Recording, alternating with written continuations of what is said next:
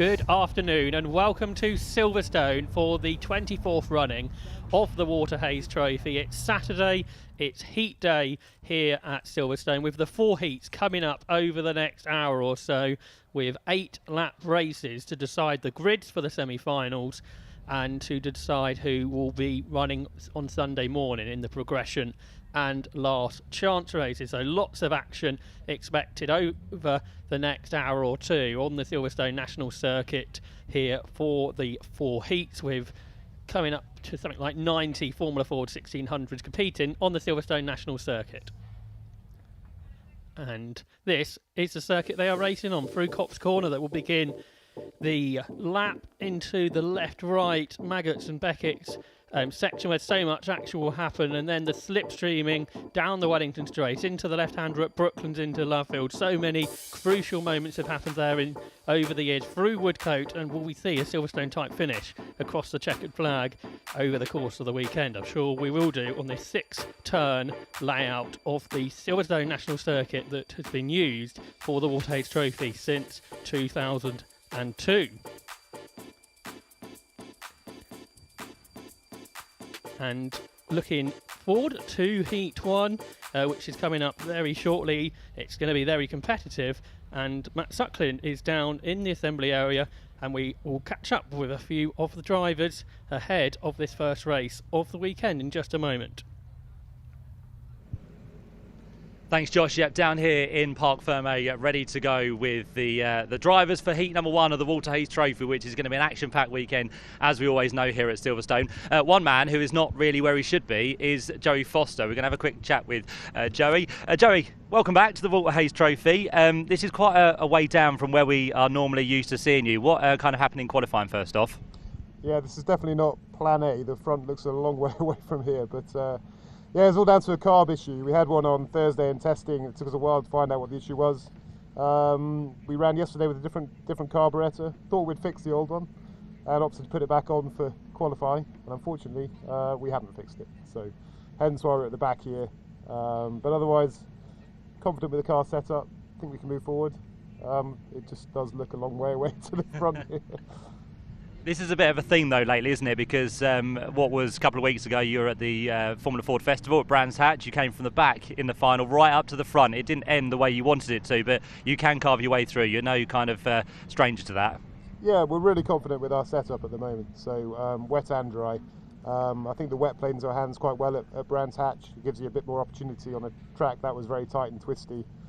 Here's very different. It's all about slipstreaming, and when you're at the back of 20 cars, there's a lot of slipstream to be had. So hopefully we can use that to our advantage and get forward quickly. And you're no stranger to winning the Water Haze Trophy either. You've done it now 4 times, more recently in 2022, but it stretches back a long way, doesn't it? So maybe this weekend you can add a 5th to that? Well, hopefully so, but it's yeah, you never know with the haze. You need a lot of luck as well. But if you have a car which works well, then you just got to play your cards right and hopefully be there for the final. But yeah, I mean, there's a lot of quick drivers once again out there. So as I say, you need the luck. Hopefully it swings our way this time. And how are you going to play this race? It's only 8 laps, of course, so very short. Are you going to go for it, or are you just going to play it safe just to try and make it through? You always got to be a little bit careful on the first lap, just to make sure we don't get tripped up in a lot of jostling. But you know, this is the winner-takes-all event, so there's only one way to go. Good stuff. Joey, good luck. Thank you. Cheers. There we go. Joey Foster down here then at the back of the grid for heat number 1, which is, as we said, not really where we're used to seeing him. Let's just pop across here and have a quick chat with Michael Fitzgerald, who is new to the Water Haze Trophy. I don't know if he's in a zone. Hello, Michael. Are we all right to have a quick chat with you? Hello. How are you? Not too bad. This is your debut, we understand. How's it going so far? Oh, it's brilliant. For 10 years I wanted to come here, so this is ambition made true. And how did it all come about? I was racing in Australia, I was racing in Ireland. I've always followed James Beckett, and I've always seen the best in British Formula Ford perform here at the Water Haze. I think it's the Grand National of Formula Ford. You've done a great job this morning in qualifying. You're on the grid. You're looking forward to making your way towards the front somehow? Yeah, of course. Keep it tidy, keep it clean. Let's see what's happened. And in terms of your day job, we understand that you're a maker of sci-fi movies, which must be quite interesting. Yeah, I have a spaceship in a shed in Ireland, like every other Irish guy. We make sci-fi short films. we film in volcanoes, we film in dungeons, and today we're flying X-Wings. We're flying X-Wings in Formula Ford. Michael, good luck. You've got to start your engine now because we're almost ready to go for what's going to be heat number 1 of the Waterhays Trophy for 2024. It's going to be an action-packed race, just 8 laps to look forward to, but we're ready for all of the action to begin here at Silverstone for 2024. So let's hand you back upstairs to Josh Barrett.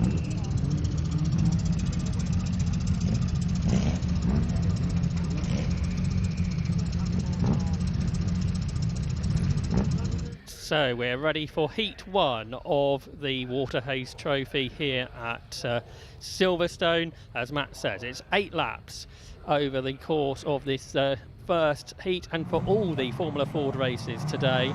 And it's all about finishing inside the top 13. If you finish inside the top 13, you proceed immediately to one of the 2 semi-finals, which will take place tomorrow. If you're outside of that, between 14th and 18th position, you will be in the last chance race. And below that, you will be in tomorrow's 9 o'clock progression race. And from there, it will be a very long Sunday. Somebody did that last year with great effect. Was Andrew Rackstraw, who is on this grid for the first heat. He had an instant in this very race 1 year ago, was in the progression race, won that, won the last chance race, and ended up finishing on the podium. So it's not the end of the weekend if today goes wrong, but it makes life much more difficult. So cars going immediately onto the green flag lap for the Formula Ford 1600 races here at Silverstone. Let's have a look how they line up then for this first heat of 4. On pole position is Alex Walker in the Wayne Poole race in Van Diemen. Alongside him, the first of the South Africans on the grid, Clayton Cole-Enser-Smith for KMR Sports. His teammate Andrew Rackstraw is on row 2 alongside Rob Hall in the Swift Cooper run car. Row 3 is the American Jonathan Kotek for Team Dolan with a Van Diemen. Andrew Schofield, the third South African on this grid, in a Reynard. He's the first of the older cars. On the 4th row is Nathan Ward in a Swift, and Anthony Martin making his Waterhays debut today. He starts 8th in a Ray. 9th is Darwin Smith in a RF90 Van Diemen alongside Ian Campbell's Ray. Tom Hawkins starts on row 6 alongside Ben Sims there in a Ray and a Merlin. Row 7 is Gavin Wills, a 2002 winner in his Van Diemen alongside Alex Fours in an older Van Diemen chassis. On row 8 is Mark McKenna's Crosley and Ben Tinkler in a Lola. Cal Bennett is up next in his Van Diemen alongside Nigel Thompson. Then Dominic Shepherd and Gavin Buckley up next. Before, on our final page, Joey Foster. We just heard from him in his Furman, the 4-time winner of the event. He starts alongside Michael Fitzgerald in one of the BM Racing Medinas. So 22 cars will take place in this first 8-lap heat. It's very competitive with Alex Walker on pole, the runner-up in the Castle Combe Racing Club Championship this year. He's also racing British GT. And then Casey Enser-Smith, the driver who was the runner-up in the South African Formula Ford Championship this year. He starts 2nd. Andrew Rackstraw, 3rd on the grid. He was 3rd here last year, as I mentioned, but he's been racing in the Porsche Carrera Cup this year. Was a winner there at Thruxton.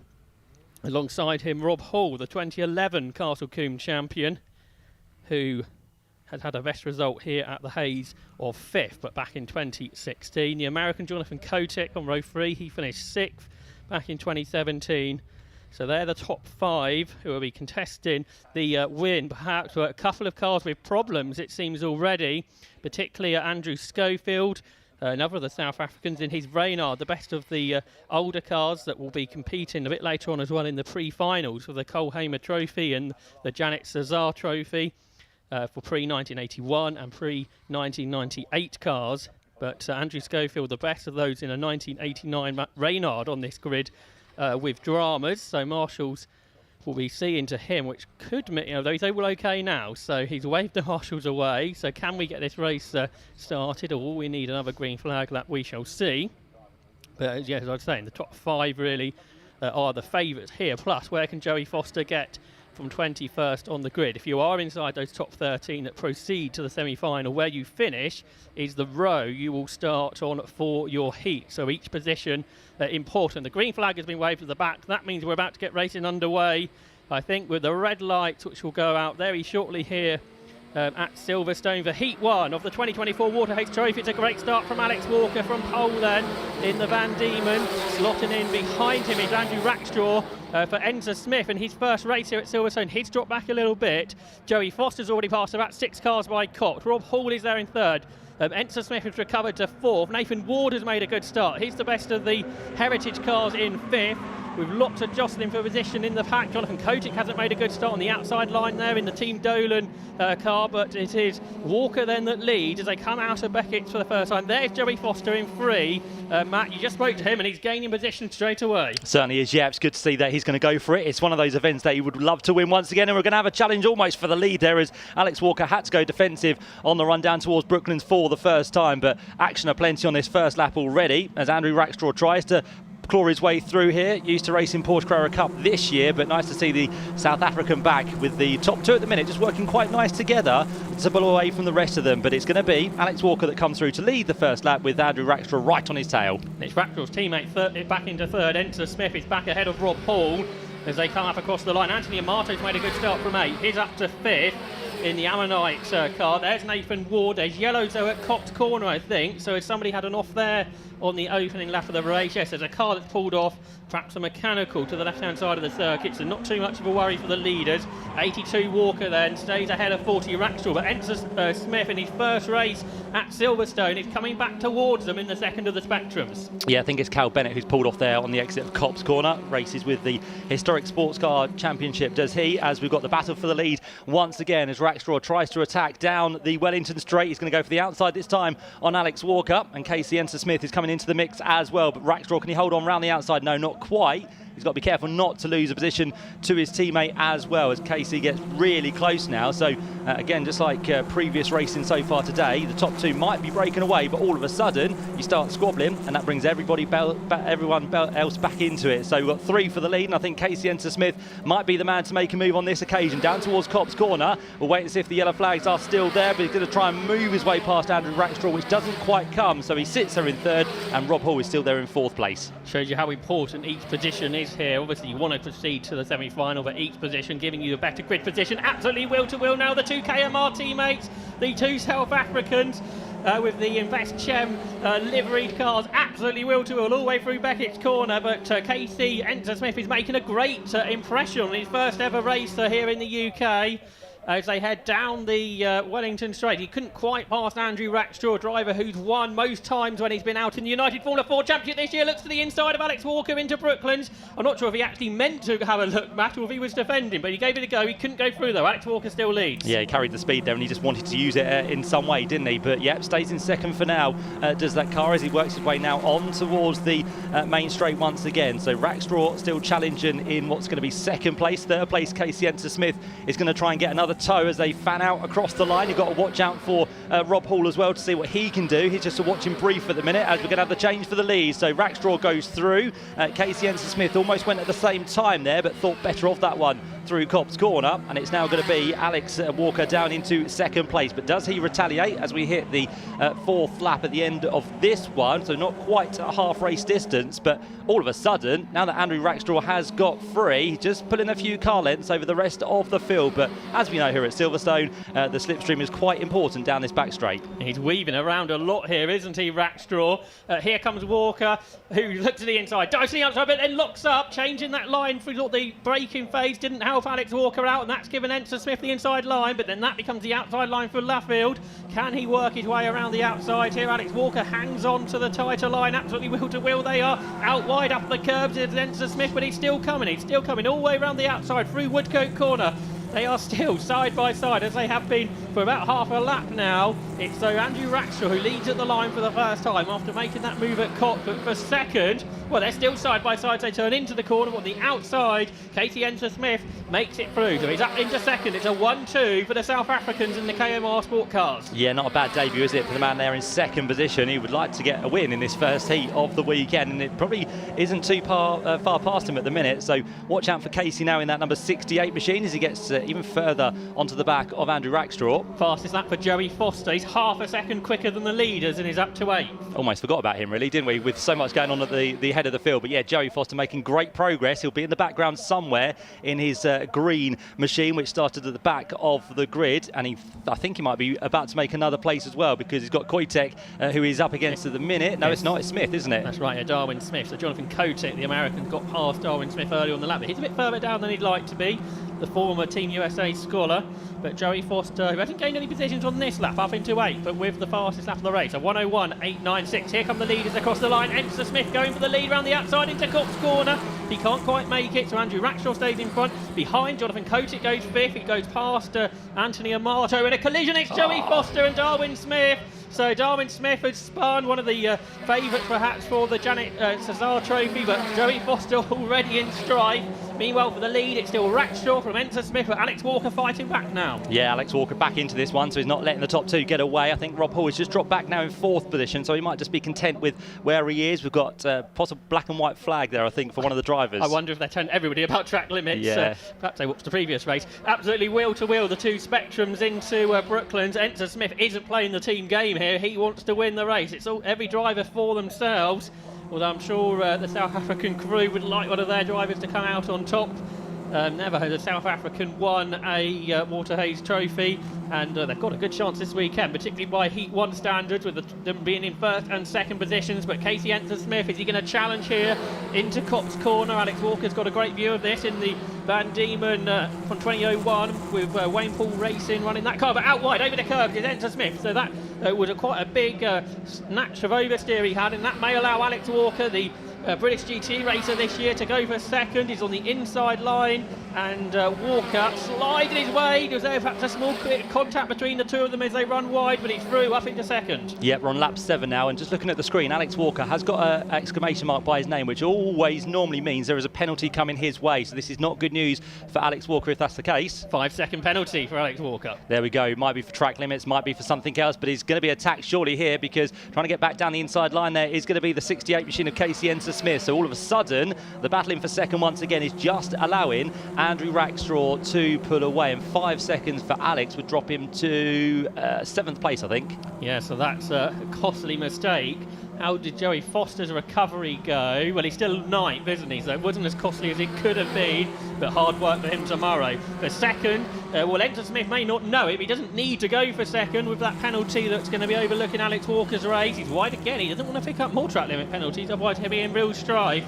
But Casey Enser Smith, who's been the star of this heat and his first ever race in the UK, finished 2nd in the South African Formula 4 Championship this year, which run slicks and wings. I think EcoBoost engines like the British Championship did about a decade ago. But he is absolutely starring in 2nd place. But it's Andrew Rackstraw who leads the way, the driver who finished in 3rd in the Waterhays Trophy last year. He's been a winner in Porsche Carrera Cup this year, and he has regularly won Formula Ford races that he's contested this year in the United Formula Ford Championship. 2nd place is going to be his teammate, Casey Enser Smith, and with a penalty overlooking 82 Alex Walker, it looks like Rob Hall will end today on the podium in Heat 1. But it's 40 then, KMR Sports, Spectrum, Andrew Rackstraw, which will take the checkered flag first here at Silverstone for Heat 1 of the Waterhays Trophy. 2nd for Casey Clayton Cole, Enser Smith, Spectrum. The penalty for Alex Walker moves Rob Hall up into 3rd place. 4th for Jonathan Koehler, 5th for Anthony Amato. Alex Walker is 6th. Across the line there, the two best Janet Caesar Trophy drivers, Nathan Ward ahead of Andrew Schofield. Joey Foster, after a problematic race, but with what wasn't the fastest lap in the end, actually took 9th. Jonathan Koehler in 4th, best lap of the race, 1:01.855. Tom Hawkins in the end came 10th, and the best of the Cole Hamer Trophy cars, well, that was Scott McKenna. Mark McKenna, I should say, in 11th position in the Crosley. But that is a start to how we mean to go on for the 2024 Waterhays Trophy. A really entertaining race. It's very fast and frenetic Formula Ford 1600 races around here at Silverstone. And there the winner then is Andrew Rackstraw, and also winning the first heat means he picks up the Berry Mason Trophy for winning the first heat of the Waterhays Trophy. A race in the past that has been won by former winners such as Max Esterson, Michael Moyers and Chris Middlehurst, last year's winner. We will see Middlehurst out a little bit later on as the reigning Waterhays Trophy champion. BRDC Grandstand. Full up, as always, for the Waterhays Trophy. A bit warmer than it is some years here for this meeting, so whether you're watching trackside or at home, you're in for a treat. Let's have a look at the results then. In fall, it was Andrew Rackshaw who won by 0.8 of a second over his teammate Casey Enser-Smith. Rob Hall third in his Swift, ahead of Jonathan Kotick, who got the fastest lap. He was fourth. Anthony Amato in the best of the Rays was fifth, and Alex Walker sixth. Seventh, Nathan Ward in the best of the older cars, ahead of Andrew Schofield. Joey Foster from the back, and with an instant was ninth. And then completing the top 10 was Ian Campbell. Darwin Smith, who was also involved in that instant, was 11th. 12th was Mark McKenna. Tom Hawkins was 13th. Gavin Wills, the former winner, 14th. Late entry Alex Fours was 15th. But for Wills and Fours, they'll be out in the last chance race tomorrow, as will Nigel Thompson and Ben Sims, as well as Gavin Buckley. And then for the likes of Ben Tinkler, they'll be out in the progression race at 9 o'clock tomorrow morning with Michael Fitzgerald too. And also for that early morning race will be Dominic Shepherd and the early retirement Cal Bennett. But a great way to start the afternoon here at Silverstone for the Waterhays Trophy. And Matt Sucklin will have a word with our top three from Heat 1. Thanks, Josh. Yep, down here with Andrew Rackstraw, who is the winner of our first heat for the Waterhays Trophy for 2024. Well done, Andrew. That was a cracking race. How did it go for you? Yeah, better than last year and the year before. We haven't made it through the first heat in the last 2 years, so it's nice to at least finish first is where we wanted to finish. The team did an absolutely amazing job. KMR has supplied me with a superb car the whole year even. It's been fun living in England and coming back for the Waterhays. This is truly what I was looking forward to, and hoping to leave my mark at the end of tomorrow. But yeah, no, all fine, all good. It will get harder and harder though, so I look forward to it. We know you've dipped into a few Formula Ford races this year with your commitment with the Porsche Carrera Cup of Great Britain. Has that helped you along the way this year to try and keep your feet in? I think so. I mean, all these Formula Ford boys are in the car for the majority of the season, so just doing the odd race helps just keep your eye in. These cars are spectacular to drive, unlike anything else that you would experience, so very lively. So it did take a few sessions to get the rust off, but no, I think we're looking good. Yeah, you've kicked your weekend off in true style there. I think you got third here last year, didn't you? So you want to try and go a couple better? Oh yeah, 2 better, but hopefully we can just dominate the podium with the KMR 1, 2, 3. That's what we're looking for. Perfect. I think we're going to do the award as well for the Berry Mason Trophy, which is going to be awarded to the heat winner of heat number 1. So that goes away of Andrew Rackstraw. This is Berry, of course, who was a lifelong Silverstone enthusiast. He was a regular here at Silverstone and well known to those at the track as well. Budge, as he was known, he was a man who passed away, unfortunately, following a period of ill health, and friends subsequently provided this award to allow his memory to be celebrated at a race event he loves. So that's the Berry Mason Trophy, which goes the way of Andrew Rackstraw. Nice couple of trophies there for Andrew as he gets his photos taken. Let's have a quick chat, if we can, with Casey Enser-Smith, who is just over here. Casey, can we have a quick chat with you, if you wouldn't mind? This is our second place competitor. That was a fantastic race. You must have enjoyed that, and on your Waterhays Trophy debut as well. Second place is not too bad. It's really stressful with all these good drivers out here, but I just managed to keep it one-headed and just managed to finish second. You had Andrew, who is your teammate effectively, and you had Alex Walker in the mix as well. How were you kind of playing the race, just to try and make it through, or did you actually want to win it? I did try to win it, but if it gets second and make it through to the semis, it is what it is. And how are you adapting to the Silverstone National Circuit? It's an amazing circuit. I really love it. It's difficult. There's some difficult parts, but overall it is the easier side. Cracking stuff. Well done. Good first heat for you. Good luck for tomorrow. Thank you. There we go. That's Casey, and we'll have a quick chat as well, if we can, with our third place driver, who is over here. We'll grab a quick word with Rob. Rob, if you wouldn't mind, come and have a quick chat with us. He's having a nice laugh with his team members and friends here. That was a good race for you. I know you weren't kind of pushing by the looks of it to make it to the top 3. Were you just happy with where you were and just to try and make it through? I wish I could say that, but we haven't got the pace of those front boys. I saw the penalty come out for Alex on about lap 4 or 5, I think it was, so my only aim then was just to try stay within the 5 seconds. Hopefully there wasn't going to be a safety car, so the boys behind, but there was still a gap. But yeah, no, that's fine. Third's much better than where we were at Brands 2 weeks ago. We know we can fight if we're in amongst it, but we just haven't got the straight line pace to be able to deal with them really. But anything can happen tomorrow, can't it? So we'll go for that. Well, exactly. The Walter Hayes Trophy is a funny old event, and anything can really happen. But a great first race there. You were watching what was going on ahead of you. Did you enjoy the battle? I enjoyed the battle. I've been there a lot of times, so I know the chaos that can unfold. So part of me was thinking, even if we did have the pace, just to sit there maybe wasn't the worst scenario in the world to do, because it looked as if at points something was going to happen, kick off. But it didn't, and fair play. It was a good race at the front. We'll go again tomorrow, and hopefully we can stick it to them a little bit more. And saying you haven't got the pace, what would you kind of realistically be happy with this weekend then? You come here to win, don't you? But I think we're going to have to reassess that tonight and tomorrow. But let's see what happens. Anything can happen, can't it? You can be sat in the semi in 5th or 6th and the front 3 go off, and all of a sudden you're in a better place again. So take nothing for granted. We'll take it as race by race and go from there. Good stuff. You're through to the semi-final. Good luck tomorrow. Thank you very much. We'll see how we go. There we go. There's our third place finisher, Rob Hall, in that race. So a cracking start to the Walter Hayes Trophy for this year. Don't rest though, because we've got Heat 2 on the way right now with another 8 laps to look forward to. Back to Josh.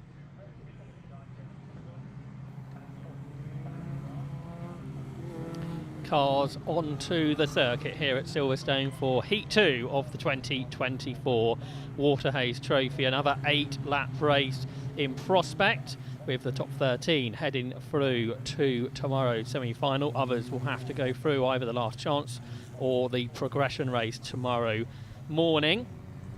And if Heat 1 was anything to go by, we are in for another treat here, a race that will feature last year's winner. Chris Middlehurst is on the grid for Heat number 2, but he only qualified 3rd in the drying conditions in the qualifying session this morning, which saw Luke Cooper set pole position in the Swift SC20, the double Castle Combe champion, then on pole alongside the three-time Castle Combe champion Felix Fischer alongside in the TM Racing Ray. Chris Middlehurst, last year's winner, he starts 3rd in the Team Dolan Van Diemen. Charlie Mann in the family run Ray, he starts 4th.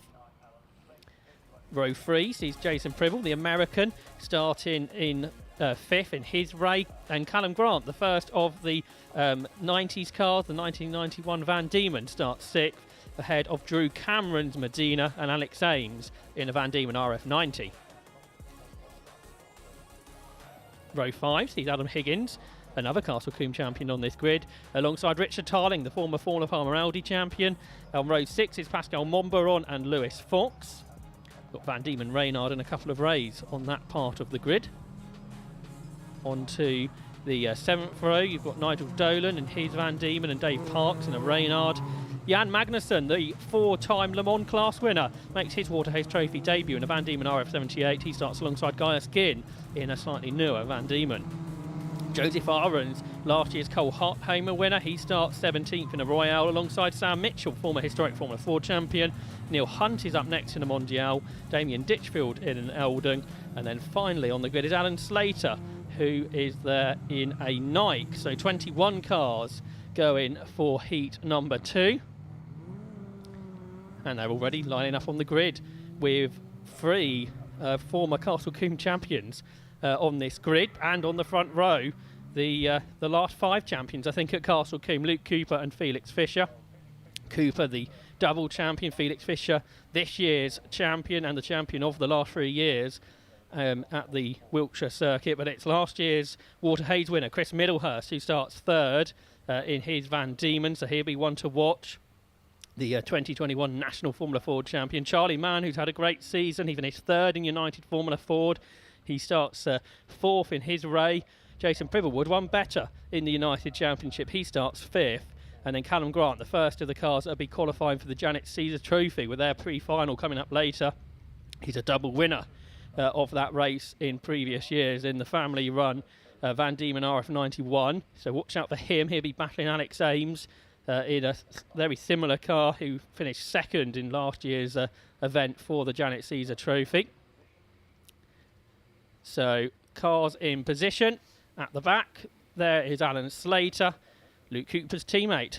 Luke, who starts on pole position, then we'll see the red lights start to come on as the green flag is waved at the back, and his big rival over the years, Felix Fischer, starts alongside 2 drivers that know each other extremely well. Then at the front, will they win this or will somebody else? There's a light to go out. It's a great start I see from Alex Ames from row 4, but for the lead, Felix Fischer It's second on the grid, but it's the inside line, and he takes the lead through Copse Corner then, and up towards Beckett's. It's Luke Cooper. He's still there in second position, with Chris Middlehurst alongside, though, through the left-hand kink at Maggots. That's the better line, but then it's not such a good line for the right-hander. Ames is fourth, so he's been mighty, but it's Jason Pribble, the American, that's run out wide. He's lost loads of position, but Alex Ames there in 21 from 8th on the grid. He's up to 4th already, Matt.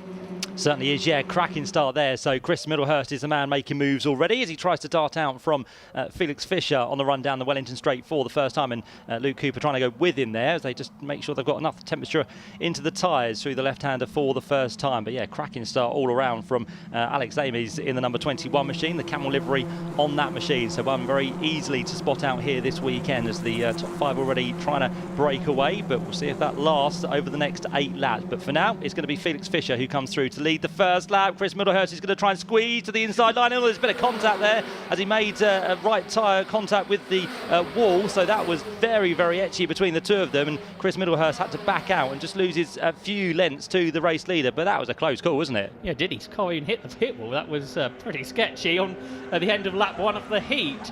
Some would say that's a bit unnecessary at this stage of the weekend, but it is all action here as always at the Waterhays. Drew Cameron there on the inside, but there's Alex Ames. Remember, he's in one of the older cars. His car's 34 years old, but he's taking it up against the new card. Formula Ford regulations have been the same ever since it started in 1967. Middlehurst, undeterred by that touch, is going for the lead around the outside at Brooklands, but Felix Fisher hangs on then in the TM Racing Run Ray. Then Middlehurst second, third is Cooper. Ames is still going with them. Charlie Mann is there in fifth in his Ray.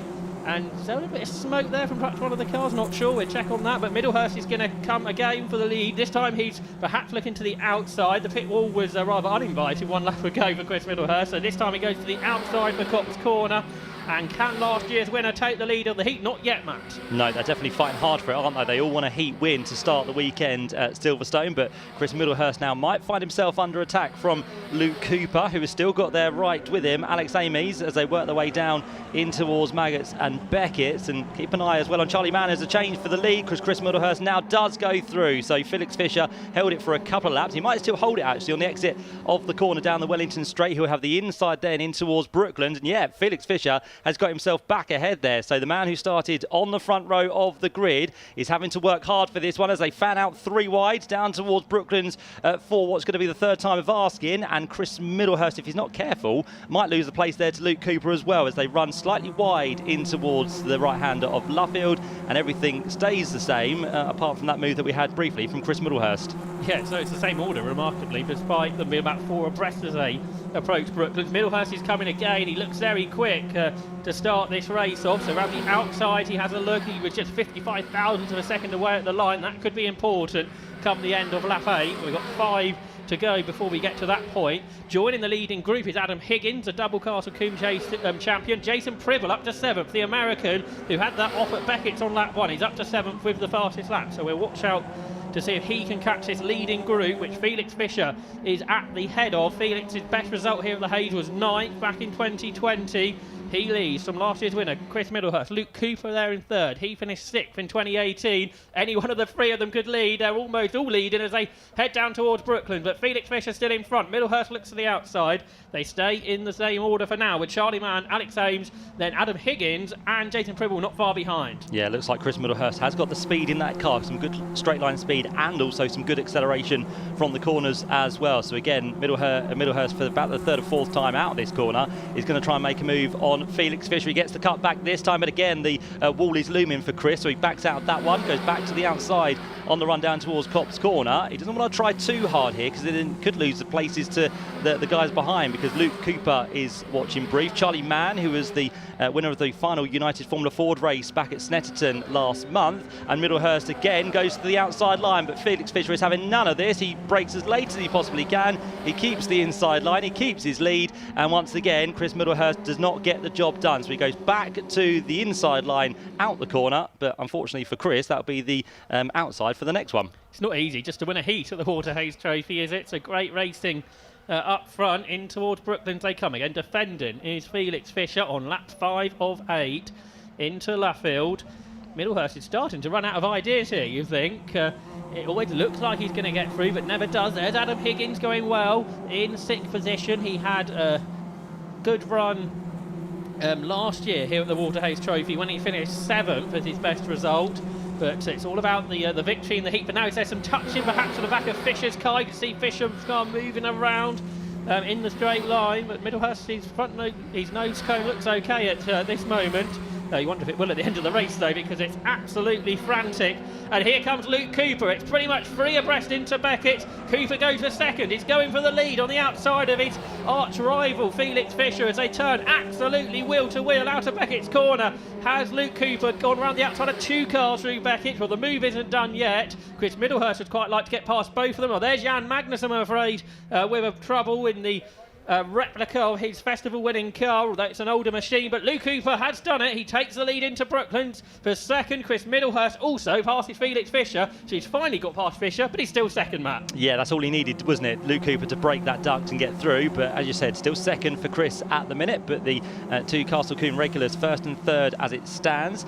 Charlie Mann in the all-red car next up is one to watch out for as well in number 20. So that's going to be the Ray that goes through. And Middlehurst is going to try for the lead. Is being squeezed once again. Luke Cooper does hold on to it. Further back, the 111 machine of Adam Higgins is trying to get his way through, and I think he has past the number 21 machine of Amy's.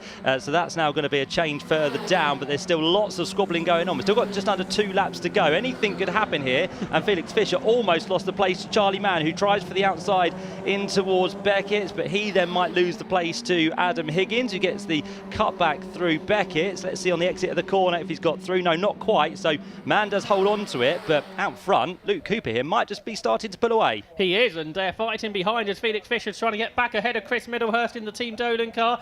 Big dive from Adam Higgins behind, but Luke Cooper absolutely going away on this lap to start the lap, but perhaps Chris Middlehurst fighting back towards the end of the lap, it seems. Sideways again is Charlie Mann there in 4th position in the 2020 Ray. There's just 1 lap to go.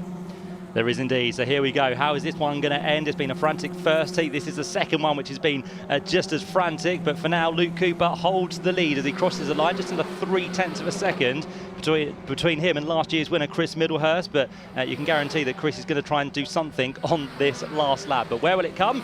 First chance down towards Maggots, and then I think the other one could be down towards Brooklands if he doesn't get the job done. And for 3rd place, there were nose to tail in towards the corner as well. We've had a change further back because Amos has lost another position, but still within the top 10. Yeah, in the first of the Janet Cesar cars, which will be his sort of main focus a bit later on in the weekend, but it was Jason Pribble recovering into 6th. But for the win, Chris Middlehurst is fighting to the outside of Luke Cooper in towards Brooklands. A lap ago, it almost felt like Cooper had got this one done, but now he locks up, he runs out wide, and Chris Middlehurst, last year's winner, goes through. So Middlehurst hasn't led any of this race. He's going to lead though at the last corner. Through Laffield he goes. So car 1, last year's winner, Chris Middlehurst leading the way. A bit more smoke from the back of Luke Cooper's car, so perhaps not all is well there, but it's Middlehurst for Team Dolan with the Van Diemen, who will take the checkered flag first, just with Luke Cooper, I think, in second, 0.16 of a second away. Felix Fisher was third. Charlie Mann 4th, got the fastest lap on the last lap. Adam Higgins was in 5th, ahead of Jason Pribble, and Alex Ames in 7th. Just 2 seconds separating the top 7. Richard Tarling came 8th, just ahead of Callum Grant, with Lewis Fox completing the top 10. Ames, the first of the Janet Cesar cars for 398 machines, and Joseph Ahrens in 13th, proceeding immediately to the semi-finals. The best of the 381 cars for the Cole Hamer Trophy. The pre-finals for those 2 historic races, which will set the grid for their finals tomorrow, will come up at the end of the day. But we have 2 more heats today before we look forward to some support races before those pre-finals. But another cracking race here on Saturday of the Waterhays Trophy. There's the winner then. Chris Middlehurst takes the victory in the family sponsored car. Team Dolan run Van Diemen. May not have been the quickest driver in that race, but Chris Middlehurst using his years of Formula Ford experience to come out on top, albeit by just 0.16 of a second from Luke Cooper, who it looked like was going to take the race victory, but it was at Brooklands on the last lap where it all changed. The results then, Chris Middlehurst the winner by that 0.16 of a second margin over Luke Cooper. Felix Fisher and Charlie Mann were just half a second behind the winner. Adam Higgins proceeded well up to 5th. Jason Pribble recovered well after moment at Beckett's to finish 6th. Alex Ames was 7th, ahead of Richard Tarling, Callum Grant and Lewis Fox. Outside the top 10, well, that was Drew Cameron, Pascal Monbron and Joseph Arons. They proceed to the semi-final, but racing tomorrow morning, trying to make the semi-finals, will be Guy Skin, as well as Dave Parks, Nigel Dolan, Sam Mitchell, Neil Hunt, as well as Damien Ditchfield and Alan Slater. One retirement, and it was probably the most experienced racing driver here, Jan Magnussen, the former Grand Prix racer, I'm afraid retired after just 5 laps in his Van Diemen RF78. So he's got a chance to win a race tomorrow morning, assuming the car can be fixed, as he'll be out in the 9 a.m. progression. Matt Sucklin is ready, though, to talk to our race winner, Chris Middlehurst.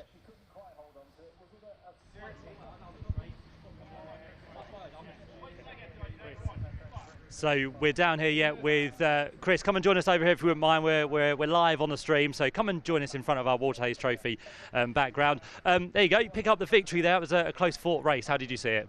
Yeah, interesting actually, more so after the race, really, just being effed and blinded at by Josh Fisher over there and the team. So that's really bang out of order. They're taking photos of my nose, but that was caused by damage onto the start finish straight where he moved over on me. So that wasn't anything, to do with me. That's them. So yeah, definitely race with respect there is, not on. But anyway, good race between me and Cooper and Fisher, to be fair. It was just very defensive and moving over on me, and we made contact a few times, but it was more so him chopping me up. I almost went into the pit straight a couple of times, where he was coming over on me. So in my eyes, clean race. Towards the end, like I say, with me and Cooper especially, good little dice, and managed to kind of get a run down the back straight. And on the brakes, he kind of overshot it a little bit, so I sort of stopped and then nipped up his inside. So yeah, I braked as late as what I sort of could, but he braked even later, which was actually the cause of the sort of him going wide. So yeah, good result there. You were second for about 99% of that race, but it was that final corner, wasn't it, that they got the job done. But you were trying every kind of move in the book to try and get past. Yeah, that's it, isn't it? I mean, Fisher was in the lead, and he wasn't particularly that fast. So it was kind of a case of the cork in the bottle, really, with those cars behind. So I thought, well, I've got to get past him, because otherwise it's just going to back the pack up, and then I could end up being third, fourth. You can get overtook here quite easily. If you're in a pack and you go for an outside move and then they all come up the inside. So I had to kind of have me, eyes in my mirrors, and just using my head a little bit, really. I thought I'd actually damaged my nose more than what I did, to be fair, when Fisher cut me up, but actually it stayed intact. So that was good. Well done, Chris. There you go. Heat 2 winner, sorry. There's your trophy for that one. So Chris gets that. We'll have a quick chat with Luke Cooper over here, who finished in second position. So we'll bring Luke into the equation. Luke, well done. You did a fantastic move to get into the lead. Then you had a slight mistake with the lock-up down towards the left-hander at Brooklands. Gave Chris the win, but still second place. Yeah, I'm really happy with second. Disappointed in myself for that mistake on the last lap.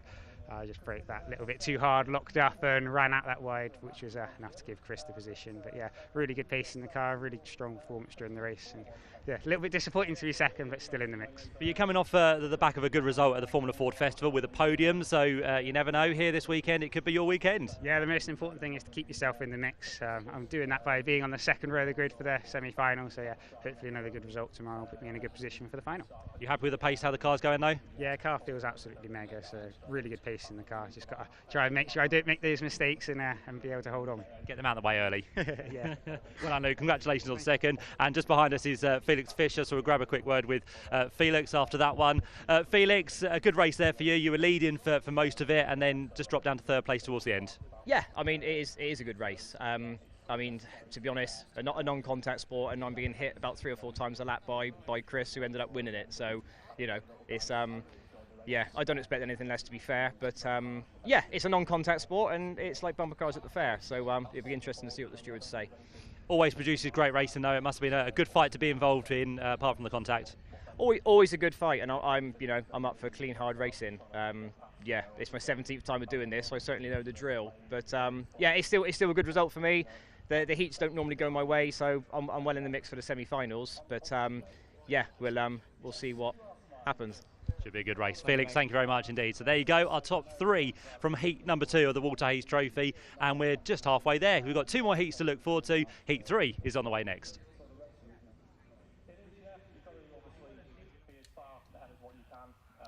Well, the controversy down in Park Ferme seems to have already begun at the 2024 Walter Hayes Trophy. The racing on track is very intense, super close, and this is just Saturday. There's so much more to come this weekend at Silverstone. Heat 3 will be coming up shortly. We have this and one more heat for you. Then there'll be a couple of support races here at Silverstone for the Historic Sports Car Club All-Comers, and the Ginetta Junior Winter Series will be back in action. And then towards the end of the day, the 2 pre-finals for historic cars will conclude Saturday at the Walter Hayes Trophy. Racing starts at 9 o'clock tomorrow morning with the progression race, last chance race about 10:15, with the semi-finals coming up around midday. So make sure you are subscribed to the Walter Hayes Trophy TV page so you can keep up with what's happening not just today but tomorrow here at Silverstone. We have another competitive race coming up. Michael Eastwell qualified quickest this morning in yet another KMR Sport Spectrum. We saw a win for Andrew Rackshaw, his teammate, earlier on today, but it's Eastwell who's on pole this time, the double runner-up here at the Walter Hayes Trophy over the last 2 years. So he will be hoping for a Saturday victory.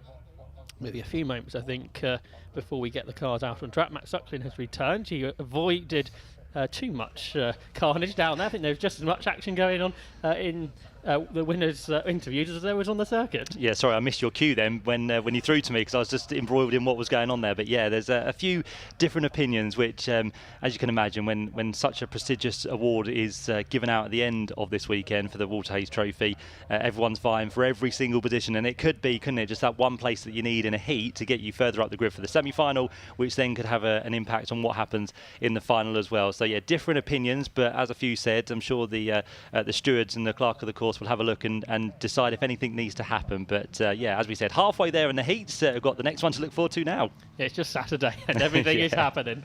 Welcome to the Walter Hayes Trophy. So cars making their way then out of the assembly area, past the packed BRDC grandstand, past the BRDC building as well, and then onto their one green flag lap ahead of another 8-lap heat where the top 13 cars will proceed through to the semi-finals. Others will be in the early Sunday morning races. You can see going through shot there, Rick Morris, the driver who beat Ayrton Senna here at Silverstone back in the early 1980s. Back for yet another Walter Hayes Trophy, but as I say, it was Michael Eastwell who qualified quickest in the KMR Sport Spectrum. The 2018 Tourist Trophy winner, Michael Eastwell, coming over for his one race a year in the UK, lives in Australia. Does Michael Eastwell, but he will go from pole with the American Hugh Esterson, who is alongside the driver who finished 4th at the Formula Ford Festival just 2 weeks ago. And here is the grid then. So 92 Eastwell in the Spectrum and 42 Esterson in the Ray. On the second row, Kieran Atwood in the Solely Motorsport Ray, and Cameron Jackson in the Neil Fowler Motorsport RF90 Van Diemen, the former winner of particularly historic races here at Silverstone. On the third row is Tom MacArthur in the BM Racing Medina, and Julian van der Waal, another South African, the 2017 South African champion in the KMR Sport Miguel. And then on the fourth row, Sam Street in a 1992 Swift, and Stephen O'Connor in a 1990 Van Diemen, the Team Dolan car. On the fifth row is James Hadfield, who I think has changed to a Medina now for this weekend. He's alongside Chris Acton's Ray. Connor Willis, the American, he starts on row 6 alongside the legend that is Rick Morris in his Royale. Row 7 is Rob Wainwright in a Mondial, and Robert Volk, yet another South African on the grid, he's in a Miguel. Matt Wrigley, the historic Formula 1 champion this year, starts next in his Merlin alongside Leanne McShane in a Furman. Jake Shortland is up next in a all Lola row 9 alongside Jeremy Kane. Matt Smith in his Reynard is up next. Tim Fitzgerald in a Van Diemen, and finally Meli Zhang in a Merlin completes the 21 car entry. With, you'd think, Michael Eastwell probably the favourite here for Heat 3, but we've sort of seen anything can happen over the course of the day, with the American, alongside Hugh Esterson, the brother of former winner Max, here at the Hayes. Then Kieran Atwood, he's qualified well in third, the driver who finished third in the Castle Combe Championship in 2022. Cameron Jackson up next, the first of the Janet Cesar cars in the Neil Fowler Motorsport Run Van Diemen. Finished third in that race back in 2021, but has won the historic Brian Jones Memorial Trophy race at the Formula Ford Festival. Watch out for Tom MacArthur, he's usually quick in the BM Racing Medina. He's finished third in the HSCC's National Championship back in 2015. Julian van der Watt should be quick too, the former TCR racer out in the States. And just wonder if there's a problem on the grid, because there's, I think, 3 cars lined up alongside each other. So that's a problem for Stephen O'Connor, who's not gone as far forward as he should have done. He should be alongside Sam Street there on row 4. But is it a bigger problem than that, I wonder, Matt? Yeah, well, it looks like he's going to be pushed off the grid, doesn't it? So there's a big gap just ahead of the start line. So the marshal's working hard to get that car cleared. But yeah, he wasn't really in the right position. But now there seems to be, as you said, a more serious problem with that car, which is a real shame. So Stephen O'Connor is off the grid, and it looks like he'll not be one of those who takes part in heat number 3, which is a real shame because he qualified inside the top 10. Looking good to make it through to the semi-final if he would have got inside that top 10. But for now, we're one less. So we've got 20 left on the grid for this one. Green flag's been waved at the back, so I think we might be good to go without the need for an extra green flag lap. You've got the Australian-built Spectrum with Australian resident Michael Eastwell at the wheel, alongside the Ammonite Motorsport Run Ray for Hugh Esterson. Red lights are on, the revs are rising, the lights go out. It's a great start from Esterson, loads of wheel spin for Michael Eastwell. So that's not the best of starts from pole. Pole on the left-hand side of the circuit. I think he's held on to P2 though, as they turn their way into Copse Corner for the first of 8 times. And it is Esterson that leads then. Eastwell is second. Cameron Jackson's up to third. Fourth goes Tom MacArthur. Trying to go with him is Julian van der Watt in the Miguel, but not sure if he can quite do that. It's Kieran Atwood, who does run wide and loses another spot then. So after a good qualifying from Atwood, he's dropping back on this opening lap as they head on to the Wellington Straight for the first time, with Hugh Esterson leading the race.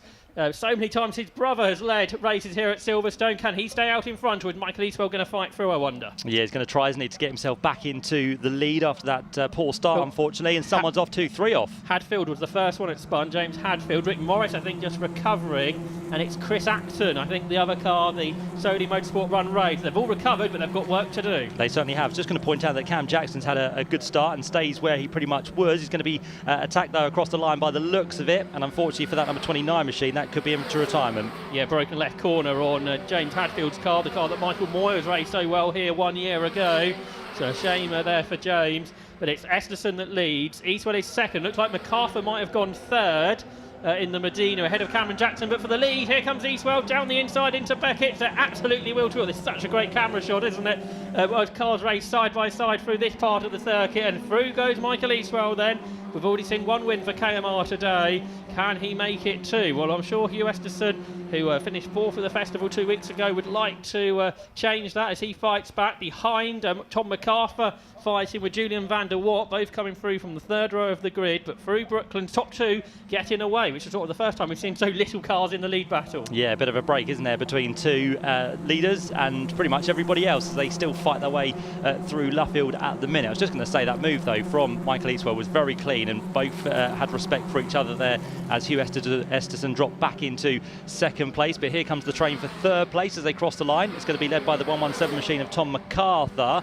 He'll hold it down towards Copse Corner, and he's being pushed all the way then by the 171 machine of Julian van der Watt. So those 2 are the next ones in line, and I think just being brought into the equation once more is Kieran Atwood, who was as high as I think 3rd place, but he's now down into what's going to be 5th position. And then we're going to have this 3-way fight which is going on, and a move down the inside there from the 172 machine. So Robert Volk, can he get the job done? He's going to try his best to squeeze through there on Sam Street, who is looking to drop himself down the order. We'll see how those 2 end the Wellington Straight. Robert Volk coming through from 14th on the grid, so it's been a good race here for the multiple South African touring car champion Robert Volk. His teammate there in the other KMR Run Miguel is Julian van der Watt, another South African on the grid. It's great support we've got this weekend from the South African contingent at the Waterhays Trophy. He's chasing after Tom MacArthur, who won 4 races here at the last historic sports car club meeting at Silverstone on the national circuit, but in classic and historic Formula Fords. And he's got Julian van der Watt all over the back of him, the 2017 South African champion then. Van der Watt going for third, side by side through the corner, but MacArthur on the outside hangs on. Certainly does, and the gap out front is continuing to build now, so it's 1.2 seconds between second and third, and this three-way scrap continues now down into what's going to be Maggots and Beckett's, and still a good fight going on there with Julian van der Watt, and the one still making progress is Kieran Atwood, so he's going to try and get himself back up into fourth place, but it's going to be a drag race between the two of them as they head down the Wellington Straight once again. Are we going to have a change for the lead here? Well, it's going to be, by the looks of it, Hugh Esterson to try and make the move, but didn't quite have the momentum to get past there Michael Eastwell. So Eastwell holds on for now with Esterson still in tow. Just wondering if these three behind are going to start to catch soon, because the leaders are not massively battling, but they do seem to be holding themselves up just slightly. So it'll be interesting to see if that 1.2 second gap has come down. To the eye, it doesn't look like it has, as we go side by side for the lead. And can now Esterson get himself back ahead, down on towards Copse Corner? No, we've seen this so many times today. Everyone who holds the inside line into a corner normally does lead on the way out. Yeah, and Hugh Esterson's really come on since racing here at the Waterhays Trophy last year. He's absolutely a front runner nowadays, and he's all over the back then of Michael Eastwell, who's always so strong here despite not racing during the rest of the season. What about the battle for third? Well, Tom MacArthur is still ahead in the BM Racing Medina. Then you've got behind Julian van der Watt and Kieran Atwood going really well in fifth position. But for the lead, Esterson again having a look to the outside. He doesn't have to worry about those behind because they're not attacking, but equally doesn't want to get caught up in an incident because he's in a good position behind. Looked like van der Watt was wide at Brooklands, but he's held on to fourth position nevertheless. So through the right-hander at Luffield, we've got 3 more laps of this race to go, Matt. We have indeed, yep. So Kieran Atwood wasn't able to get through up ahead of Julian van der Watt. So those two stay in fourth and fifth place. And again, a charge to the inside from Esterson. Is going to try something different down towards Copse Corner for the 6th time. And Esterson on this occasion does go through. No, he doesn't, because Michael Eastwell has the power and the speed round the outside. So hold on to that position. So Esterson did try a different approach on this occasion, but unfortunately for him, it didn't come off. So Eastwell does have the speed at the minute as he continues to keep himself just fractionally ahead of what's going to be Hugh Esterson. And those behind, well, the gap did last time go out to 1.9 seconds. This time it's back down to 1.5. So they are very slowly making inroads now into the leaders. Yes, so they're now starting to fight a bit harder, aren't they, for the lead? Esterson, I think, got a bit sideways at Copse, and that's what held him back. In fact, being a bit friendly, giving Eastwell plenty of space. But as you say, that's really bringing those behind all of a sudden into this lead battle. So we're going to have 5 for the lead, perhaps before the last couple of laps, with MacArthur, van der Watt and Atwood chasing in there behind. So through Woodcote Corner they go, absolutely flat out, no problems about that here. More track limits, lights flashing here at Silverstone. They don't get that just on the pit gantry, but around the circuit as well. Atwood looks to the outside of van der Watt for 4th, can't quite get there. Van der Watt's teammate Volk is up to 6th, ahead of Cameron Jackson, the best of the Janek Cesar cars, who is in 7th position. But for heat win number 3, battle very much on for the lead of this race. Through Beckett for the penultimate lap. Hugh Esterson in the Ammonite car, then they're in 2nd. In the wheel tracks of Michael Eastwell, perhaps with a car to lap as well before this race is over. And Esterson sort of squeezing, Eastwell squeezing Esterson towards the curb, but giving him at least a car width to work with, and that is allowing Eastwell to stay ahead for now with a lap to go at the end of this. Tom MacArthur has closed in there in 3rd position. He's not been in the lead battle really all race, Matt, but he could make some of this on the very last lap. He certainly could, yeah. And he won here at Silverstone about a couple of weeks ago, didn't he, in the historic Formula Ford races. So he's got good knowledge recently, has Tom MacArthur. So they're in 3rd place. He's done the quickest lap of the race as well, 101.964 as we go on to the last lap of the race. Esterson again round the outside of Eastwell. There's a bit of squeezing going on there, so Eastwell desperate to keep himself in the mix. We've got traffic to deal with as well. That's going to be Mehdi Zhang by the looks of it in the 97 machine, and Eastwell still trying his hardest to keep Esterson at bay. But can Tom MacArthur get himself onto the tail? Yes, he can, but can he do anything to move himself out of this 3rd place? Yeah, it was very tight through Maggots, wasn't it, as MacArthur tried to make it 3 wide. So Mehdi Zhang has cars coming all around her on the way down towards Brooklands Corner. The top three have got through, and MacArthur looks up the inside. He tried to get to the lead, but he's not got that, but he might get second because Esterson is sideways on the outside line. Eastwell, who's led most of the race, is still in front, and Esterson may well still hold on to second despite that big challenge from Tom MacArthur. Julian van der Water's caught, but it's a little bit too late for him. But Michael Eastwell's going to make it 2 wins for KMR so far today in the Spectrum. He takes the checkered flag first. Second, almost side by side at the line, and that did go to Hugh Esterson. And that's because there's a penalty for Tom MacArthur, so he is going to have a 5-second penalty, 4-track limit, so that promotes Julian van der Watt, another South African for Matt to meet. He came home third. Kieran Atwood was fourth. Robert Volk was fifth. Cameron Jackson sixth for the best of the historic cars. Seventh for Tom MacArthur. So he didn't quite get Esterson rather at the line, but he also got a 5-second penalty, which drops him to seventh. The American Connor Willis was 8th, Sam Street was 9th, and Chris Acton, who had a spin on the opening lap, was 10th. Rick Morris took 11th, but he was the best of the Cole Hamer Trophy cars for pre-1982 machinery. But there's the race winner, Michael Eastwell for KMR Sport in his Spectrum. He takes the race win in heat number 3 here at Silverstone. He has been a Waterhays Trophy runner-up for the last 2 years, and he'd desperately like to carry this form on throughout tomorrow. Michael Eastwell, the Heat 3 race winner. And here are the results. It was 0.27 of a second that he beat Hugh Esterson by, with Julian van der Watt after that penalty for Tom MacArthur taking third. Kieran Atwood was 4th ahead of Robert Volk, who drove really well from 14th on the grid. Cameron Jackson was 6th, the first of the Janet Cesar cars. 7th was Tom MacArthur and 8th was Connor Willis. Sam Street was 9th, and Chris Acton drove well after lap 1 incident to come home 10th. Rick Morris was 11th ahead of Matt Wrigley and Rob Wainwright. Jake Shortland was 14th ahead of Leanne McShane. Jeremy Kane was 16th. Tim Fitzgerald up next ahead of Matt Smith and Melly Zhang, the 2 Speed Sport drivers. But out of the race early on was James Hadfield, so he'll be out in the progression race tomorrow morning and be looking to win that, I should think. Stephen O'Connor, another quick driver as well. He didn't even make the start in the Team Dolan Van Diemen RF90, so another close race, probably a bit less controversial than the previous one, and I'm sure Michael Eastwell will be very pleased with the start of his Waterhays Trophy weekend, and he's about to speak to Matt Suckling. Here with our top 3, who are now preparing to take their race helmets off, hands device and everything else, and then we'll grab a quick word with Michael Eastwell after that race, the man who did a tremendous job to keep everyone at bay, runner-up in the 2023 Waterhays Trophy with KMR Sport last year, and let's get his word about how this race went and how delighted he might well be. So Michael is just placing everything nicely inside the car. Michael, jump over here if you wouldn't mind. Come and have a quick chat with us. Nice hat to be wearing as well. And if you wouldn't mind, just come and stand in front of us in this lovely area. Come and stand outside. There we go. Look at that. First race of 2024, we understand. That was pretty impressive. Yeah, first race since this time last year. So yeah, it's good to be back in the car. First dry race I've done for a while as well. The last 2 years have been so wet here. And I've only run the Waterhays for the last couple of years. Just schedule, money, all that sort of fun stuff. But yeah, it's great to be back and a good way to start the weekend. And the pace has not lost you whatsoever?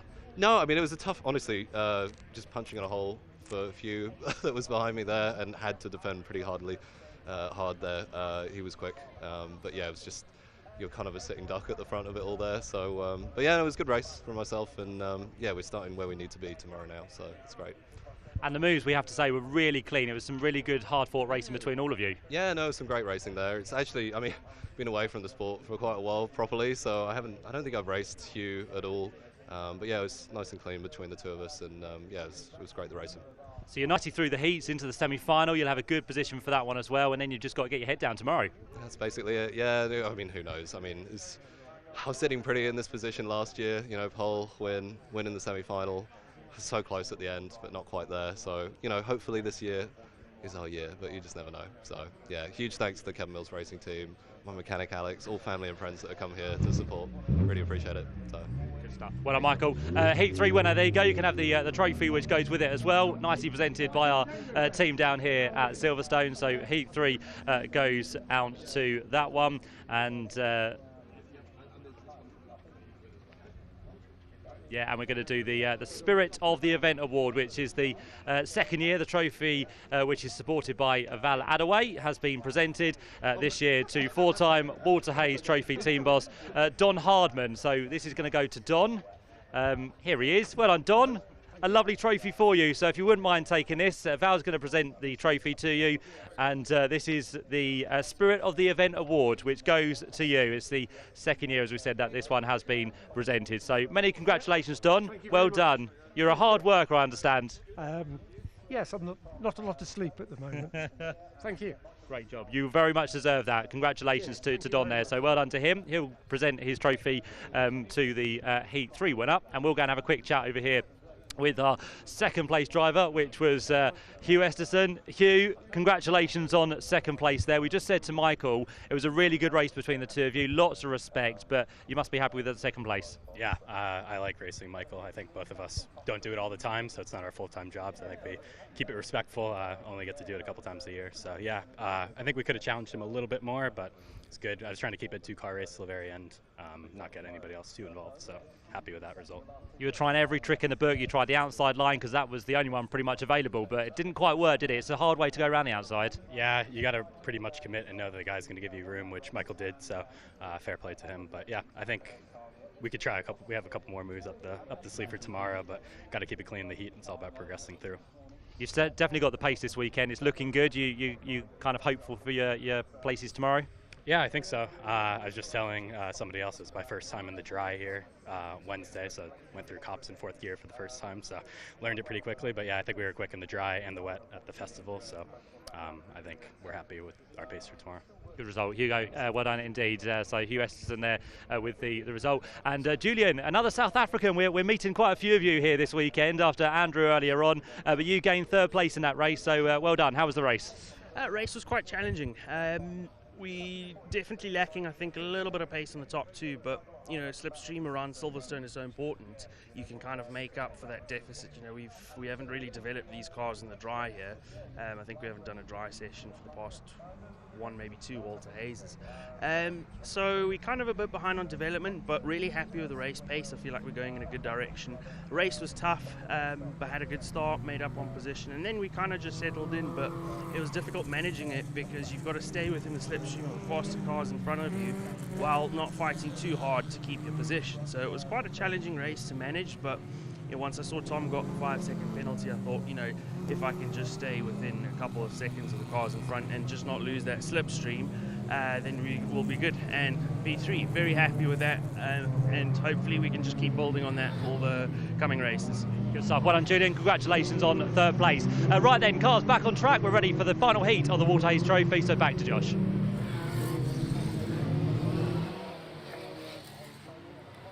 It's time for Heat 4 already, and cars on their green flag warming up that for the final heat. It was only about an hour ago we had the Heat 1. On pole position this time is Rory Smith, the double Formula Ford Festival winner in his BM Racing Medina, alongside Josh Fisher, the 3-time Castle Combe champion and a double runner-up here at the Walter Hayes. He's in the Wayne Paul Racing Van Diemen. Jason Smith up next, the Team Dolan Van Diemen driver, and Mikhail Bizaidenhout in his KMR Spectrum starts 4th. Jacob Toffs in another KMR Spectrum, he's on row 3 alongside Tom Nippers in his Van Diemen. Isaac Canto de Silva for Team Dolan, and yet another Van Diemen starts 7th alongside David MacArthur in his BM Racing Medina Sport Car.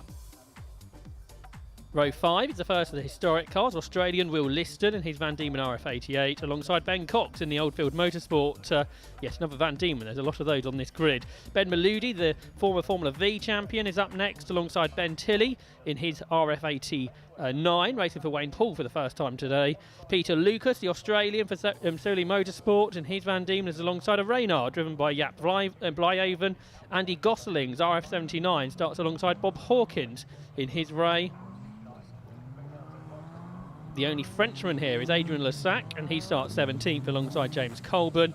They're both in Van Diemen's. The Crosley of Craig Curry starts 19th alongside the Reynard of Henry Campbell. And finally on this grid, Peter Hannum in his Nike and Luke McShane's Crosley makes up a 22-car grid. And like the other heats, it's the top 13 cars that will proceed immediately to the semi-finals, with those finishing between 14th and 18th proceeding to the last chance race, and the rest being in the Saturday morning 9 a.m. progression, but it's Rory Smith then who hasn't had the best of luck at the Waterhouse Trophy over the years. He finished 7th as his best back in 2022, and he starts on pole. He's a double Formula Ford Festival winner from 2020 and 2023, although he didn't have much luck there this year. Alongside Josh Fisher, we heard about Josh earlier from Chris Middlehurst. He starts alongside Rory Smith, and he drives the Wayne Paul Racing Van Diemen. He's a 3-time Castle Combe champion, so sort of all the Combe champions are here this weekend. He was 2nd in 2016 and 2022 at the Waterhouse, so he wants to go one better this year. Jason Smith on row 2 for Team Dolan, the son of Neville Smith, who competed here so many times. Jason finished 7th this year in the United Formula Ford Championship, and yet another South African on the grid. Michael Moyers is alongside him, and yet another KMR car. His teammate Jacob Tofts, the Porsche Sprint Challenge AM champion, he starts 5th in a Spectrum, and he's alongside Tom Nippers, who was 5th this year in the United Formula Ford season. So cars lining up on the grid. Pole position on the outside lines. That's the right-hand side of your picture. That's Rory Smith then in the BM Racing Medina Sport car. Last few cars coming into position. So great to have multiple different nationalities on this grid. You've got Brits, you've got South Africans, you've got Australians as well. So some people have travelled a long way to compete at the Waterhouse Trophy, and of course the usual contingent from Ireland, including Jason Smith there on row 2 of the grid. Green flag at the back, so red lights will come on, they will go out, and then we'll have 8 laps of racing for heat number 4 for the 2024 Waterhouse Trophy. Away they go. A good start from Rory Smith, it looks like, from pole position. Josh Fisher will try and fight him but can't. Jason Smith made a better start, so he's going for 2nd. There's David MacArthur on the inside. He's made a very good start alongside the Duckham's liveried car of Jacob Tofts, but it is Smith from Smith, Rory ahead of Jason, and then Fisher in 3rd. The battle's behind. Tom Nippers around the outside. Big look up from MacArthur. He hits Jacob Tofts. Isaac Canto de Silva gets caught up in that as well. He's lost not just the suspension but the wheel as well, which is heading for the Grand Prix circuit. Certainly is, yeah. What an unfortunate incident there for 3 of the cars.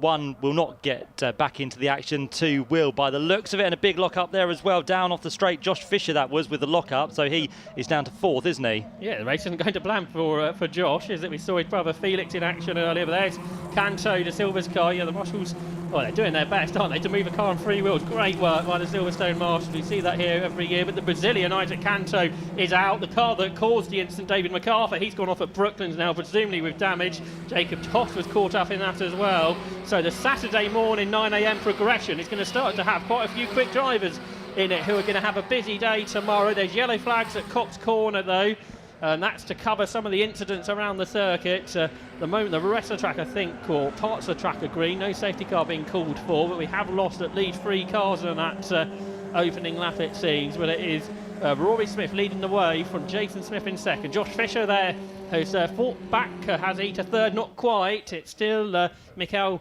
and Moyers there. But it seems to be yellow flags pretty much all the way around the circuit at this point, Matt. Yeah, there's no word of a safety car, so you're just right. There's multiple corners with cars off, so yellow flags off the Wellington straight, but then we see a green flag, so that means you can overtake through there as the car now of number 32 has been pushed clear, which is good. So hopefully those yellow flags will be taken away before too much longer from Isaac Canto de Silva's machine. But up front, it looks like the things are going the way of Rory Smith for the time being. As he comes across the line, he's going to try and defend on the run down towards the first corner at Copse as Jason Smith gets nicely in the tow in towards the first corner. So they lead the way. They're about 1.3 seconds clear now of Moyers, who sits there in 3rd position, but he's got his own company, hasn't he? Because Josh Fisher in the number 81 machine is trying to attack and also bring into the mix there the number 189 machine, who a man who has won a race this year at Castle Combe, first ever FF 1600 race he won, which is Tom Nippers. So he sits there in 5th place as the leaders take their way down the back straight once again.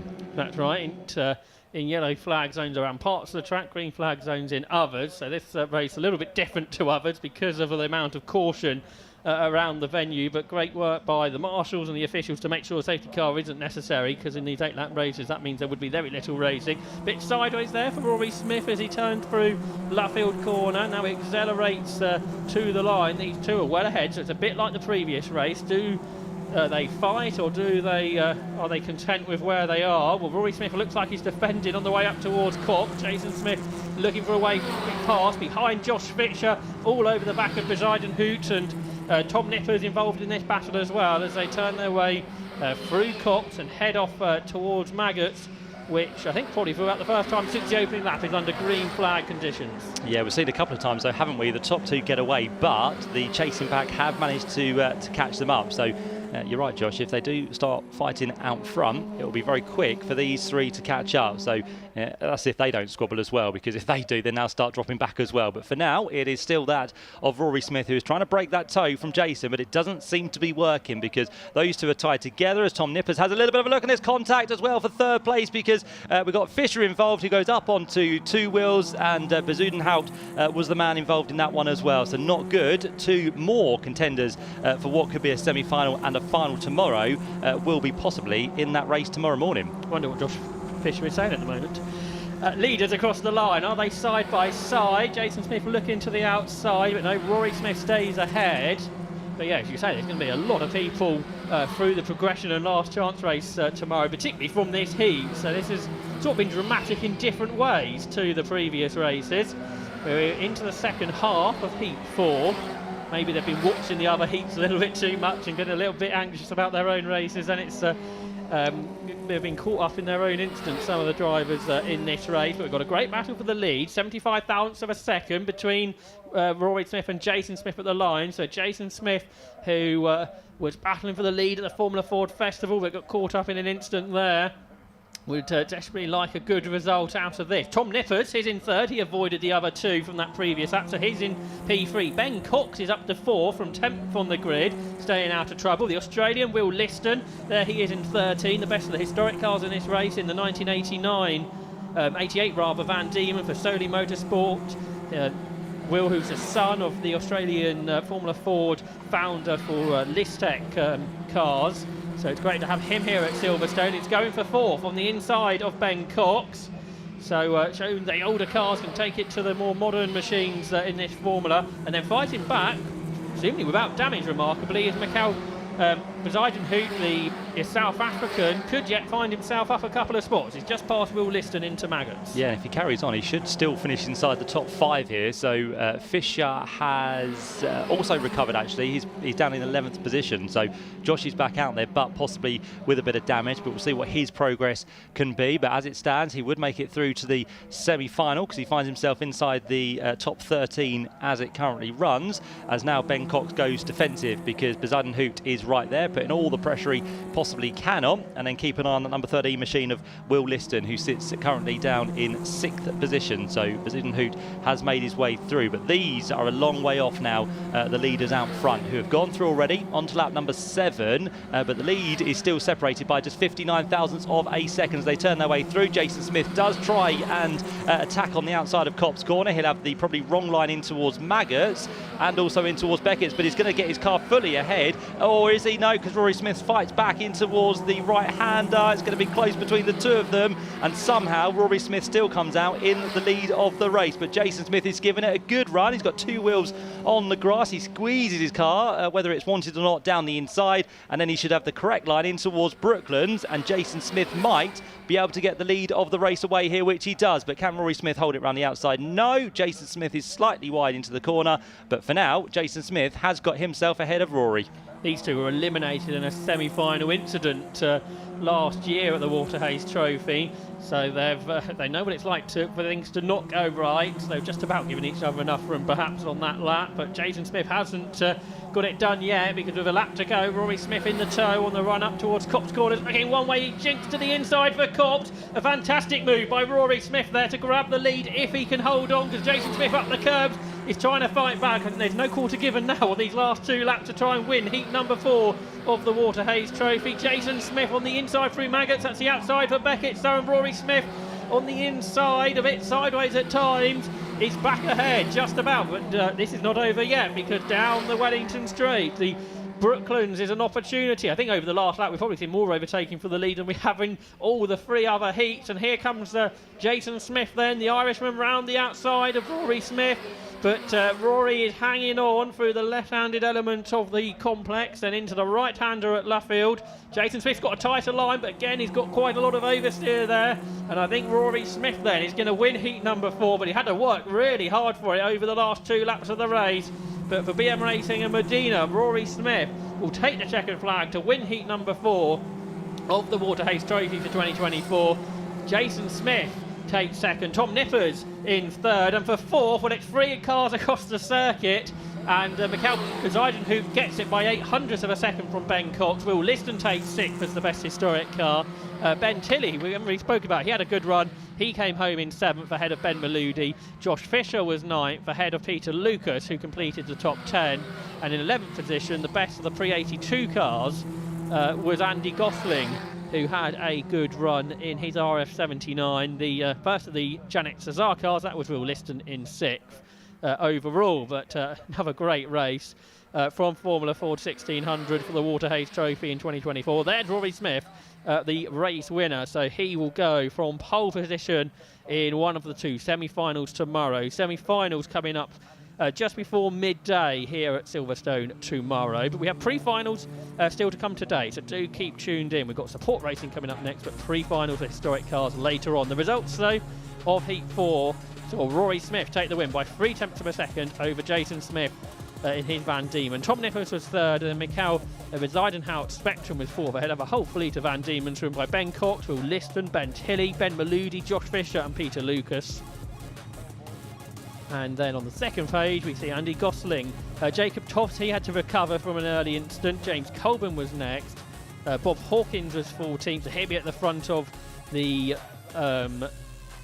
last chance race tomorrow. Jaap Blijven was 15th, Craig Curry 16th, Ryan Campbell 17th, 18th for Luke McShane. Peter Hannum will be starting towards the front of the progression race at 9 in the morning. Also joining him after retirement, it's Isaac Canto da Silva, David MacArthur and the Frenchman Adrian Lassac as well. So an interesting race, I think, coming up at 9 o'clock in the morning for drivers trying to progress throughout Sunday of the Waterhays Trophy for 2024.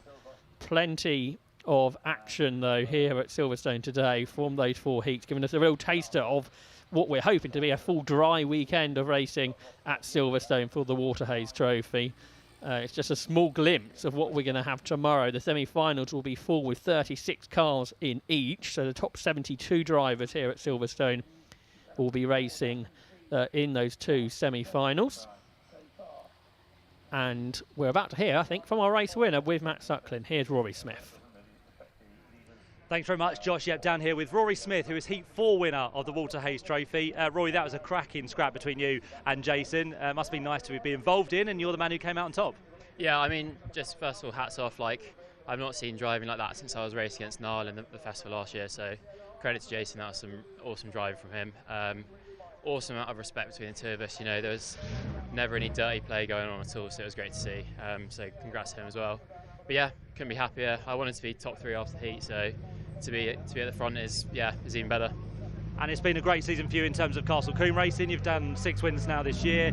You were doing a grand job last year with the Formula Ford Festival. You were the winner from that, so you'd like to add the Waterhays Trophy, I'm sure, to that list as well. Yeah, that's right. I'm pretty desperate to win this now. Yeah, like you said, we had a good season at Combe, so similar track to here. So hopefully that carries across. I mean, we showed good pace in that race and tried my absolute best to get rid of Jason, but you know the toe's so strong around here, he just managed to hang on. But yeah, happy enough. Puts us through nicely into the semi, so yeah, bodes well for the rest of the weekend. I'm sure you're going to have a relaxing evening, nothing to change, everything going to be kept the same for tomorrow? There's always some tweak to do. We'll see. We'll have a little breather, have a look at the footage, the data and stuff, and see what we can do. There's always something you can do. Never rest whatsoever. Well done, Rory. Heat 4 winner, so you get the accolade of the trophy, and Rory can go home to bed this evening for a happy night's sleep, ready to look forward to tomorrow's semi-final, which is tomorrow. We're going to try and grab a word, if we can, with Jason. He's just having a quick chat with circuit commentator Alistair Douglas, and then hopefully after that we'll have a quick chat with Tom Nippers, who I don't think has done his circuit interview just yet. So Jason looks happy, and it's good to see actually after that race between Rory and Jason, they both had respect for each other. They both gave each other a handshake and made sure that the respect was there between the two drivers, which is what we want to see here this weekend. Wonderful event is the Walter Hayes Trophy, organised of course by James Beckett. And Jason, come and join us. Yep, do your suit up. Look very professional indeed. Well done. As we just said to Rory there, really good fight between the two of you. Great racing all round, and you just missed out, but still good speed in your car. Yeah, no, it was good speed, really good race with Rory. I shouldn't have let him done what he done, but look, I didn't want to fight that hard going into heat because I know it was only heat and we get through. We looked like we had the pace, but we got a 5-second penalty, but the only time I was out with track limits was when Rory pushed me wide, so I think I'll be okay for second. So. And in terms of the moves you tried to make, I think Copse Corner you tried to get past a couple of times, down off the back straight. You were trying to get through, but it just wasn't having it, was he? No. I got past him coming out of Beckett's basically, and then he was pushing me onto the grass, and I was like, I'm not coming out, Rory. And he knew, and then he gave me the space a little bit, and then, just a bit gutted with myself letting him by like that, but look, we're in it, so. It's looking good though for you, isn't it? Tomorrow, semi-final, what do you reckon you can put out the bag? Yeah, well, definitely go for the win because it puts us in a good position for the final. So, but big thanks to the team because 8 o'clock this morning we finished the setup, we rolled it off the flat patch and the diff locked up, and we had to do a gearbox change in about 40 minutes with the whole team. Me, my dad, my uncle, my granddad, everybody in the family just helping us along, and Bernard and everything. Just can't thank them enough. Good stuff. Well done, Jason. Congratulations on second place. And we'll head over here and grab a quick word with Tom Nippers. Tom, if we can just grab you, sorry. Well done. Third place in that race. You were kind of just back from the top two, but everything was happening around you by the looks of it. Yeah, no, it was, to be honest with you, it was quite a boring one. I literally got into third quite early on and then just stayed there. But, those two at the front had the sort of were towing off each other. And their main fight started with the last couple of laps, and that's when we really started catching, And I just said, a couple more laps, maybe we'd have got closer. But yeah, no, it's a better place because we didn't qualify well, and we're second row for the semi-final now. We can properly fight. So yeah, I'm looking forward to it. What's your thought process going through these races? Because of course you want to push, but you don't want to find yourself in a battle where you get yourself taken out and you have to do more work tomorrow. So do you just kind of see how the race unfolds? Yeah, I just wanted to get through it. To be honest with you, I wanted to get a bit further up than sixth. I thought we deserved top four. In the qualifying, and I said to the boys, just top four, no track limits penalties, and that was the only aim for that one. But then obviously it all came to me, and it looks like Jason might have got a 5 second as well. So I think it might even be second, which is it's even better news. But obviously I'd understand if Jason wanted to protest that. I think it was a bit harsh. But yeah, no, I'm happy enough with third. So yeah, it's good. And you got a positive mindset going into tomorrow now. Yeah, no, definitely. I think we've got it in the car. I think we have here it's just going to be a case of no one's going to get away. The slipstream here is just absolutely brutal. So if we can just stay in the fight early on, I think if we just keep our nose clean through the semi, I think the final is going to be it's all to play for. Everyone's in it. All that top 10. I wouldn't write anyone off. So yeah, no, it's going to be good. Look forward to it. Tom, well done. Congratulations on second or third, whichever one it might end up being. But well done to Tom, to Jason and to Rory in the final heat of the Walter Hayes Trophy. We'll have more Formula Ford action to look forward to towards the end of the afternoon. But next up, we turn our attention to the first of the Historic Sports Car Club All-Comer Races, which is on the way next.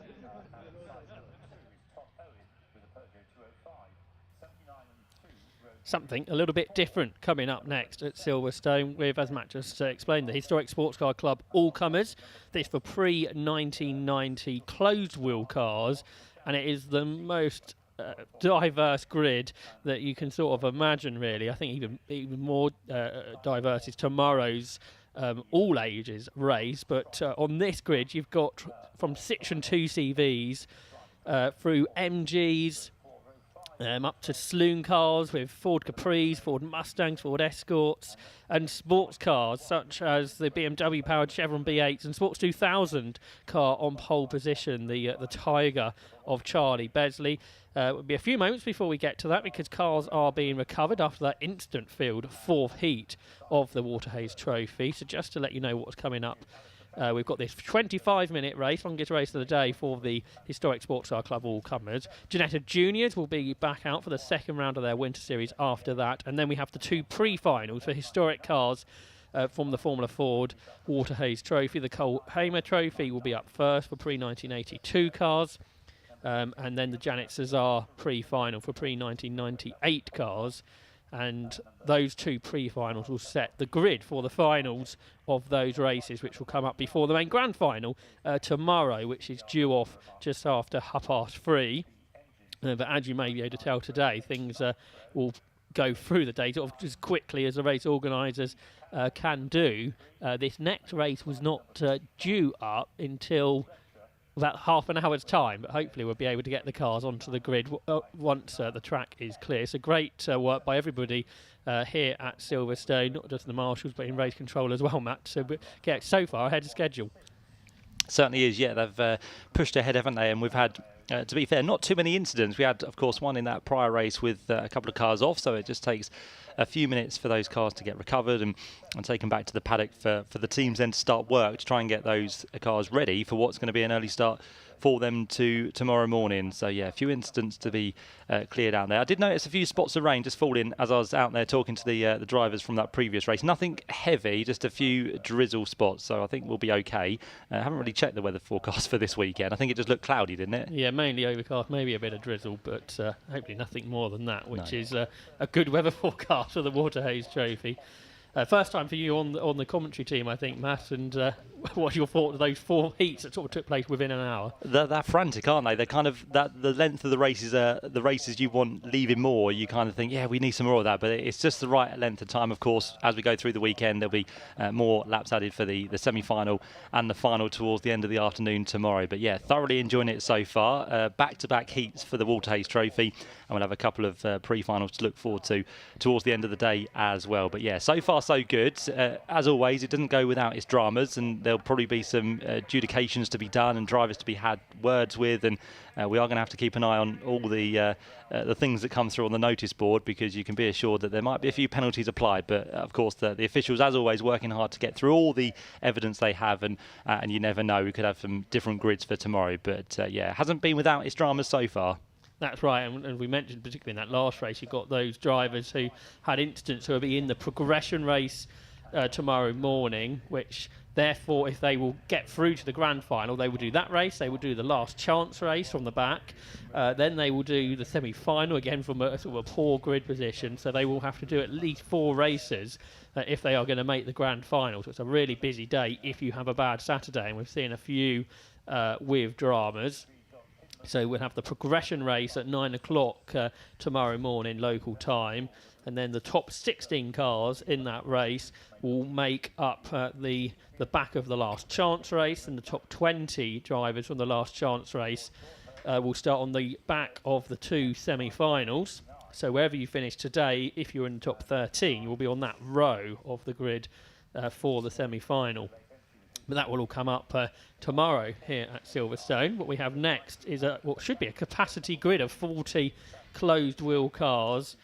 We'll say this fantastic variety that always comes out for the Waterhays Trophy all-comers at the end of the year. This Historic Sports Car Club equivalent race last year was won by Will Shriver. We've also had wins for Frankie Wilder, Toby Absalom, Chris Fox, Tony Hunter, Chris Porritt, and Alex Taylor in recent years. Not sure actually if any of them on the grid today, so we could well get a new winner of a HSCC all-comers race. But that's the beauty of this. You can for today any pre-1990 car is eligible. And just the front row of the grid is a Tiger Sports 2000 and a Ford Escort Mark 1. So 2 cars that will look so different next to each other on the grid. And then you've got Peugeot 205s a bit further back, small sports cars, Lotus Elans, MGs. There's even a Lotus Mark 6, which I think is probably the oldest car on the grid. There's a Ford Capri in the middle. There's some Metros. And then at the back of the grid, 4 Citroen 2CVs, which I'm sure, Matt, will have a race of their own. Yeah, it doesn't matter what horsepower you've got. I'm sure you'll find someone to play with out there, and it's kind of a who's who, isn't it? At the end of the year, anyone who wants to come out from any different championship or series and just have a little bit of fun in these 25-minute races this weekend, it's a great chance to just end the year on a high. But as you said, an eclectic mix of some lovely cars out there, and some that aren't quite eclectic, but they will have some good racing, as you said, maybe towards the lower rungs of the order. But yeah, there's a great list out there. The Di Tommaso Pantera is another car that we love to see out there, so that's going to be one to watch out for in the hands of John Kinman. But for now, the cars, as you can see, working their way onto the circuit, and here is this wonderful mix of all comers. Yeah, absolutely eclectic, that is for sure. Different sizes of car, whether they're from the 50s, the 60s, the 70s or the 80s. So this is a longer race, 25 minutes. It'll be a very different type of race to the Formula Fords, but it should be a good end of season fun race for those involved. And we will be able to perhaps have a look at some of the different cars that are competing, as well as enjoy the battles. But it's Charlie Besley who is on pole in the Tiger Sports 2000, with Steve Barnard alongside his Ford Escort. Richard Hodgson is third in a Ford Mustang, and George Osborne's Alfa Romeo 75 starts fourth. Colin Alstrop, he's fifth on the grid in a Chevron B8. Tom Owens, Peugeot 205, is up next. Ian McBain, a Davrian, is alongside John Milovic in the Arc Sprite. On row 5 is Chris Snowden in an Alfa GTV6. Jennifer Ridgway starts 10th in her Lotus Elan. Charles Angrave in the Lotus Mark 6 starts alongside the first of the MGBs for Alistair Baptiste. Steve Smith is the first of the MG8s we have on the grid today, alongside Jake Marglaze in his Alfa GTV6. Miles Castledini, who's normally quick in these races, in a Davrian, starts next alongside Jack Smith, who drives a TVR Grand Tourer. Next up, we have Reece Connell in a Ford Capri and Stephen Fletcher's Alfa Romeo 33. John Moore is the best of the Metros, ahead of Britt Syndicum in an Alfa Romeo Altheta. That's just the top half of the grid. On to row number 11, we have Tim Hayes in an Alfa Sud and Mark Witherspoon's Austin Healey Sprite. Tim Shooter's in a Metro. Will Sharp is in a MG Midget. Then we get to Tom Neat's MGB, Cole Wheaton in another Metro, Bob Lyons in an MGA, and then Gary Holman in an Alfa Romeo 33. Another Metro for Tim Davies, a Porsche 924 for Pete Connell. Amelia Brown is in an MGB, and Adam Cameron is in an MGA. Martin Ryman up next in a Fiat 127, Charles College in a Mini Marcus. Then you get John Kinman's Di Tommaso Pantera alongside a Citroen 2CV, so that's something you don't see every day. So that's Andrew Ball. I think there might be a couple of withdrawals as well from qualifying. George Broadhurst, Nick Crispin and Sebastian Jones-White, they're also in 2CVs. And although he qualified, but he's not going to start, I don't think, is Alan Davenport's Clubman's Centaur. And now we can have a look at the cars as they line up on the grid. So it looks like it's a special saloon Ford Escort, isn't it, for Steve Barnard there on the front row of the grid. Really low to the ground, but perhaps not as low to the ground as the Sports 2000 of Charlie Besley that starts alongside. It is a standing start, so I think we hold our breath as everybody hopefully gets away okay, with maybe not quite 40 cars, but nearly that many. You can see some novice crosses on the grid as well for drivers in their first ever race. And I'm sure there's other drivers that are massively experienced on this grid as well. It's going to take a little while, I think, Matt, for everybody to get into place. Yeah, 39 cars to line up on the grid. The front row's been waiting for quite a while, so they could almost get that shopping list out, do some Sunday shopping ready for tomorrow. But yeah, just waiting for every car to be in place towards the back. But what a great mix of cars we do have here. You can see the low slung car of Steve Barnard up against what's going to be Charlie Besley in the 114 machine, and then right behind them the Richard Hodgson Ford Mustang, which looks massively over them in terms of the height, and we'll see how quick that Mustang will be off the line. It'll probably have some good power, but it's going to be pretty much a David and Goliath battle, isn't it, through these races? Some will do well on the straight, some will do through the corners a little bit better. But all in all, we've got a capacity grid here at Silverstone on the national circuit, with the last few cars being lined up. The Citroen 2CVs towards the rear. I think all four of them have qualified in the last four places, haven't they? But they are looking good to have, as we said, a great battle amongst themselves. Lots of lap traffic we'll expect over the next 25 minutes. Our TV director will have their work cut out to find all the battles during the course of the next 25 minutes for Saturday's pre-1990 Historic Sports Car Club close wheel all-comers race with, as we've been saying, incredibly diverse grid. The red lights will go out any moment now. They do now. The yellow flags are showing, so not everybody has got away as we perhaps feared. But it's Charlie Besley. Everyone is away now, so that's good news. Charlie Besley, I think, is leading in the Tiger from pole position. Sort of got... no, he isn't. It's the special escort that's taken the lead of Steve Barnard as they turn their way down towards... a big lock up ahead. Is the MG going to stop? I'm not quite convinced it is. Was that 13? Alistair Baptiste made a great start. Oh, and an Alfa Romeo has stopped. George Osborne. Yes, that's right, from second row of the grid. Not an unfamiliar type, perhaps. Down the Wellington Straight. So going away is Steve Barnard from pole. Besley is second. Then the Mustang of Richard Hodgson is third. And you can see the Lotus Mark 6 having a bit of a moment on the brakes. Got the Capri in there. Here come the Metros among a load of Alfa Romeos as well. And then if you look right back to the background, you've got the Citroen 2CV class. Yeah, I'm quite surprised actually that MG managed to avoid everyone on the brakes down towards Maggots and Beckett's, because Alistair Bagpie had that car massively locked up. He found the gap to go through and managed to avoid everyone, so that's good news for him. But across the line, it will be Steve Barnard that leads the way to complete lap number 1. 1.3 seconds clear for now of the man who started alongside, which is Chuck Formachin. You can see we've got a yellow flag on the run down towards Copse Corner, and that is for, as we said, the car of unfortunately George Osborne, which has pulled off. I think it's to a place of safety, but they just want to warn drivers that there is a car somewhere there. But off the back straight they go for the second time. So they're leading the race is the Ford Escort Mark 1 of Steve Barnard. This is the ex-Jeff Wood Super Saloon that only returned to racing in August after 40 years away. So great to have this car on the grid, and it's going really well, isn't it, Matt? Leading the way and starting to pull clear of Charlie Besley. Yeah, much lower to the ground than you would expect from that Ford Escort, so that continues to push on. Good to see that Alistair Baptiste has continued on his way, and more variety down the field as well. There's Colin Elstrop in his Chevron B8, so something you are probably normally used to seeing within the Historic Sports Car Club Championships. And then behind that you've got some more MGs which are doing battle, and someone with lights ablaze already just to preempt what traffic might be on the way. That's right. Is that John Milovic perhaps in the Arc Sprite? John Milovic, massively experienced historic racer, former junior champion, for example. You've got Peugeot 205 there just ahead. Tom Owen going well in that machine. But yeah, you've got a bit of a sort of a special saloon battle here, haven't you, between Miles Castledini in the Davian, more of a sports car, I guess, and then the Sprite of John Milovic. Here come the two CVs. They are all still together. So when anyone else comes up to lap them, they'll have a real battle to get past. Two CV battles tend to be pretty close, let alone on the Silverstone National Circuit where they slip team each other. It's Andrew Ball that leads sort of the unofficial 2CV class. What the leaders won't want, Matt, is these four being completely side by side at one point.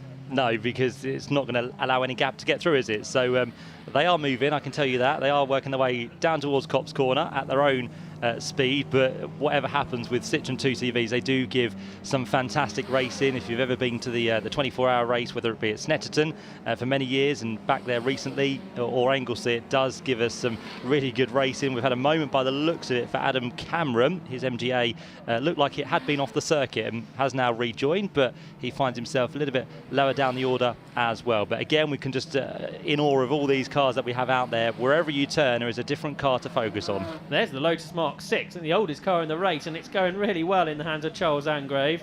He's, I think, just got the better of John Milovic for 7th position as they head out of Copse.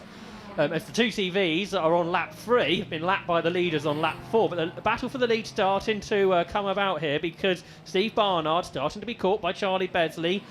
Besley in the 1989 Tiger.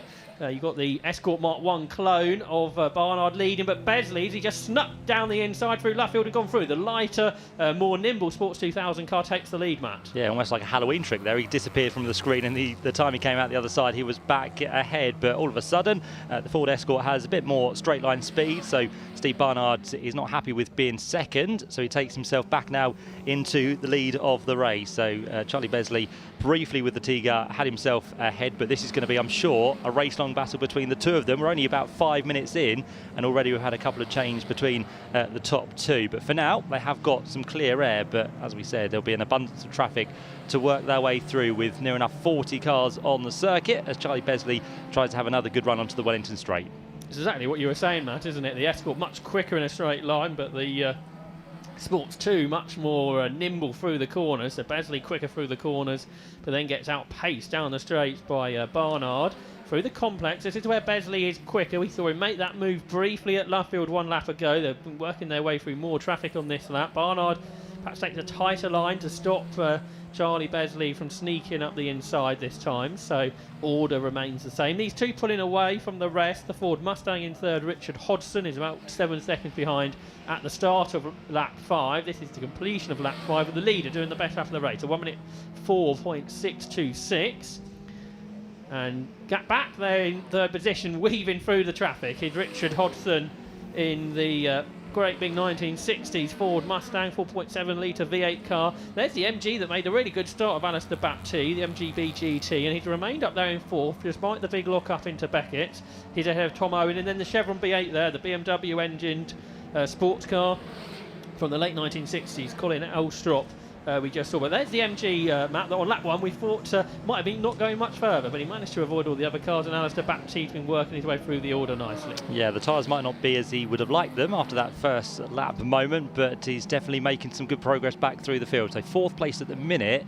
He finds himself about 3 seconds off the back of what's going to be the Ford Mustang of Hodgson. So we'll see if he can make any inroads into that gap as we see another mix of different cars. You saw the Peugeot briefly in there. There's the Chevron, as we've been speaking about, of Colin Elstrop.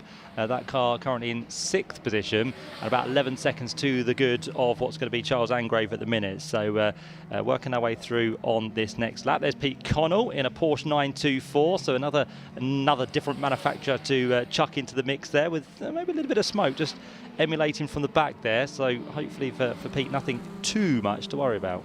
He, I think, regularly races with the Historic Sports Car Club Road Sports Series. You can see the number plate still on the car. A number of those cars do drive to the circuit. Is it that, or is it the MG that is smoking this time?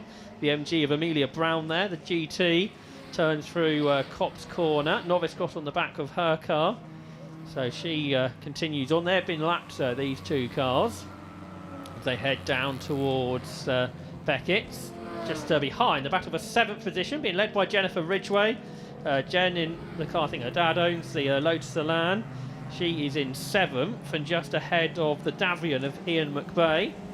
But there's Jen Ridgway then in P7, and one of the front runners of the 1960s cars in this race. She's got a couple more cars to lap, but she started to come under pressure from the Davian of Ian McBay. I think the other Davian in this race retired quite early on for Miles Castaldini.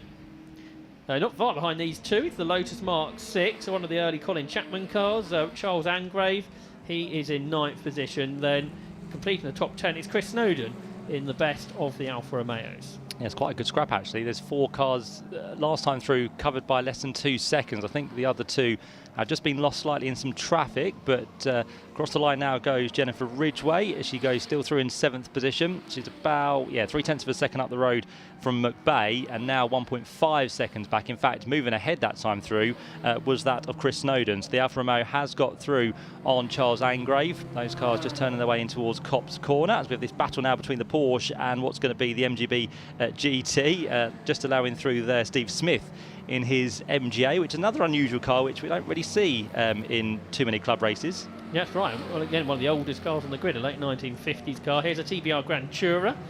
Jack Smith at the wheel. He is in 13th, just behind the MGA we just saw, which is 291, driven by Steve Smith. But the Grand Tourer, which runs the same engines as the MGBs, going well up the order in what was 13th position at the start of the lap, just ahead of the Ford Capri that it's involved in a battle with, which is 69, driven by Reese Cannell, a later car, the Capri from sort of late 70s, early 1980s, about 15 years newer than TVR ahead.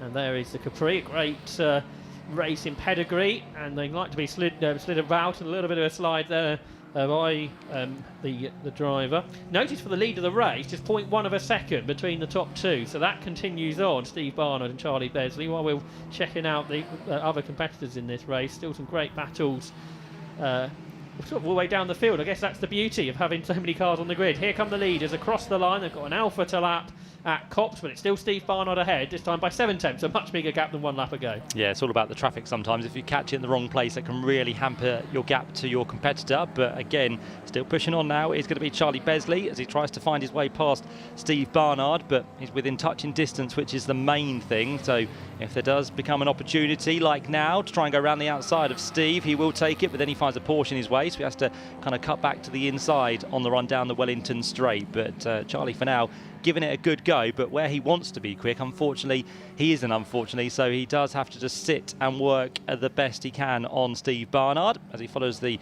Ford Escort Mark 1 down in towards the left-hander of Brooklands. And as they turn through there, can Charlie get a good run through Luffield? He takes a little bit of a tighter line, but unfortunately, again, it's with that acceleration, and we've got a yellow flag on the exit of what's going to be Luffield, which means there is a car somewhere which has pulled off. Yeah, that's when you want to be careful when you catch the traffic, of course, not to make any moves under yellows. The Davrian is slowing, I'm afraid. Ian McBay, who was a bit further up the order, is slowing. Chris Snowden has pitted. Another Alfa Romeo that's race is ending early. And I think the second of the Davrian's race might be ending pretty soon too. So that's a couple of cars that were involved in a battle previously. Yeah, some commentators rave about how reliable an Alfa Romeo is, but I'm not really trusting that at the minute. But anyway, we've now got a slippery surface flag out on circuit. So Ian McBay with his Davrian, it looked like he was not really moving in too much of a forward momentum. I don't know if there's an issue with the car there, but he's going to hopefully pull off somewhere to a place of safety as our 2CV battle continues. Who's going to have the inside line this time? Sebastian Jones-White by the looks of it. So down the inside goes Sebastian on Nick Crispin, who was actually a reserve for this race, but someone has fallen by the wayside. So Nick has managed to get himself into this, and they're almost blocking the road as we kind of suggested, because trying to come through there is someone. I think is it Jake Margley's GTV6 Alpha, I think. But we found 3 2CVs blocking the road almost. The leaders are going to have this problem as well in a moment. Yeah, now they're 2 wide at the minute, so not quite 3 wide. Can they maybe see the leaders come in? I don't think so. They have been a tremendous battle of their own at the minute, but of course the speed of those 2 cars should be able to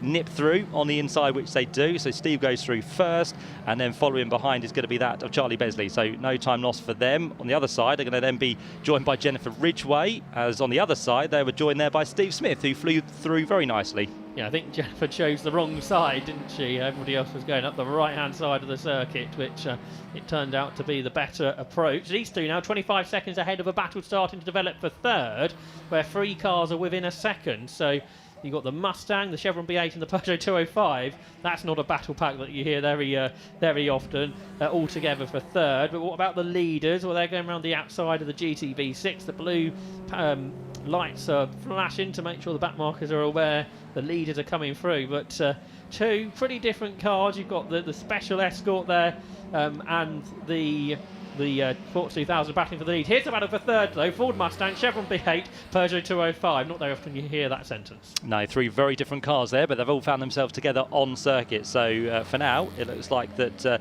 Richard Hodson has been caught by these 2, and Richard now in what's going to be the second half of this race might just be starting to struggle with this Ford Mustang, as trying to go right around the outside is Colin Estrup, but of course again with the grunt, the power, the muscle underneath that car, the Mustang will be quick in a straight line. So he pulls away from the Chevron as they cross the line once again, and still holding on nicely there in 5th position is that Peugeot 205 of Tom Owen. So as Josh said, these 3 now for 3rd position.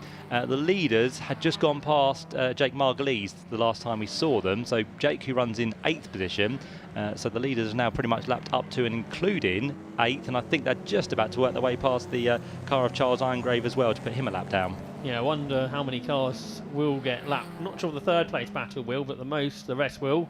Perhaps there's Charles Irongrave in that Lotus Mark 6, and yeah, he has been lapped by the leaders, so down to 6 cars on the lead lap, and perhaps the biggest lead gap that we've had for a little while. It's 1.2 seconds as the leader does the best lap of the race. So 1 minute 4.341 for the Escort of Barnard. The Tiger Sports 2000 of Charlie Besley continues to chase. That's a 1982 car that is chasing. So similar sort of age cars, although how much Ford Escort is in the lead car will be very little, and perhaps we might get a bit of a story with that later on with you, Matt. Yeah, definitely. So onto the back straight they go. We've got some MGs now to be lapped. That's going to be the Rover Metro of Tim Davies. But you're right, Charlie Besley now just starting to drop back from the race leader, Steve Barnard. Steve there in his Ford Escort, as we've been saying. Second place in the race, Charlie Besley, a car which he will normally run within the Sports 2000 Championship. So Charlie having a little bit of a go out here for the final time this year, possibly, as the blue flag's now waving to Tim Davies. I'm sure he'll acknowledge them very nicely and allow the leaders to go through, which he has already across the start-finish line. So now they're on to lap going to be number 15, and still sticking in the quickest laps is the race leader Steve Barnard, now down to a 104.179 with a fairly comfortable lead now, as we said, the biggest we've had for quite a while at 1.4 seconds.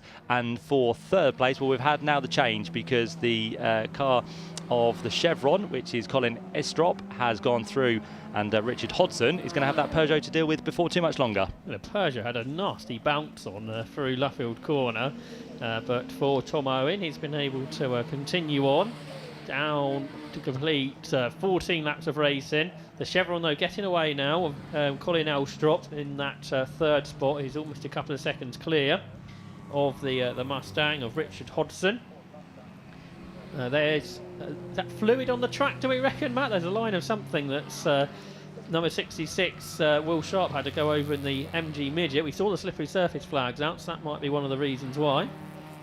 Yeah, it doesn't seem to be causing anyone any dramas as of yet, but yeah, there's definitely a line coming through in towards Brooklands on that occasion, but they're all being aware of it for the time being. There goes Charles Angrave through. That's not for a change of position, that's just for him to put a lap on that number 66 machine, which is the MGB midget of William Sharp. So that goes a lap down. Here is the battle for fifth place, and have we had the change? Yeah. We have, yeah. Yeah, Owen ahead, isn't he, of Richard Hodson. So the Mustang perhaps just starting to struggle with the brakes, as they tend to over a distance. See, Chris Snowden is back out there, isn't he, in his Alpha? So he had a pit stop, but he has got back going again. He's running in 13th, but might be able to progress a bit further.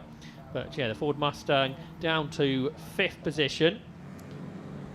The sort of 20-year newer Peugeot 205 of Tom Owen has gone up into 4th spot. He is 2.4 seconds behind the Chevron B8, though, of Colin Elstrop. Great to have this Ford Mustang on the grid there in 5th.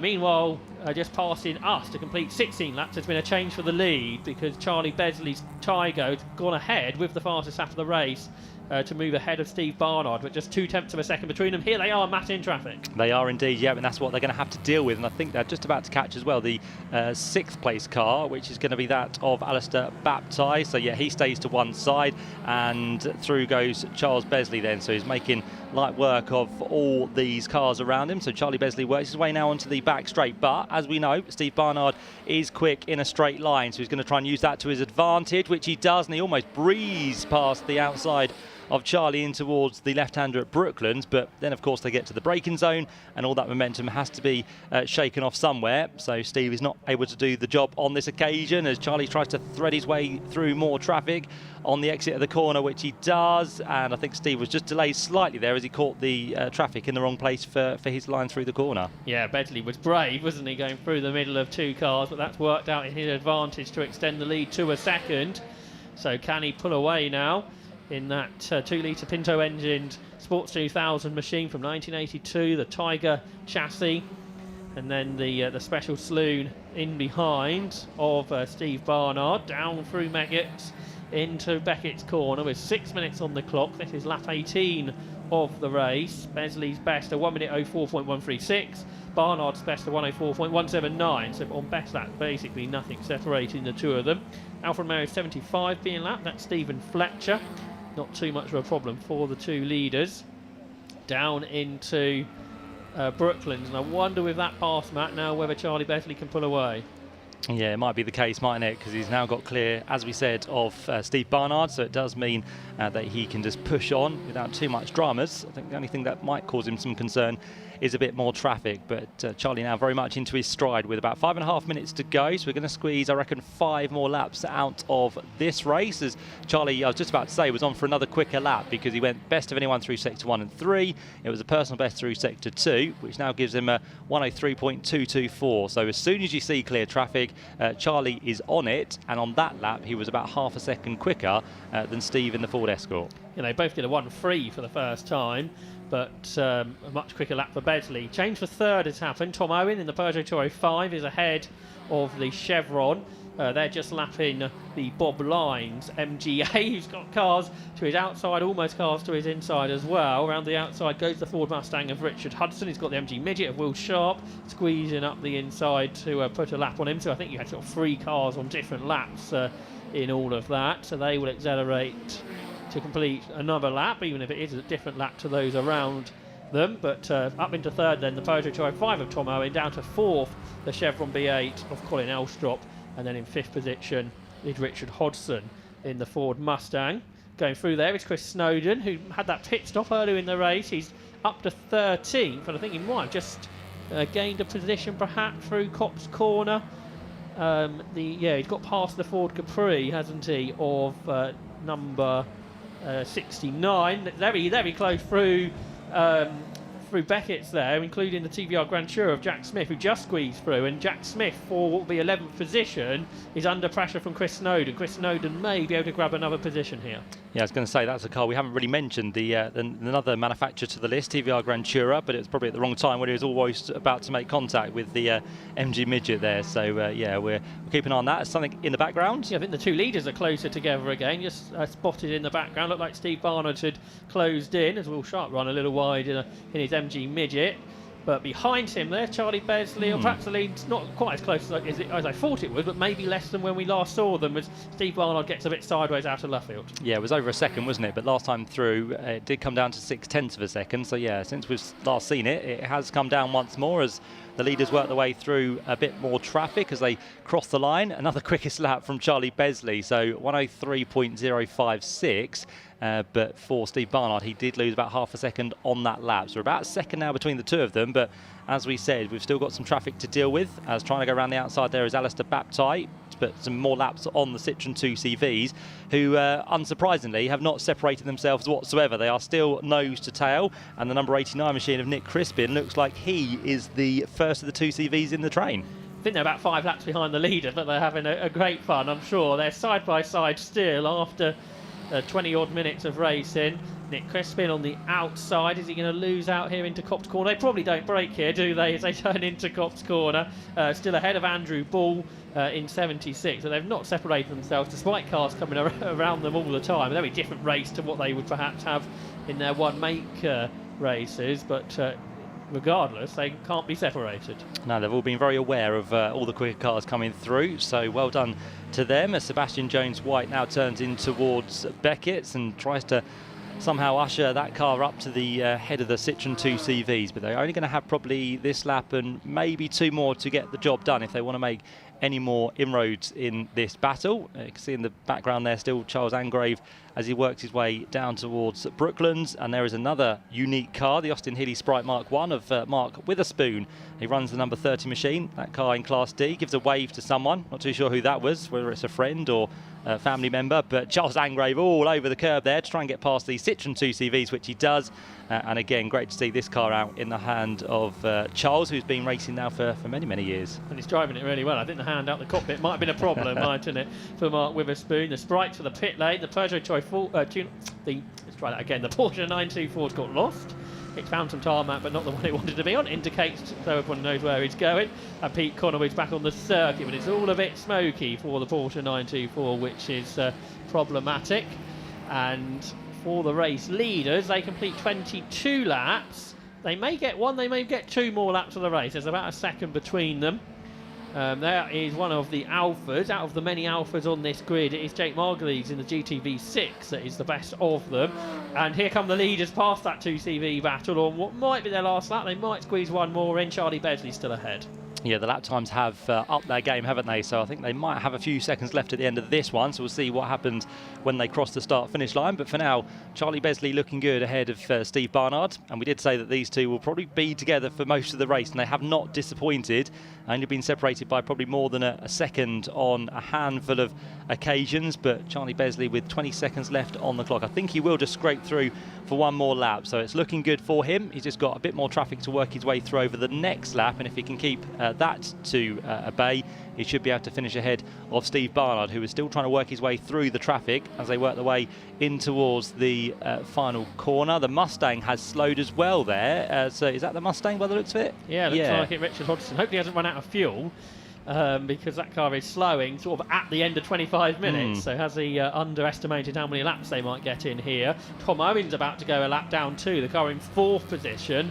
So most of the cars in this race are going to be lapped. 2 seconds pretty much now between the top two. So that's good for Charlie Besley.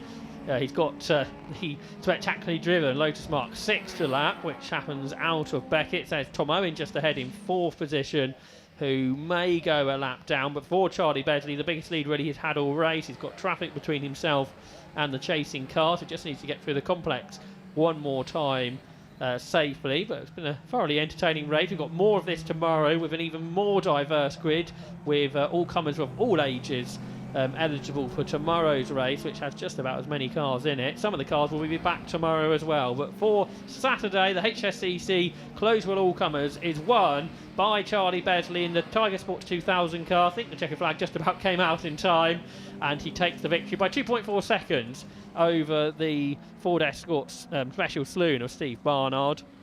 The rest of the field come up across the line. The only other car on the lead lap will come home in 3rd, but that'll be a little while for Colin Elstrop to come through in the Chevron B8.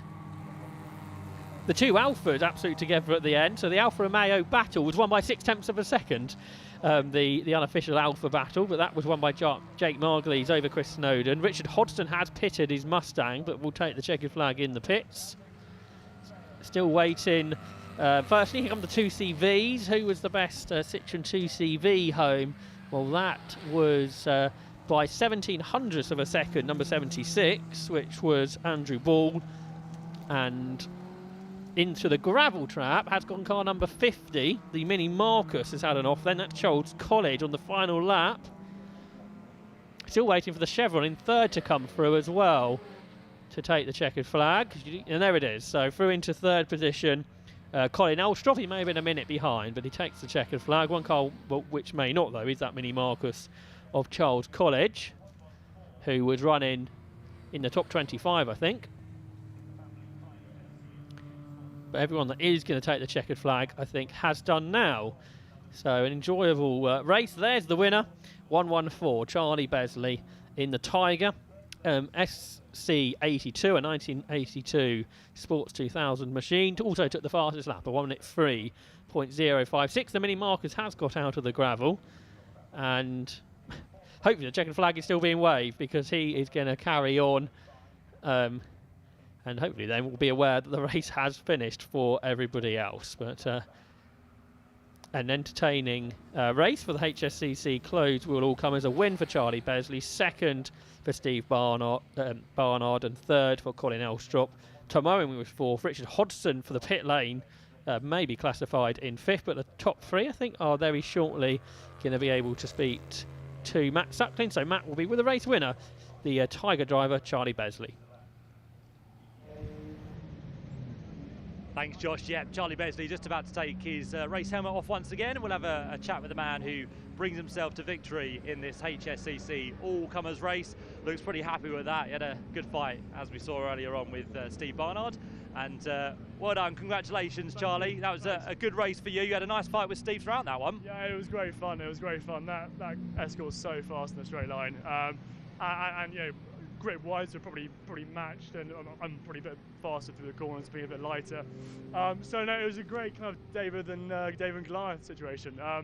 Coupled in with all the traffic and everything else, it was fantastic. It really kept you on edge all the way through.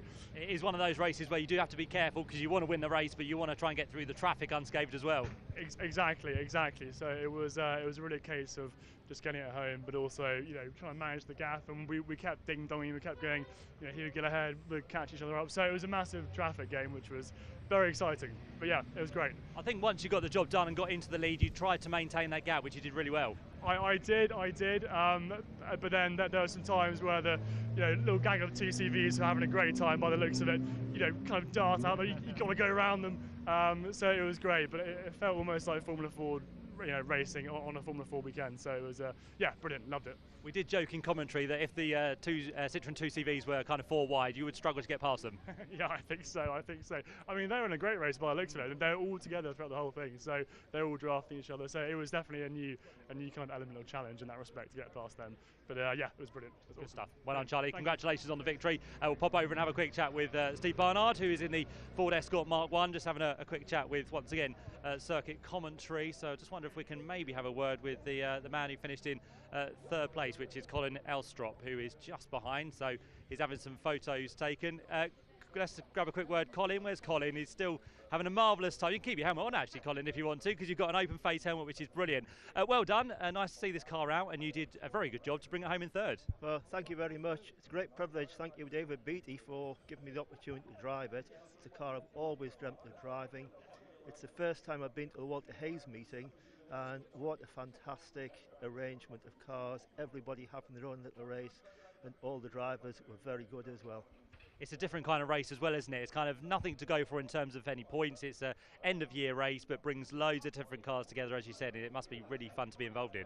It reminds me of the spirit that we used to have on the Burkett Relay, and where there was everything out there, and just fantastic. Thank you for booking the good weather for us as well.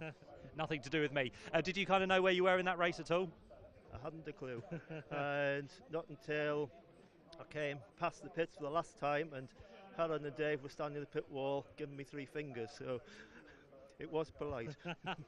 You'd have enjoyed the other finger though, wouldn't you?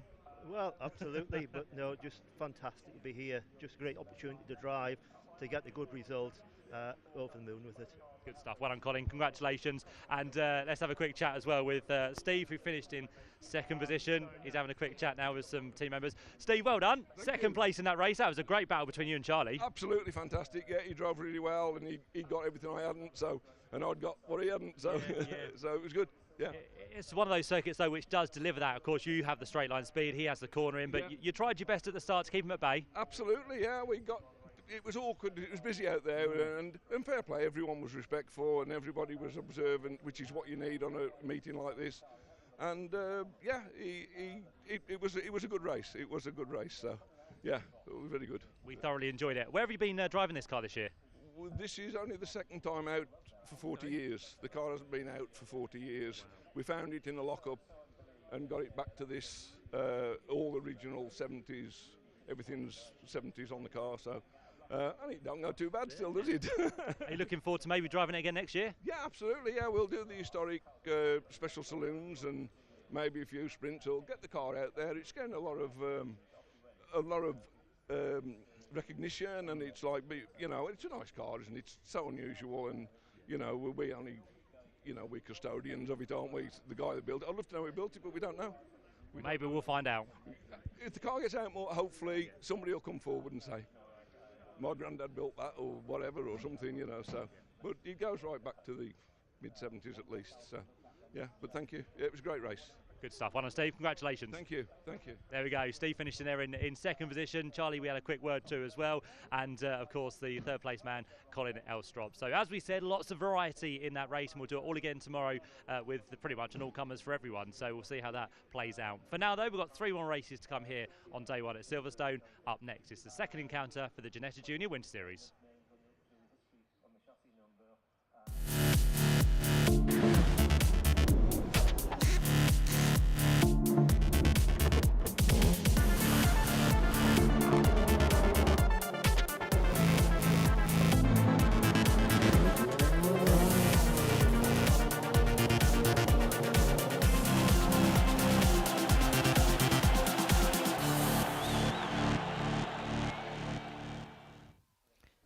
It's time for round 2 of the Ginetta Junior Winter Series here at Silverstone, part of the Walter Hayes Trophy. weekend. 3 rounds for the Winter Series this year. All this weekend. We've got 2 races today. We've got 1 tomorrow to decide who will be the 2024 Winter Series champion and will win a great prize, 50% off 2025 entry fees to a Ginetta Championship. And we'll see who wins that over the course of the weekend. Let's have a look at the track that they will be racing round. The Silverstone National Circuit. Great circuit for racing, as we saw earlier on. The start line into Copse Corner, a possible overtaking opportunity, as is into Maggots and Beckett's. We saw cars go 3 wide in race 1 there. Down the Wellington Straight, it's all about the slipstream here into Brooklands. Probably the best overtaking opportunity on the lap. Then through Luffield, acceleration to the line, through Woodcote Corner and to the checkered flag, where in race 1, just 11/100ths of a second separated the top 2 over a 17-lap race around the 1.64 mile Silverstone National Circuit. And we will look forward to round 2. It may be a flat circuit with just 5 metres of elevation, but it's iconic and great for racing. The club circuit, as it used to be known, National Circuit nowadays. It was Isaac Phelps who won the race earlier on from Colin Cronin, and Alfie Slater was 3rd, and 4th for Max Cuthbert. Just half a second separated the 4 of them, and it probably won't be much different this time around for round 2. The race this time set by the second best lap times from qualifying this morning. The car's just been brought to the grid, and then they will have a green flag lap from stationary. 13 degrees here at Silverstone, so it's not that warm, but it is November in the UK, and probably a little bit warmer than this meeting generally is, and rather important, it's dry as well, so dry conditions always make for great racing around this circuit. The Winter Series has been won by so many great drivers over the years. Freddie Slater, he won it back in 2022. Josh Rowledge won in 21. Looking a bit further back, you've got James Headley, multiple single-seater race winner. He was the champion. Adam Smalley, GT race winner. He was the champion in 2017. Seb Prio in 2016, the champion, a multiple IMSA winner this year. All the way looking back to 2008, when Damon's son, Josh Hill, was the first ever Winter Series champion in these Ginetta sports cars this year in the G40 Juniors, which produce 100 brake horsepower. They run on Pirelli road tyres. And looking forward to next year, 2025, which will be the 20th anniversary season of the Ginetta Junior Championship, and the introduction of the G40 Evo in 2024. Just a few weeks ago was the Ginetta Junior Scholarship, which had a record entry of 70 competitors. That was won by 15-year-old Fred Green, who we look forward to welcoming into the championship next year. Fred, the nephew of former single-seater race winner and DTM race winner Jamie Green. Got a couple of drivers making their debut today who were part of the scholarship, but they've been picked up by the Red Bull Junior programme on the grid today. So we welcome from the Netherlands, Rocco Coronel, and from Sweden, Scott Lindblom, both just 14 years of age on this grid today in the iconic Red Bull livery. But for round 2 of the championship, it is Isaac Phelps who will be on pole position after a damp qualifying session this morning, and Max Cuthbert will start alongside. Colin Cronin starts 3rd with Rocco Coronel. 4th on the grid this time. Joseph Smith starts 5th alongside Alfie Slater, who'll be looking to move forwards. Felix Livesey starts 7th with James Ellis in 8th. Scott Lindblom is 9th and Jarrett Clark 10th. Ethan Carney in P11 ahead of Josh Watts. Henry Cameron and Hamish Forrest will line up at the rear of the 14-car grid for a 1x1 staggered standing start. Matt Suckling alongside me, Joshua Barrett, and looking forward to another Ginetta Junior race if it's anything like the earlier one. Yeah, indeed. As we said, it's been a great racing all year long, but it's great to have some more youngsters coming to try things out for the end of 2024 and hopefully to step up into the main championship for next year as well. And good to see, as you said, some of the finalists in the scholarship here as well. Hamish Forrest, one of those from the back of the grid. But I think all the drivers very much looking forward to the new car as well, the Evo for next year, as you said, with a few changes to it, with a new front design, and it's kind of the first time it's had a facelift for well over 10 years now, so it's probably about time it had an uplift, but we're looking forward to seeing how those cars progress and what kind of racing they do provide as well, because always, Ginetta Junior and the championship has been a great way for youngsters to find their way into motorsport and go on up the ladder, with many of the drivers now either racing around the world or, of course, more locally in terms of the British Touring Car Championship. Both Tom Ingram and Jake Hill came through this championship, and look where they've now become in terms of champions within the BTCC. So we've got some big names. They are just 2 names, but as I said, there's been many more that have come through and given the Ginetta Junior Championship a go. Not forgetting Lando Norris, of course, who's battling for the Formula 1 World Championship this year, also coming through this championship. So with great history, some great names through the years, and the drivers on the grid today could well be in those the highest levels of motorsport in years to come. So drivers from the age of 14 to 17 on this grid for round 2 of the Ginetta Junior Winter Series for 2024. The red lights will come on once the 5-second board has been shown, which has been done now. Red lights are next. Here on the national circuit, on the Heritage pit lane, they quickly go out the red lights, and it's a good start from Isaac Phelps from pole. Everyone gets away smoother this time for a 20-minute race, and they look like they're pretty much in grid order, with Max Cuthbert there in second. The rookie just did a couple of rounds earlier on this year, so still classed as a rookie. He won that in race 1. Then in third position is Colin Cronin. In fourth position, it looks like it's Rocco Coronel. So very much in grid order as they brake hard down into Beckett. Going for 6th round the outside is Felix Livesey. So work to do for Alfie Slater, who was on the podium in race 1. Yeah, there's a bit of contact into the side of the door there with Felix Livesey, but I think Alfie will just about scrape his way through. Should be able to take that place away, although he's been left out on his own, hasn't he? Everyone else gets into the slipstream. He's there trying to gain some places as best as he can, but he might actually lose one now to the number 4 machine of James Ellis a little bit further back. But it will be for now Isaac Phelps that leads on this first lap down towards Brooklands. Max Cuthbert, the lad from Chelmsford, there in second position, and then Colin Cronin with a good start from Rocco Coronel. So he finds himself now in the first of the Red Bull cars up there in 4th position, and a much better start this time round from Joseph Smith as well in the number 15 car, which is the black and blue machine, which was very slow away in race number 1, but he did claw his way back nicely towards the end. So we'll see what progress he can do in 5th place at the minute as we all start to fan out, as Alfie Slater tries to make a move then on the place he lost to James Ellis in towards Copse Corner. If he wants to do it, as we know, he's going to try and have to do it around the outside. Then cuts back, doesn't he, out of Copse Corner, but yeah, he's got plenty of work to do. There's time to do it, but being down in 8th position while his main title contenders are in the top 3 positions is not ideal for Freddie Slater. Huge slide there for 15 Joseph Smith in his first car racing day today at Silverstone.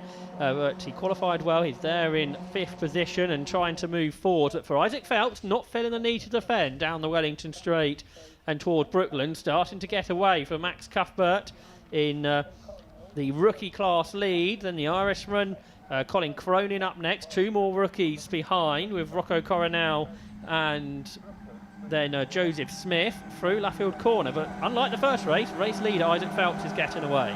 Yep, certainly is. So those behind need to start working together. Max Cuthbert was another man who started well in race number 1, fell back, then started to claw his way to the top 3. So if Max can get his head down and try and work with those behind, he might be able to catch up with Isaac. But Isaac's had a good run this year within the main championship, as we said, looking to try and end the season on a very good high as he tries to take the Winter Series Championship. Down the inside line there goes the number 8 machine of Scott Lindham. So he gets himself now ahead up into what's going to be, I think, 7th place, isn't it? Because we've got Slater there somewhere in the mix, who still hasn't made too much progress at the minute. So we'll see if he can carry on what he needs to do after race number 1. But as it stands, they run very wide through the exit of Beckett, especially Max Cuthbert there. But again, we haven't seen too many track limit warnings, which is quite surprising.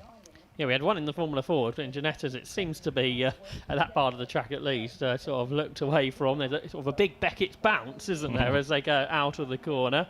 So about a second on, the R Racing car leading the group. So that is Max Cuthbert with Colin Cronin in there behind. Colin, the 16-year-old from Ireland, racing for Fox Motorsport. Then you've got Rocco Coronel, just 14 years of age, in the Red Bull Junior car, son of Tom Coronel, former World Touring Car Championship driver, of course, and going really well in this race, better than race 1, you'd have to say, in this battle for 2nd position, and it's very tight in that battle for 2nd with Colin Cronin and Max Cuthbert up towards Copse Corner. Through Copse they go, they're still in the same order, so no position change for now. run wide out of Copse and then accelerate down towards Maggot to the back of the queue. In 7th position then is Alfie Slater. So he's got past James Ellis, who's dropped back a little bit. Big lock up in this battle, and wide goes Coronel, diving up the inside of both of them. Not sure there was room there for Felix Livesey. Almost had to take to the grass. Coronel bounces through Beckett, but he has now lost a position to Joseph Smith. He might lose a position to Felix Livesey and possibly to Alfie Slater too by the time they get towards Brooklands Corner. So there's Phelps, who's getting away. Cuthbert in 2nd, 3rd is Cronin. It's all on for 4th, with Joseph Smith going through. Rocco Coronel's held on to 5th, and Felix Livesey, in the end, is the one that loses out to Alfie Slater. Yeah, Alfie gets through there. So what can he do now about Rocco Coronel ahead of him? Hopefully they play it clean on the right-hander of Luffield, which they do for the time being. But of course, the more they scrap, the more time they lose to those ahead. And we're just now going to get a breakaway for the top 3 by the looks of it. So Phelps with what's going to be Cuthbert and Cronin starting to pull away. It's then going to be Joseph Smith who leads the next train across the line in what's going to be 4th place now, and then Coronel slots into 5th. Slater still 6th place and 7th place for that of Livesey. But this is the biggest dice we have so far, these 4 cars together, as Smith has a bit of a wiggle through Copse Corner, manages to hold it in a straight line, keeps for now at bay Alfie Slater and also Rocco Coronel, who is the closest to him. This time are they going to go 3 wide in towards Beckett? It doesn't look like it. They keep themselves line astern as Slater takes quite a lot of curb on the inside there, which of course has the effect of sending you even wider. Lead gap coming down, fastest lap for Max Cuthbert, 1 minute 11.686, and he is now with Isaac Phelps again. So a battle for the lead between Elite Motorsport and R Racing. Colin Cronin at this stage unable to go with the 2 of them. So Cuthbert was 4th in race 1, Phelps was the winner in race 1. I think Cronin was 2nd. And is there a yellow flag perhaps being shown there at Luffield Corner? There was certainly a flash on the light panel, and one car hasn't come through at the end of the previous lap, which is Scott Lindblom, the Swedish Red Bull Junior, so he may have had a moment, a lap ago at Luffield Corner. But for the lead of the race, gap going back out again maybe. It's just under half a second between Isaac Phelps and Max Cuthbert. Gap back to Colin Cronin in 3rd, then Joseph Smith is in 4th, the battle for 2nd in the rookies against Rocco Coronel. Well, it's not a spin, perhaps, maybe a more of a mechanical problem, because for the pit lane, but only with marshal help for Scott Lindblom. Yeah, it's a shame for one of our Red Bull drivers. Windscreen wipers now starting to come on, so is there a bit of rain starting to fall? We'll keep an eye on that one, as Alfie Slater does now finally send one to the inside in towards Beckett, so he gets that one away from Coronel, which should lift him up into 5th position. And I don't think he's left it too late now to try and make some more moves, because we've still got over 13 minutes of this second race to go.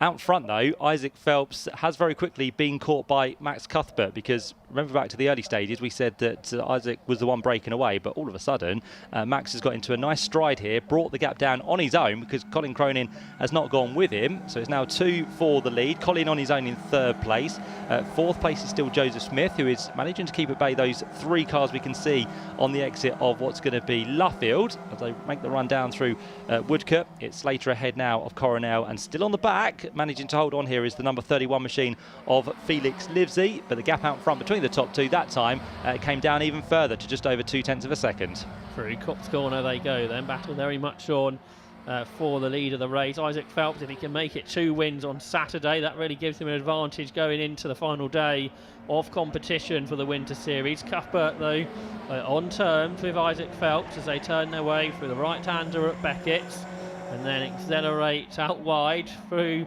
over that bump on that sort of transition part of the circuit, and then accelerate down the Wellington Straight. Very much in the tow is Cuthbert. Cronin not close enough for him to be worried about, so Cuthbert can sort of go full attack on the outside, which he's doing at the moment, of Isaac Phelps.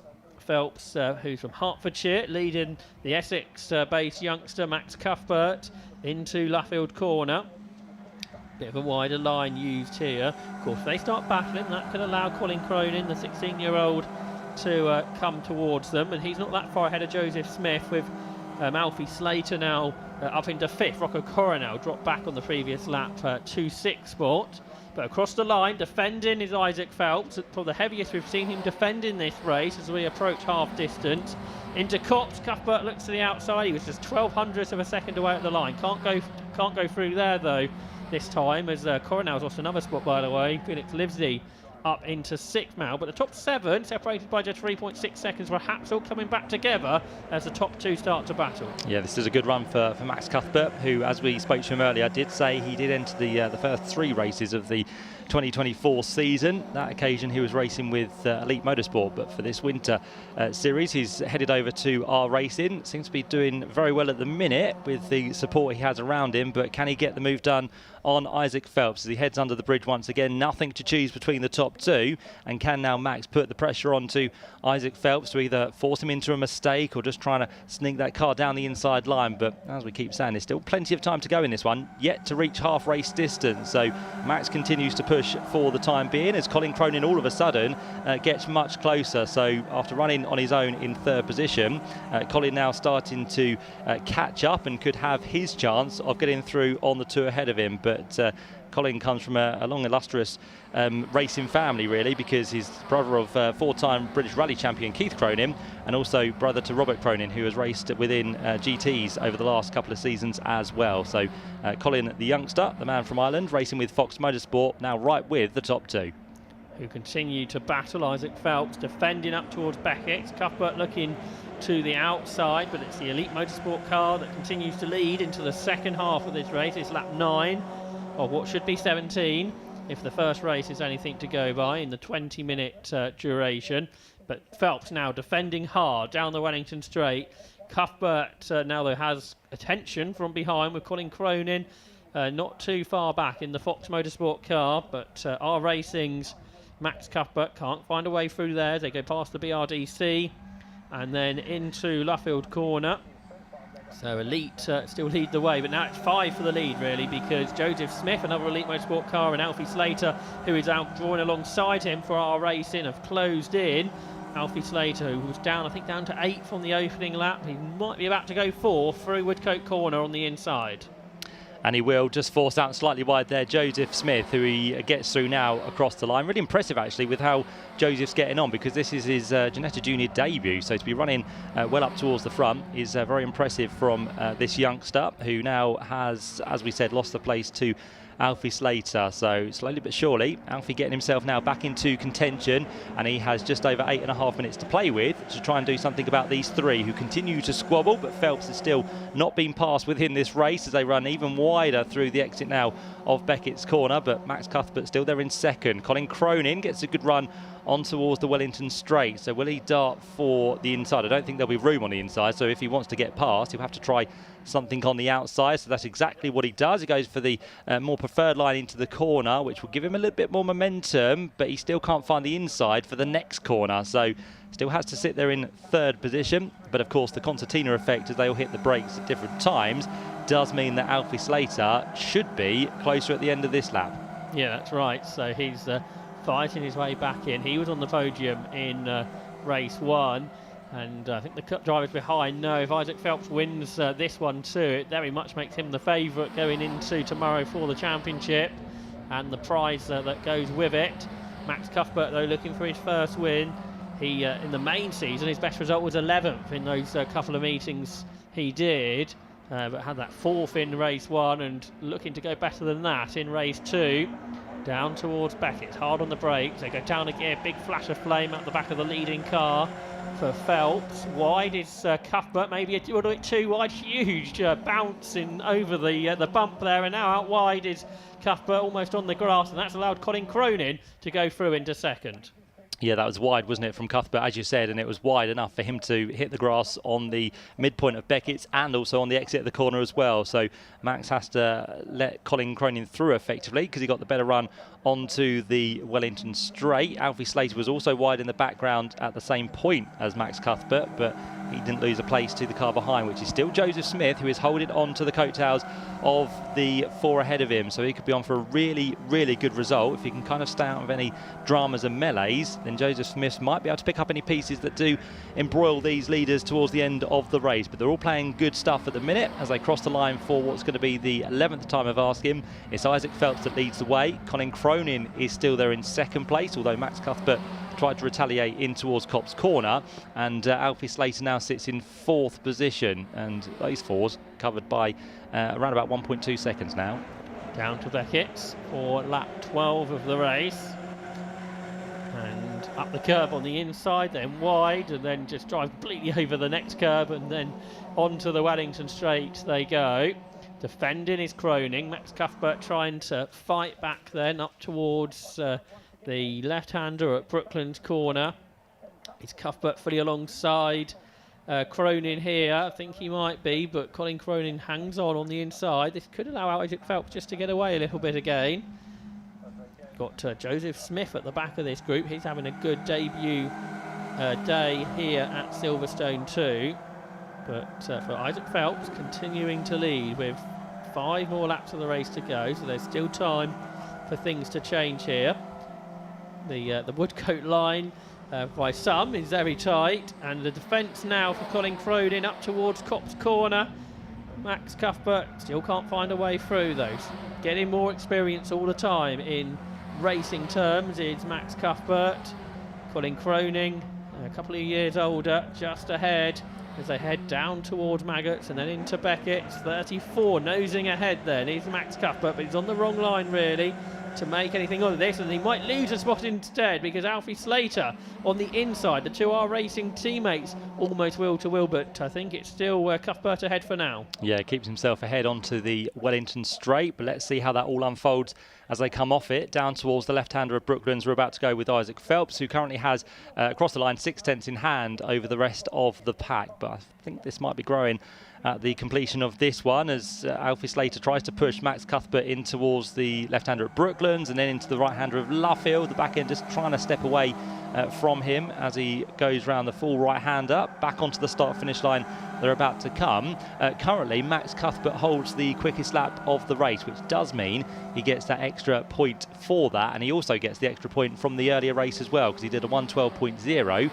Currently, he's just shy of half a second quicker than what he did in race number 1. So definitely the speed is there for Max, but still learning the tricks of the trade. Still finds himself there in 3rd position, and can there be any chance now for him to get back past Colin Cronin with what's going to be 4 minutes left in this race? And now the gap to the leader is going to be just over a second, so definitely Phelps has pushed on through the next lap, and there goes Max. He finds the right line this time, but they're going to drift both wide, which means they're almost onto the Grand Prix circuit. Alfie Slater then gets 2 positions and gets himself up into 2nd place, and also Joseph Smith could be the one to benefit from this as well, because he gets a lovely tow off the back of Max Cuthbert. Alfie Slater is fully ahead now up into 2nd position, and this is now Alfie's chance to try and claw down the race lead. We've seen wide, but that was really wide, wasn't it, at Beckett's corner. So Alfie Slater rather, up into 2nd position. Made the most of the other 2. I think there might have been a small touch and then they run wide, but Alfie Slater up into 2nd position. Max Cuthbert in 3rd. He was thinking he was going to be 2nd, but that didn't quite work out. He's behind his teammate now, but that has all allowed Isaac Phelps to pull away up front. He is now all of a sudden 2 seconds clear of the battle pack for 2nd, being led by Alfie Slater in 27.34. Max Cuthbert right on his bumper as they come out of the corner and up towards Maggots and then into Beckett's. Cuthbert is alongside, is he? Not quite, so Alfie Slater stays ahead in P2 with 2.5 laps of the race to go. I think they're pretty sure now they're not going to catch the leader, Matt, so it's all about who comes 2nd. Yeah, this battle for 2nd is pretty much given, by the looks of it, Isaac Phelps his 2nd win of the day. Still a couple of laps to go though, so we'll see how it unfolds, and we need to see these 3 or 4 cars working together to try and claw the gap down, but all they seem to be doing is fighting for 2nd place. So Alfie goes defensive again in towards Brooklands. Max Cuthbert right up onto his rear bumper. Joseph Smith is still in there as well, who sits in 4th place, and the one trying to recover now after that wide moment with Max Cuthbert is going to be Colin Cronin. So how his fortunes have changed after being very comfortably in 2nd position, but now he's going to try and get past that black and blue machine ahead of him, as almost pushing across the line is Max Cuthbert on Alfie Slater as they come through now to tick off 15 laps. We've got a minute and 50 seconds to go, so yeah, will be 2 more laps to go this time round. Alfie still holds on to it as they go down towards Copse Corner, but on that lap the gap has continued to grow between them and Isaac Phelps, who is now 2.2 seconds clear of this pack, which continues to fight. The 2 teammates almost brushing front to rear there, but Max Cuthbert can't find the gap to go through. I think they're all just about going to safely make it through, although Max does give a slight bump into the rear of Alfie, but that's proper Ginetta Junior racing, I'd say. It's certainly close quarter action here, isn't it? for Isaac Phelps. He's just trying to count up the points to see how far ahead he will be going into the final round of the Winter Series Championship tomorrow, looking for that prize to return to Ginetta Racing next year. But for Alfie Slater, he's trying to go one better than earlier with his teammate certainly pushing him along, with Max Cuthbert there in behind Alfie Slater into Luffield. There'll be one more lap to go at the end of this. Cronin goes for fourth on the inside of Joseph Smith and makes it, so up into fourth position for Colin Cronin as he tries to recover. He was hoping for another second position, but that'll be difficult to get now, I would think. One more lap to go for Isaac Phelps. All he needs to worry about is eyes forward. For second, it's eyes all around for Alfie Slater. Yeah, definitely in that left-hand mirror, because you can see the grey and pink machine of Max Cuthbert. His teammate continues to put the pressure on, but I think these two are going to be fighting for second and third. But in which order, we'll have to wait and see, because the checker flag is going to be ready at the end of this lap. Is there going to be any touching between the two teammates this time in towards Maggots and then to the right-hander of Beckett? No, looks pretty secure on this occasion, but the man out front, 35 seems to be the number to have, doesn't it? Because if he wins this race, it'll be 35 more points that he adds to his tally after 2 races today.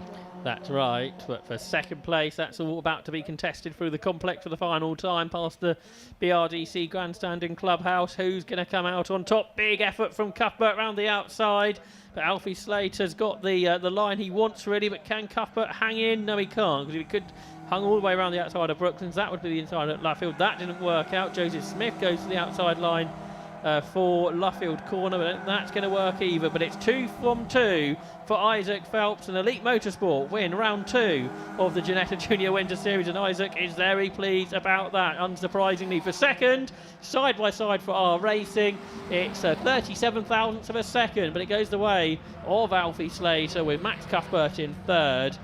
Fourth was Colin Cronin and fifth was Joseph Smith. Those four separated by 0.3 of a second at the checkered flag. Sixth position went to Rocco Coronel. He came out on top ahead of Ethan Carney. Eighth position was James Ellis. Ninth for Felix Livesey, and Josh Watts completed the top 10 in another action-packed Ginetta Junior Winter Series race here at Silverstone. But there, 35 was really uncontested towards the end of the race. Isaac Phelps, much more dominant victory than we saw in race 1 of the weekend, and as Matt was saying, 35 points add to 35 from race 1, so 70 points in total scored today from Isaac Phelps. Wasn't able to pick up fastest lap points, but more important to get those race victory points. And the only other driver to be on the podium twice has been Alfie Slater. So Alfie Slater would have scored 26 in race 1, 30 in race 2, so that's 56. 14 points then the gap between the top two going into the final round tomorrow. But it was Isaac Phelps who took the win by 3.3 seconds from Alfie Slater. Max Cuthbert, his teammate, was third. Colin Cronin in fourth ahead of Joseph Smith, who had a really strong run for Elite. Sixth for Rocco Coronel, who dropped away from the leaders in the end. Seventh for the American Ethan Carney. Eighth was James Ellis. Ninth for Felix Livesey, and Josh Watts 10th.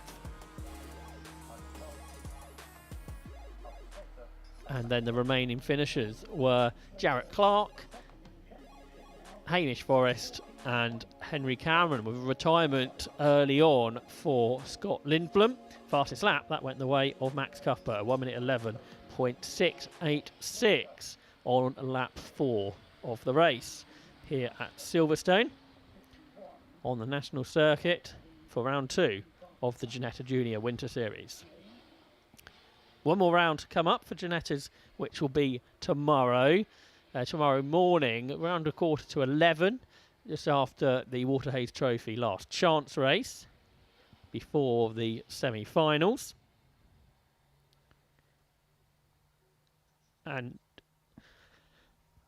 And we look forward to the final round of that Ginetta Junior Winter Series tomorrow, where the champion will win a prize of 50% off their 2025 entry fees to a Ginetta Championship, whether that be returning to Ginetta Juniors or going to the Ginetta GT Championship. So that then concludes our Ginetta Junior coverage from round 2 of the Winter Series here at Silverstone.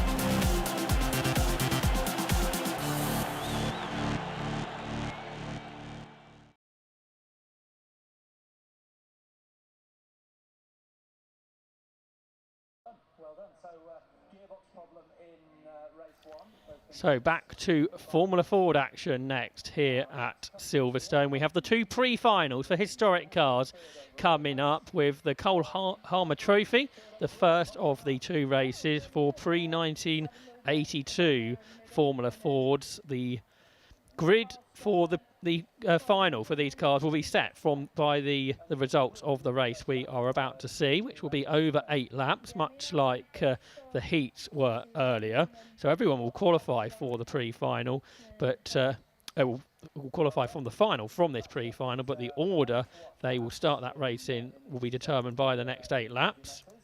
The grid for the pre-final set by all the qualifying times from the heats, but with some heats quicker than others as the track dried out. That could mean the grid a little bit more jumbled than what you otherwise could expect. So always a good racing. Well, any race at the Waterhays Trophy is usually a good race, isn't it? But these historic cars, which a little bit less sort of aerofied, means that you get an even bigger slipstreams around the Silverstone National Circuit with these types of cars. So we're looking forward to this first of two pre-finals. There's 2 races to go here at Silverstone on Saturday of the Waterhays Trophy, and tomorrow we'll be back as well just before 9 o'clock, ready for the start of the day with the progression race for those who have finished outside the top 18 in the heats we had earlier. Then a couple of qualifying sessions before the last chance race due off just after 10:15 tomorrow, which will be the first of many capacity grids of Formula Ford 1600 cars around this Silverstone National Circuit. 36 car grids from the last chance race onwards. Ginetta Juniors will be back tomorrow. We'll also have Monopostos and another group of historic sports car club all-comers, but the semi-finals for Waterhays Trophy just before midday tomorrow for 2 12-lap races.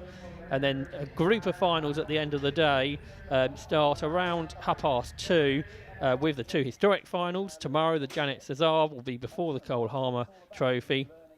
And then the grand final here tomorrow is due off about 3:30, but do keep to tabs with our live streaming coverage of the Waterhays Trophy, because as you may have noticed today, things can run a little bit ahead of schedule when conditions allow for that. So drivers to look out for in the race coming up include a former Grand Prix driver, because assuming the car is back up and running, Jan Magnussen should be out in this next race from the front row of the grid. The 1992 Formula Ford Festival winner before winning the British Formula 3 Championship in '94, then was a 4-time class winner at the Le Mans 24 Hours after he did a couple of seasons for Stewart in Formula 1 in 1997 and 1998. But regular historic racers on this grid as well. Andy Gosling will be going from pole in a Van Diemen RF79. He's been a front runner in the Classic Formula Ford Championship this year, administrated by the Historic Sports Car Club, who are running the event, as always, at the Waterhays Trophy for us. We've also got Rick Morris on the grid, the 1982 SO Formula Ford champion. Around that time, he beat Ayrton Senna in Formula Ford racing here at Silverstone, and in a similar car to what he's driving today, the Royale RP29. Last year's winner of this event, Joseph Ahrens, will go off 4th on the grid in another Royale, a slightly older RP26 for Enigma Motorsport. He was the runner-up in the Classic Formula Ford Championship last year before winning the Koehler Trophy. Also on this grid is an FIA Formula 1 champion, Matt Wrigley, the historic Formula 1 champion of this year. He's been the runner-up in this event twice over the last 2 years. He's out in his Merlin Mark 11 today. Historic Formula Ford champions on this grid as well, Sam Mitchell, Ben Sims, too. They will both be looking to move forwards, I suspect, in their Merlins. So lots of quick drivers on this grid for the Koehler Trophy pre-final here at Silverstone.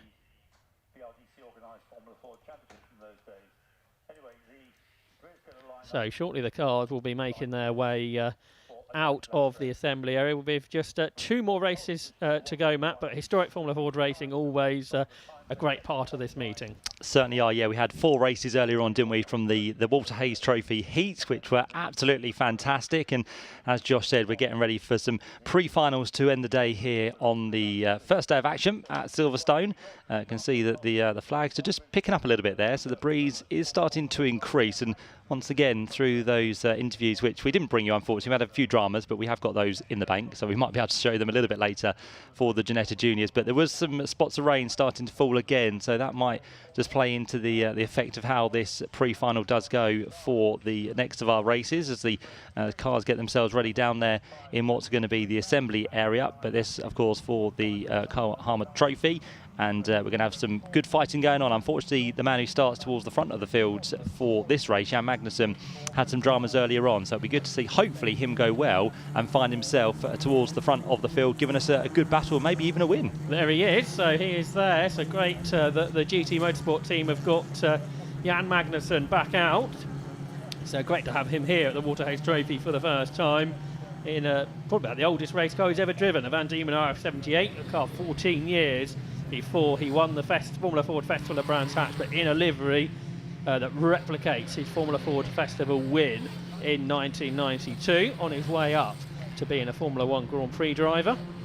So cars then are on their green flag warming up lap, and the grid headed then by Andy Gosling in his Van Diemen RF79, and alongside him Jan Magnussen, the 4-time Le Mans class winner in the Van Diemen RF78. And I think we can bring that possibly to you now, and we'll get that to you in a moment. So Andy Gosling and Jan Magnussen on the front row. On the road 2 will be Rick Morris in the Royal RP29, run by Don Hardman Racing, and Don Hardman got that Spirit of the Weekend award earlier on, and Joseph Aaron starts alongside in a Royal RP26. On the grid then for the Walter Hayes Trophy, Carl Harmer Trophy. So as we just brought you, Gosling and Magnussen on row 1, Morris and Ahrens on row 2. Then on to the third row of the grid, Adrian Lassac, the Frenchman, in the Van Diemen RF81 alongside Matt Wrigley's Merlin Mark 11. Sam Mitchell on row 4 and his Merlin Mark 20, and Jake Shortland's Lola T440 starts alongside. He finished third in this event last year. Ben Sims, the multiple historic champion, in the Merlin Mark 20 alongside Craig Curry's Crosley 30F. Alex Ford, the former GB3 racer, in his Van Diemen RF80, starts alongside Mark McKenna in the Crosley 35F. He raced in the Formula Ford Festival in 1998 against Jenson Button. On the 7th row of the grid, it's Ben Tinkler, a bit further back than what we might expect, so he might come forward in the Lola. Cal Bennett alongside in the Van Diemen. Jeremy Kane's Lola is alongside Peter Hannam's Nike. Damien Ditchfield is next in an Eldon alongside Luke McShane's Crosley. Dominic Shepherd's Van Diemen and Alan Slater's Nike up next.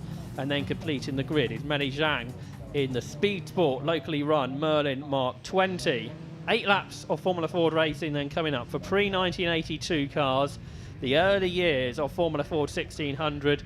Formula Ford, which began here in 1967, began in the country. I think the first ever Formula Ford race at Silverstone wasn't until 1968. And cars from then back to the very early 1980s on this grid, and it's those later cars that are the front of the grid. You've got a 79 and a 78 Van Diemen on the front row of the grid. We can see how Van Diemen changed even just between just 1 year of 2 chassis there. We've got a few newcomers to racing towards the back of the grid as well, which I think includes Dominic Shepherd in his Van Diemen RF79, who's with Martin Stretton Racing, and Meli Zhang right at the back in her Merlin Mark 20. For Speed Sport, who are based just outside the circuit here at Silverstone. But it's Andy Gosling then who will go from pole. He's been a podium finisher this year in the Classic Formula Ford Championship, but he's probably never had a Le Mans winner starting alongside him as he has now, with Jan Magnussen in the Van Diemen with Duckham's livery. Alongside them, Rick Morris, who's won so many races here at Silverstone on row 2, alongside Joseph Ahrens, who won the Cole Harmer Trophy just 1 year ago. This race will set the grid for tomorrow's final. It's the pre-final for the Cole Harmer Trophy gets underway. It's a good start from Jan Magnussen. He's not lost much of that as he goes up towards Copse Corner. Not sure if he might get the better here of Gosling as they turn their way through Copse. A good start there from Ben Sims in the Wayne Poole Racing Merlin round the outside. But Gosling and Magnussen are wheel to wheel. Magnussen's not giving Gosling too much space. I don't think he was too impressed with that. Arm out the cockpit for Andy Gosling. Meanwhile, battled through the pack. You've got the Frenchman on the inside there, Lassac. You've got Jake Shortland trying to gain positions, who was third at this event last year. But there's Lassac and Matt Wrigley, who was second in the Cole Harmer Trophy a year ago. But for the lead of the race, then heading down the Wellington Straight up towards Luffield. It is Jan Magnussen ahead. We're going for second position around the outside, Joseph Ahrens. Yep, got the job done there. Andy Gosling was a little bit tentative into the corner, so the place has been lost. So it does mean that Joseph Ahrens has gone up into second place as Andy runs a little bit wide in towards Luffield there. So in danger of losing another position, but they are squabbling hard further back. So Andy, I think, is safe for now in that third position. But yeah, Magnussen on his first ever Walter Hayes Trophy event is going to come through in this pre-final to lead the way. But how long can he lead for? Because it's going to be a move here possibly from Joseph Ahrens, who looks to the inside in towards Copse Corner and does take the place away. But we know how, not aggressive, but how kind of forceful Jan Magnussen can be. But for now, he's going to have to try and work his way back through, which he's going to do at the first opportunity. Down towards Maggots they go, side by side. But on this occasion, it's the Duckham's livery of Jan Magnussen who's on the outside line, and it will be Joseph Ahrens who does take the place away finally. But how long for? We'll have to wait and see. Yeah, well, these cars give off a big old toe. Jan Magnussen perhaps coming up the toe a little bit early to get alongside Joseph Ahrens in the Royale. So they're pretty much wheel to wheel. Look at the jostling in the pack. Absolutely frantic Formula Ford action here at Silverstone. And on the inside line then is 51, the Enigma Run Royale of Joseph Ahrens. Joe Ahrens then leads. Jan Magnussen in second. Andy Gosling trying to come back towards the top two as they come out of Luffield Corner. Their problem for Gosling maybe a little bit of smoke trailed his car perhaps through Luffield, but for the lead of the race, all looks good now, we're behind. For the lead of the race, Jan Magnussen round the outside of Ahrens. They're wheel to wheel up towards Copse Corner to start the third after the race, and they're about 4 abreast behind. Ahrens is still ahead though. Certainly is, yeah, that was a great battle, wasn't it? 4 wide in towards Copse. Hopefully they all get through safely as now Andy Gosling brings himself back into the mix, which makes it 3 wide on the run down towards Maggots, and Gosling will go for the lead. No, not quite, because Ahrens and Magnussen are still there. They run side by side into the corner. Magnussen very late on the brakes, but he does manage to skate through the corner and still hold the lead here. This is fantastic action in the Cole Harmer Trophy. This is the pre-final. We've got much more to look forward to from these guys and girls tomorrow. But for now, it's going to be Jan Magnussen that does lead the way. Ahrens gets himself back ahead. He does the squeeze this time down towards Brooklands and will get back ahead with Andy Gosling still there in third place. He tries to go around the outside, but it doesn't quite work. But these three are the head of the order at the minute, giving us a fantastic dice. Yeah, this is what historic Formula Ford action is all about. There's something definitely when Gosling's car through right-handers, which is somewhat odd, but everywhere else it seemed fine, particularly at Luffield. Here comes Magnussen to the inside, up against the pit wall. Joseph Ahrens to the inside, to the outside for Andy Gosling, but Magnussen's, I think, got it behind. Rick Morris is just ahead of Ben Sims, the Classic champion this year. Matt Wrigley is up next. Then you've got Adrian Lassac in this as well. There's about 10 cars in the battle for fourth. It's hard to take our eyes off the lead battle because they're still side by side. Magnussen on the inside. On the outside is Ahrens. Joseph Ahrens then tries to dart back as they come out the corner, but Jan Magnussen, the 1994 British Formula 3 champion, still leads the way. Jan's loving that inside line, isn't he? Down through Maggots and Beckett's. That seems to be where he's at his best and gets all the time himself back into the lead. But unfortunately on the straight, he's not quite to the same ambitions of Joseph Ahrens, who goes back round the outside line. But can he hold it into the corner? That's side by side through the mid part of it at Brooklands. Then back to the right-hander of Luffield. We did mention that there are a few spots the rain just started to fall prior to this race, so things might start to get a little bit slippy for the drivers, but still the action is absolutely fantastic as again Jan Magnussen gets a good run round the outside line. Will he lead as they cross the start-finish straight for the fourth time of asking? No, he's missed out by about 32 thousandths of a second, so he might be going for a dress rehearsal for the final lap, but that wouldn't have done it for Jan Magnussen. One driver to look out for is Mark McKenna, who just gained 3 places on that lap and's got the best lap of the race. He's in 8th, so look out for him. Magnussen up the curb on the way up towards Maggots. Ahrens looks across, he sees Magnussen there, lets him have the corner for now, but he knows he can get the exit, although Magnussen, obviously massively experienced driver, was racing I think before Joe Ahrens was born, but he hasn't probably done as many Formula Ford races lately as Joseph Ahrens has. The winner of this event 1 year ago. Gosling looking to the inside, it's pretty much 3 cars across the circuit. Magnussen's got the lead. Ahrens stays second. I think Gosling perhaps a little bit less aggressive than the 2 in front. Rick Morris behind is massively wide, so that may change what's going on for 4th position. Yeah, they're side by side as well. Cracking action then from pre-1982. Formula Fords here at Silverstone. There's still 3 laps to go. Yeah, that battle for 4th place is quite immense as well. I think Ben Sims, you're right, has got through there, so he's now back into 4th position. He's done well from 9th on the grid, so making really good progress is Ben. But for the lead, who is it going to be this time down in towards Cox Corner? It will be Ahrens again, but this time it's Gosling who goes up into 2nd place, and Jan Magnussen has to just wait there in 3rd place. But we know he gets a good run through the first corner and likes this move down the inside in towards Beckett's. But I don't think, oh, he is close enough, yep, to make the move definitely down the inside to take 2nd place away this time. Ahrens, though, has got a slight gap as they work their way onto the Wellington straight. He's got about 2 car lengths, maybe 3 in hand, but watch this gap come down, because surely Magnussen and Gosling will work together. They'll try and pick up the double toe off the race leader, and let's see how this all plays out down towards Brooklyn. Still side by side in the background, but Ben Sims is still holding on in the number 83 machine. Magnussen gets 2nd back as they go through. Let's look at this battle for 4th, because there's about 10 cars involved. So Ben Sims ahead, Rick Morris is up next. Then you've got Matt Wrigley around the outside making progress is Mark McKenna, who finished back in 1995 3rd in the Irish Formula Ford Championship. So another massively experienced driver is McKenna as they turn their way up across the line. Meanwhile, for the lead, Magnussen has re-caught Joseph Ahrens with 2 laps to go. There's Ben Sims in 4th, the multiple champion in historic Formula Ford action. You've got in the middle there the Lola of Jake Shortland. He finished 3rd in this event last year. But it is Ben Sims that leads this group. Matt Wrigley, the historic Formula 1 champion, he's right in the middle of all of this, but returning to his roots this weekend in Formula Ford 1600 competition. He was 2nd in this event last year, but that battle for 4th is absolutely frantic stuff. Just to say, though, the top 13 covered by less than 6 seconds. And bear in mind, the top 3 are 2 seconds up the road from the rest of the pack. And Jan Magnussen again tries for the inside line in towards Brooklyn's corner, but Ahrens for now has that one covered. So we've got this lap and then just one more to go. It's all going to be decided, I reckon, on the last couple of corners. But for now, Ahrens has managed to keep himself ahead. Magnussen sits there in 2nd, and I think it is just going to be the top 2, because all of a sudden, Andy Gosling has just dropped back and Magnussen gets a great run across the line. This is another dress rehearsal, and that time I think he would have been ahead. No, 34 thousandths of a second again. Side by side into Cook. I wonder if Andy Gosling's just backed off to make sure he doesn't get involved what might happen on the last lap between these two. Joe Ahrens very keen to beat Jan Magnussen. That's something to put on your bedroom wall, isn't it? A picture ahead of a 4-time Le Mans winner and former Grand Prix driver. Up towards Beckett's corner then. It's Ahrens ahead, but Magnussen will be the one in the tow. A bit more spots of rain on the camera lens there, but Ahrens has got a good exit to Beckett's, which is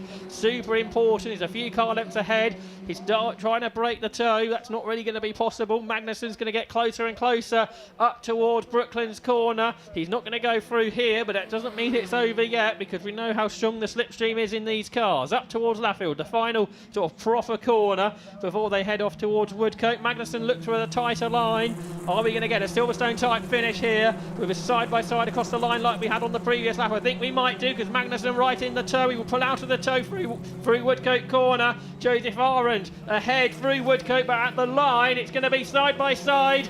It's 300ths of a second. It's Joseph Ahrens that wins it. Jan Magnussen is 2nd. Andy Gosling is 3rd. 4th went the way of Ben Sims. Rick Morris was 5th. 6th with the fastest lap was Mark McKenna in 6th position, with Sam Mitchell in 7th, Matt Wrigley 8th, 9th Alex Ford, and those 9 cars separated by 3.5 seconds at the checkered flag. So remarkable racing from the classic and historic Formula Ford machinery from 1982 and before, and we can look forward to their pre-final before the grand final of the Waterhays Trophy tomorrow. That will be a 12-lap race around 3 o'clock tomorrow afternoon, and that is something you do not want to miss, because around this circuit these cars create some of the best racing you will see anywhere, as we've just seen over the last 8 laps. And a race victory then for Joseph Ahrens in the Royal RP 26, but by just 0.03 of a second. over the super experienced Jan Magnussen, returning to Formula Ford after winning the Formula Ford Festival at Brands Hatch 32 years ago. And we look forward to part 2 of their battle tomorrow. The fastest laps, by the way, of the top 11, all within half a second of the very best lap of the race. So potentially tomorrow, I don't think those top 3 are getting away. But here are the results then, with Ahrens winning in the Royale, Jan Magnussen in second, narrowly missing out. Andy Gosling was third, Ben Sims in fourth and Rick Morris fifth. Mark McKenna was sixth with Sam Mitchell in seventh, Matt Wrigley in eighth, Alex Fors ninth and Jake Shortland in 10th. Then a bit further behind was Ben Tinkler in 11th. Adrian Lasac, he dropped back, he was 12th. Cal Bennett was 13th. Jeremy Kane in 14th. Luke McShane, Dominic Shepherd, George Ditchfield, Damien Ditchfield I should say, 17th. Alan Slater 18th. Peter Hannum 19th. Manny Zhang in 20th. And we lost just one car in that race. That was Craig Curry. He was a retirement in his Crosley. So he'll have to go from the back of the pre-final. So the results of that race determine the grid for the Cole Harmer Trophy tomorrow. So will be Joseph Ahrens that will go off of pole. How important pole position is perhaps questionable, because you could see overtaking is more than possible in these types of cars around the Silverstone National Circuit. So around this time tomorrow, we will see the Cole Harmer Trophy and find out who will be the winner for the 2024 event ahead of the main grand final for the Waterhays Trophy. One more race to come up here today at Silverstone. That will be for the Janet Cesar pre-final for pre-1998 cars for Heritage Formula Fords. And I wouldn't expect much of a different race from those types of cars coming up as our finale here on Saturday of the Waterhays Trophy at Silverstone. So looking forward to that, and then very much looking forward to Sunday, which is going to be non-stop action with Formula Ford 1600 racing dominating the day. And what more could you ask for here at Silverstone? But the race winner from that race, Joseph Ahrens, I think, is downstairs with Matt Suckling.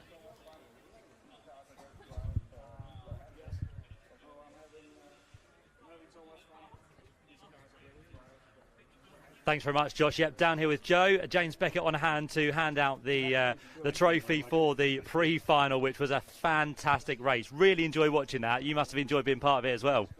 Yes, well, I'm enjoying it now that it's over. While it was going on, it was a bit intense, but no, it was a great race, tough racing. It seemed like Jan was coming alongside you right across the line, kind of a rehearsal for what the last few laps might have been like, but you had the edge just about as the checker flag came down. Yes, it was very, very tight. I mean, you know, with these cars, when you're in the tow, you're so much quicker. So we were swapping back and forth, and I just about managed to hold him off for that last lap. They look like good fun cars to drive as well. Yeah, they're great cars, great fun. I mean, I've done quite a bit of different historic stuff, and these are just really, really good fun. You're not the quickest, but good fun. You've had your practice now, so all looking forward to the final? Yes, hopefully we can do the same thing, but maybe slightly less stressful. Good stuff, well done, Joe. Congratulations, really good race, as we said. Jan Magnussen's over there just having a quick chat, but I think we'll go to our third place driver. Well done to Andy. That was a good race there for you. It looked like towards the end you were just kind of backing off, thinking, I don't really want to get involved in this. It could end in drama. That's one way of putting it. No, I missed the second gear down to Brooklands, so I dropped back by a couple of seconds. It was fun watching these two. There was tyre smoke at times when they were hitting side by side, but hey, that's racing. Bring on tomorrow. I think we had you and Jan side by side on that first lap down towards Maggots as well. Yeah, maybe some hands out of my cockpit because the grass was pretty close, but hey, it's racing. It was a great race. When you watch it back, it'll be one that really entertains you. But like you as well, looking forward to the final tomorrow. Absolutely. Yeah, leave nothing on the table tomorrow. Good stuff, look forward to it. Well done, Andy, congratulations to you. And Jan is over here. We'll have a quick chat with Jan Magnussen, as we said, makes his debut at the Waterhays Trophy. Jan, nice to see you here, well done, second place in that race. That was a brilliant battle. How did you find it? I had a lot of fun. It was super intense, 8 laps. Yeah. But not just like I hoped it was going to be, wheel to wheel, all the time, fighting somebody. It's great. It looked like you had the pace as well through the kind of last corner up towards the line. That's where you kind of had the best of your speed. Yeah, so it's, well, that really depends on the lap, but I think that's been one of my strong places. But it's not quite enough to get ahead before the line. But you've had some practice now in terms of what we've had today. You looking forward to what's to come tomorrow? Absolutely, can't wait. Good stuff, well done, Jan. Congratulations on second place. That was a really entertaining race, as we said, for the John Harmer Trophy. So very much look forward to more of that tomorrow with the actual final. Up next, though, the final race of the day, which is the Janet Cesar pre-final trophy, which is back with Josh.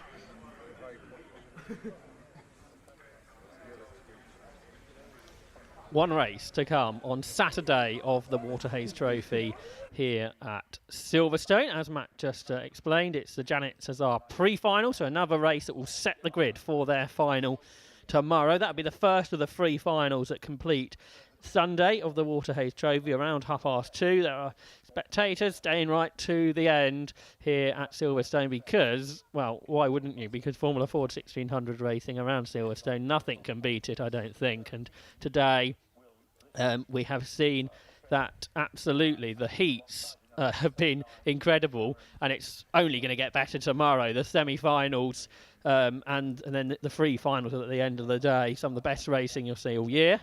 Not just here at Silverstone, but I think around the world. And these then for cars built before 1998, but mainly for late 80s, early 1990s cars that will be on the grid. And there'll be an Australian on pole, which probably hasn't happened in many races here at Silverstone over the last few years. And that will be Will Liston having his first Waterhays Trophy outing. He'll be in the Soli Motorsport RF88 Van Diemen. It's very Van Diemen dominated. We've got 6 of them in the top 7, with Sam Street Swift splitting the Van Diemen stranglehold on this grid. But Will Liston, the son of the Listec Formula Ford owner, will go from pole then, the front runner in the Australian Historic Championship. Got Cameron Jackson alongside. He finished 3rd in this race 3 years ago in the Van Diemen RF90. The Neil Fowler Motorsport run car, another multiple historic sports car club champion. Sam Street, he was 3rd here in this event last year. He's in the Swift from 92. Stephen O'Connor, we'll see if he's there because he qualified well, the Irish Championship regular, but he had problems in qualifying in his heat race this morning. You've got Callum Grant, a double winner of this race on the grid. You've got Alex Ames, who was the runner-up in this race last year. Richard Tarling, he won this race in 2019. They're all on this grid, so it's another super competitive racing prospect. It probably won't be much different to the race we just seen here at Silverstone. And hopefully we can bring you the grid then. 23 cars on it, and it's Will Liston on pole in the RF88 for Soli Motorsport with Cameron Jackson alongside in the RF90. The Swift of Sam Street is on row 2 alongside Team Dolan's RF90 for Stephen O'Connor. On row 3 is Callum Grant, the double winner of this race for Nigel Grant Motorsport. He's got an RF91 alongside Alex Ames in his RF90 for SEMA Racing. Ben Tilley is up next for Wayne Paul in his RF89. Richard Tarling, he's in a Reynard and he starts 4th, the former Palmer Audi champion. Another Australian, Peter Lucas, he's in an RF88, starts alongside Jack Blyven in his Reynard. He's won this event twice as well. Dave Parks is next in his Reynard, and Guy Skin in an RF91 Van Diemen starts 12th. Former historic champion Rob Wainwright starts 13th in the Mondial alongside Andrew Schofield, a South African, in the KMR Reynard. Nathan Ward well down the grid, the multiple Castle Combe class champion will here come through, I should think, in his Swift, alongside Darwin Smith, who will also be rapid in the RF90. He won the Brian Jones Memorial Trophy 2 weeks ago. Tom Hawkins starts next alongside Matt Smith with Henry Campbell and Neil Hunt on row 10. Row 11 will see Nigel Thompson and Tim Fitzgerald. And although Gerald may not be there, and then Gavin Buckley completes the runners in his Irish-built Mondial. So a good grid in prospect for our final race of the day. Massively competitive in the top 10 or so.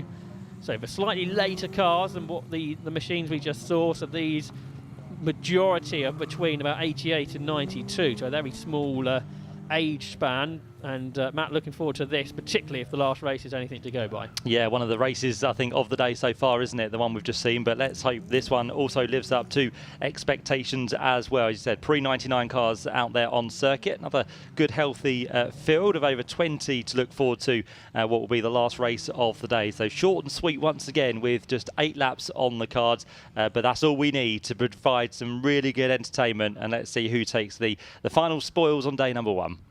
Absolutely, and therefore pole position for tomorrow's Janet Caesar Memorial Trophy race. So pole position on the outside line on the right hand side of your shot is Will Liston, the Australian, in the Van Diemen RF88. He went well at Brands Hatch a couple of weeks ago, and he's looking to go even better here at Silverstone. Alongside him, Cam Jackson, the multiple historic champion in the RF19, the Walter Lechner Racing School livery as it raced in period. And then Sam Street in his Swift alongside Stephen O'Connor, who is there. That's good to see. Callum Grant, the multiple winner of this race on row 3, alongside Alex Ames, who raced a Ferrari 512 1970s Le Mans car here at the Silverstone Festival in the summer. This is going to be a little bit different in his Van Diemen RF90. He was the runner-up in this race last year. Then you've got Pentilly, Richard Tarling. Watch out for Jaap Blijven from 10th. He won this the Janet Cesar Trophy in 2018 and 2021 in his Reynard. He'll be looking to come through. The red lights will come up next.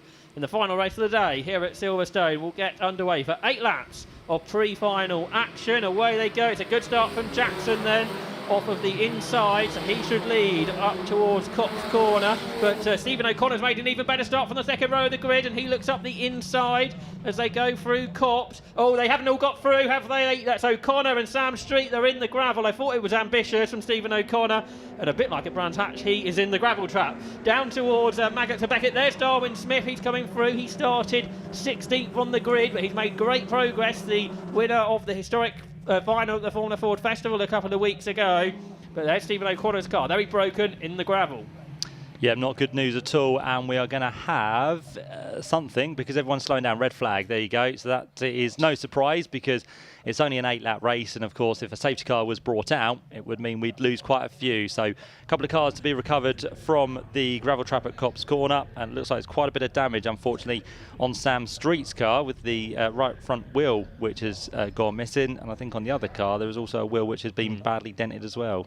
Yeah, so it was O'Connor on the inside, wasn't it? I thought he was going for the lead, but Sam Street has been caught up in it, I'm afraid. The driver who finished 8th in the Castle Combe Championship last year, but whether we'll see much of a particularly Street's car this weekend, not sure. I think running as a family run car, that one. Stephen O'Connor with Bernard Dolan's squad. So that's the second row of the grid, which will be totally missing. We were doing so well. We were. Starting from 3:30, the final race of the day, but we have a little bit of a delay now. If any of the owners of the Escapade Village were watching, they would have got a good view of that on the exit of Copse Corner. There's Stephen O'Connor. He's got, as you say, broken rear right, isn't it? And Sam Street, which wheel was it? Right front, wasn't it? So how's that happen? Has O'Connor spun perhaps when he went for the lead, and then the Streets got caught up in it, I wonder? Because it's obviously unusual to have 2 right-hand side wheels that are damaged. Yeah, must have been a spin and then collected on the way into the gravel trap maybe, or on the way to the gravel trap. But yeah, not good news about those 2 cars. They're going to have to work really hard to get those cars back out and running for tomorrow. There you can see the BRDC grandstand, which will be absolutely full for tomorrow's Walter Hayes Trophy final. That will be where everyone will head to try and get the best seat in the house as they head off the Wellington Straight and down in towards Brooklands. But still a good crowd on hand for this final race of the day as well. So Silverstone marshals and recovery teams will be quick at work to lift those cars to a place of safety. And then, of course, we'll have the grid reformed with, as it should have been, because we didn't get a lap completed. So it'll be the original grid, albeit with row 2 missing for the restart. I wonder if O'Connor firstly made contact with Cameron Jackson, because his team are having a look at the rear right corner, aren't they? So I reckon that, because that's where O'Connor looked like he was going up the inside of Jackson, then I reckon had a spin, and then Sam Street was sort of the innocent bystander who probably had the most damage out of all of that, but certainly concern with Cameron Jackson's car. A couple of the Neil Fowler Motorsport team members seeing if it is all good to continue. But yeah, no second row of the grid as it stands. Looks like the team has sort of given it the okay, perhaps, because attention now seems rather less. Some attention now perhaps to the onboard camera to see maybe what did happen in that incident. Will Liston, I think, probably got through without trouble. But even if it is only a pre-final map to set the grid for the final, even at turn 1, everyone wants to be as high up as possible, clearly. Yeah, it just shows, doesn't it? Everyone's kind of been going for those moves across the course of the day, whether it be in heats or this pre-final. It's surprising how many places you can be up the grid and want to get into that final in a good position, or the semi-final, be it for many of the contenders tomorrow. That's a nice souvenir for a marshal to be probably not taken home, maybe given back to the owner to try and rectify that for tomorrow. But yeah, 2 cars which, well, one's going to be dragged through the gravel trap. The other one possibly dragged as well, but as we said, the marshals and recovery team here work very quickly to make sure all this is done efficiently as possible. Some big Water Haze Trophy news. Josh Fisher has been excluded from the event, so he is no longer able to take part in the rest of the event. I think Chris Middlehurst explained to you why that may have been. Not for on-track behaviour, but for off-track behaviour. So Josh Fisher has been excluded from the meeting and is no longer will be taking part. So that's a bit of drama that has played out in the clerk's office. Also, we had a bit of confusion, didn't we, over who finished second in that final. Was it the final heat, the one that Josh, the 5 seconds, Jason Smith? So that 5-second penalty, which we didn't really know about, is also not been taken into action. So no penalty for Jason Smith. So he finishes second. In, I think it was heat 4, wasn't it? That one. So a couple of bits of news. One bit of news, probably a lot bigger than the other. Yeah, that is definitely Josh Fisher's chances gone then of any title in the Water Haze Trophy for this year. But yeah, as we saw on probably camera, the incidents that unfolded in that one with the race he actually wasn't involved in, wasn't it? So yeah, it's a little bit of a shame for him, but everything has to be clean and fair. As Chris Middlehurst said, Motorsport UK have got a race with respect motto, and there are clear guidelines that you can't do certain things, not just on track but off track as well. And there would have been a lot of people around, wouldn't there, when that happened? Chris calmly told you what had happened in a very Chris Middlehurst kind of way, always very calm around others, knowing how you should race. Obviously, a real racing family there, and Josh Fisher's been around long enough, really, but yeah, perhaps in the heat of the moment got caught out. But he will be taking no further part in the race weekend. So that's one less car that we'll be seeing tomorrow. So for tomorrow morning at 9 o'clock, the progression race, which may not have huge amounts of cars in, the first 16 cars from that race, which may be most of them, will proceed through to the last chance race. So the last chance race around 10:15. That should be a full grid of 36 cars, and the top 20 in that will make up the final 5 rows of the 2 semi-finals. And then the semi-finals are nice and simple because the top half cars go through to the final, with the top 18 therefore going through to the final, and where you finish is the row that you will start on. So it's quite simple by that part of the weekend to understand what's going on. And then obviously these historic finals, they will be set, the grid will be set by the race we just had and then the race we were about to see. But there's Sam Street. Whether we're going to see much of his car tomorrow, maybe if it's a clean break and they've got all the suspension components, hopefully they'll be able to find some so he can come out racing tomorrow. Yeah, quick pedalers that we'd love to see on the grid, and if they do make it, of course, they'll be off the back, which would mean that there'd be some hard charging drivers coming through the field. But as we said, it's going to be possibly a long evening for both of those teams, but with these cars being fairly light to lift, it doesn't take too long for them to be put onto the back of the recovery unit. So all this now going on, and as soon as those 2 cars are clear, along with the team down there, the grid has already been formed, ready to get the action back underway.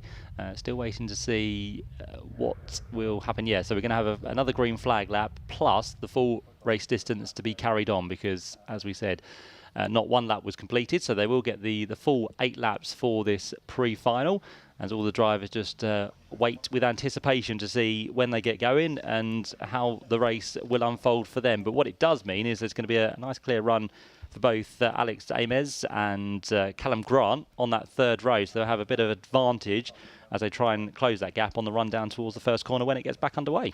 Yeah, hopefully not too far away. We saw the recovery ongoing up there at Copse Corner. I think good decision to stop the race, because otherwise this race would just been on a safety car, and that's not much fun to end what has been a very good day of racing. As I think you were saying earlier, Matt, a great day on Saturday, and it's only going to get more intense tomorrow.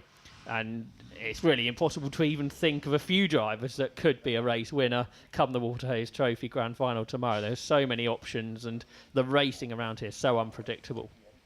Yeah, we'll have to go away this evening and kind of rest after what has been an eventful day first off, but then try and think who might be in the mix for tomorrow, because there's going to be lots of people vying, and if any of the racing that we've seen today is to go by, they're all very much wanting to take, as we said, this very prestigious award away at the end of the weekend. So they'll push hard in the heat. Imagine what they're going to be pushing like by the time we get to the semi-finals tomorrow morning, and then of course the all-important final tomorrow afternoon. So yeah, lots of contenders, and with over 100 drivers entered for this meeting. Once again, it's nice to see so many people wanting to be involved by this great, well-organised event here at Silverstone.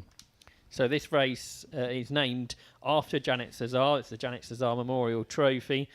Janet was the secretary of the Silverstone Racing Club. She sadly passed away in 2014 and was a big supporter of the Waterhays Trophy. So the Silverstone Racing Club wished to remember her by presenting a trophy in her name and to the pre-1999 car winner in their own final. Richard Tarling, who's on this grid, he won in 2014. Ghislaine Ginetta, he won in 2015. Tom MacArthur in 16. Jaap Blijven in 17 and 20, who's on this grid. Callum Grant in 2018 and 2019, he's on this grid. Brandon McCorkin, he won it in 21. James Clark in 22 and James Tucker in 23. So actually the winner the last 3 years, not here this time, but we have got multiple winners on this grid. The front two yet to win. Will Liston in his first Waterhays Trophy, so obviously he's not won it. And Cameron Jackson's come close a few times. He finished third back in 2021. Would like to go two better this year, I suspect, Matt. Yes, indeed. All of them have got ambitions, haven't they? If they've done well prior, they want to just, as you said, go that little bit further up the order, and there's definitely a lot on the field this weekend which could do that. So the grid is now clear, which means everything down at Copse Corner has been recovered, and Marshall's back to a place of safety. So the countdown is on, and already we get the green flag lap once again. So the two front row men head off to do their final preparations before this pre-final gets underway for the Janet Cesar Trophy at Silverstone. 8 laps is still in store. Race controller confirmed that. Hopefully everyone has put enough fuel in for the extra laps that they will have to do. A few less cars this time, mainly missing from row 2, of course, but I don't think that's going to stop the race being from as entertaining as it might be. So you've got Liston then and Jackson in the 2 Van Diemen's. You've actually now, we've lost a Swift of Sam Street. We've got 6 Van Diemen's towards the front of the grid, I think. Just showing how dominant that brand was in this era of Formula Ford 1600 racing. Callum Grant, the multiple historic champion, 3-time champion, he will go off what in real terms is 3rd place with 2 missing from in front. He finished 3rd in this race last year, but a double winner. Alex Ames, the really experienced historic races, raced all sorts of things. He prepares cars as well at SEMA Racing. He was the runner-up last year. Ben Tilley up next for Wayne Paul. He's having his first outing with Wayne Paul Racing today in their Van Diemen RF89. He finished 6th in a different car in this event last year.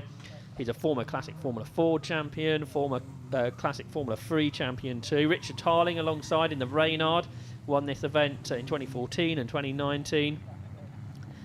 And he was 2nd in the Formula Ford Festival all the way back in 1997. He won the Formula Palmer Audi Championship in 1999, but returned to racing about a decade ago or so in historic Formula Fords, and will be a front runner in this, I suspect. Peter Lucas up next, the regular Australian historic Formula Ford racer. And then Jaap Blijven, the double winner of this event in his Reynard, will start 10th. At the back of the grid there, we just saw Gavin Buckley. He's in one of the Mondials on this grid. There's a few of those, the Irish make of Formula Ford. A strong contender from the era.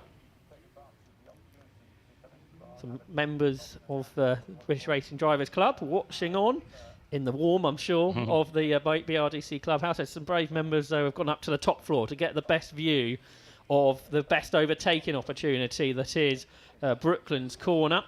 And we're about to try again to do the last race of the day. Hopefully Copse Corner goes a little bit better than it did one time ago. So part 2 the restart of the pre-final for the Janet Cesar Memorial Trophy will get underway once all cars are in position, which they are now. The green flag will be waved at the back. Then they get the 5-second board, then the red light. The revs are rising, and then for the final time today, we think the Formula Ford racing gets underway with the Janet Cesar pre-final. Watch out for Darwin Smith near the back, the real front runner of Formula Ford racing 20 years ago. There he is in the middle in 47, swooping past a number of cars. He started 16th. It's a lot higher than that now, but for the lead of the race, it's Will Liston that leads. Alex Ames has followed him ahead of Cameron Jackson. Callum Grant comes up the inside as well. There's sort of a question mark how healthy Jackson's car is after getting a knock in that first race. There he is in the Karcher liveried machine. Down the Wellington Straight they go, though. Big slipstreaming opportunity. Alex Ames there in second position, right behind Will Liston. He will come out of the toe. Jackson fights back. You've got Ben Tilley behind on the inside, but Jackson goes around the outside of the pair of them. If he can get through the corner, this will be a fantastic move. He's got the inside line for Luffield, but Cam Jackson goes through into first position. Yeah, Cam Jackson dropped down on that first lap effectively from the front row, but he's back now to where he wants to be as he works his way towards the line. Alex Ames is definitely one to watch out for. He was very strong in his heat earlier on today, and now trying to fight his way through is going to be Will Liston, who goes for the outside line. We're going to be 3 wide down towards Cobb's Corner, as Callum Grant in the 43 machine on the inside tries to get into the mix as well, but it will be Will Liston who in the number 13 machine leads. He got a little bit of a wobble on there, and out wide went Cam Jackson, so he's now trying to defend. As to the outside goes Callum Grant for what's going to be Maggots and Beckett's, and he'll be in fact down to third place by the looks of it, as Alex Ames gets a bit of a wiggle on as well. He drifts wide and down to 5th position, as through there, couldn't quite see who that was. Tarling. There you go. And Darwin Smith is up next from 16th on the grid. So for Darwin Smith, he was 7th at the line. I think he's 6th now. He won the historic final at the Formula Ford Festival, but it's manic stuff here down into Brooklands. Cameron Jackson's car's all over the place. I wonder if it is a bit damaged still from that incident, but he's driving it completely sideways, and now Darwin Smith has made contact with him. So this is a race rather eventful for Cameron Jackson, I'm afraid. Darwin Smith going to the side of him. Is that Will Liston who was leading the race? He's pulling off. So who leads now? There's lots of waving of arms. This has been quite dramatic for a pre-final, it has to be said. It's Callum Grant, though, I think, that leads. Richard Tarling is second. Tarling going for the lead in the Reynard. So the Reynard up against all the Van Diemen's may well take the lead. Alex Ames is third. Somehow Darwin Smith is fourth. Up into 5th position. Haven't spoken about Dave Parks. He's going really well. Then Cameron Jackson trying to recover in 6th.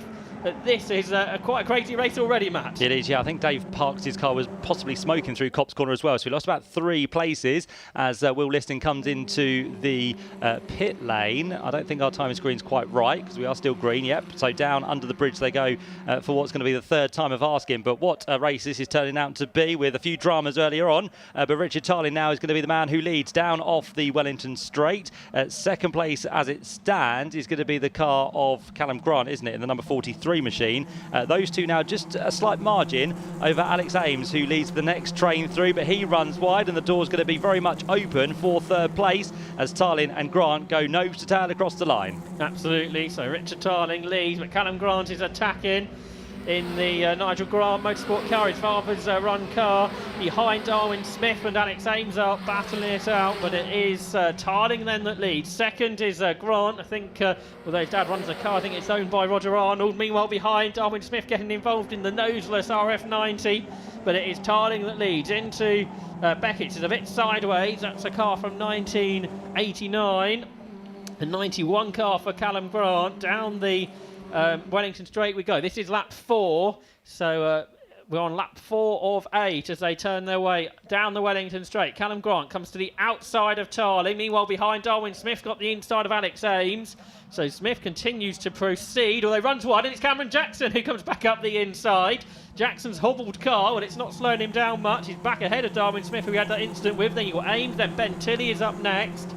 Andrew Schofield is in that group as well, as many others are as well. They've got a big train of cars just like we had in the previous race. How is Cam Jackson still going? We thought he had an incident before the race got stopped. He had a big hit then with Darwin Smith, but that car is probably going better than it was prior, wasn't it? Because he's up now into third place as they squabble further back as well. But for the lead, it's still going to be Callum Grant that heads Richard Tarlin. These two trying to work together to pull away, but I'd give you a reason to say that possibly Cam Jackson is actually catching up with these two at the minute, because across the line the gap was 1.4 seconds, and I think with some help from behind, from Darwin Smith, believe it or not, they might be able to catch the top two here. So off they go down the Wellington Straight once more with 4 laps completed. Tarlin's time now to pull out of the toe and try and get a run round the outside in towards Brooklands, which is going to work this time. So yeah, through he goes on what's going to be the number 43 machine of Callum Grant, and then Tarlin will have the inside line for Luffield. But the big question is that gap coming down between second and third?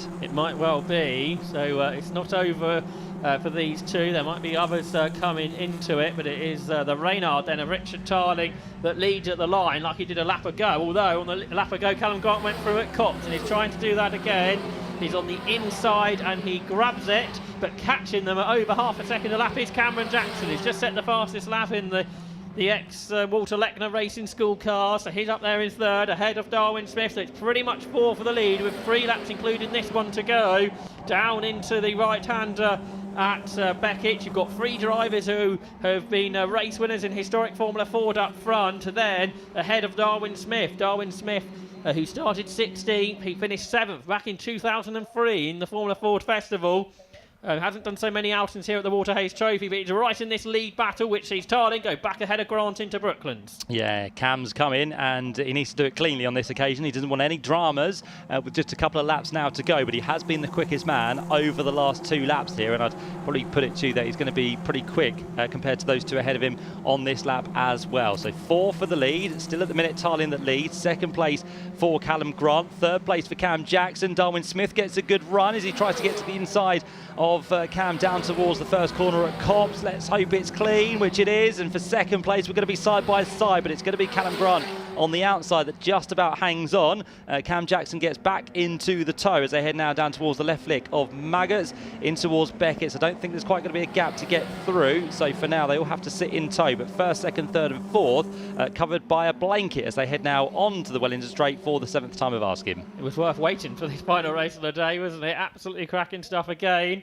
There's some waving around. There was a flag out or something else was going on a bit further back. But for the lead, here comes Jackson, massively late on the brakes as he was at the start of the race at Brooklands. He is super strong on the brakes there, and he passes Callum Grant. He's up into 2nd. Maybe 2nd's not a bad place to start the final lap of this race on. Darwin Smith looks to the inside of Callum Grant, but gets up the curve and can't make any more progress.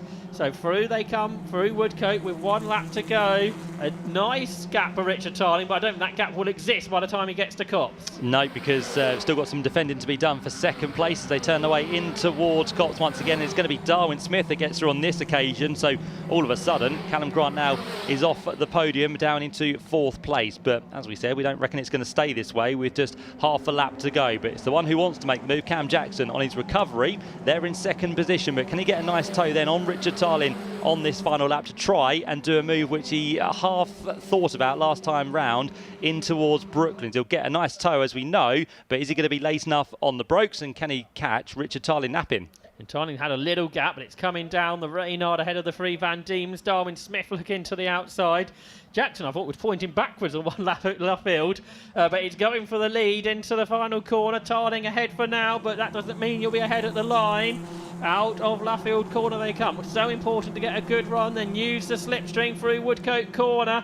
But it's Richard Tarling through Woodcote for a Silverstone type finish. Who's going to come out on top? Because Darwin Smith up the curbs, up the outside is Cameron Jackson. 3 cars across the circuit, separated by 1/10 of a second, but it's Richard Tarling who wins the pre-final. Cameron Jackson is 2nd, Darwin Smith is 3rd, Callum Grant misses out, he's there in 4th, Ben Tilley took 5th, Alex Ames, he dropped away in that race, he came home 6th, Andrew Schofield was 7th ahead of Dave Parks, Tom Hawkins and Nathan Ward completed the top 10, but another cracking race.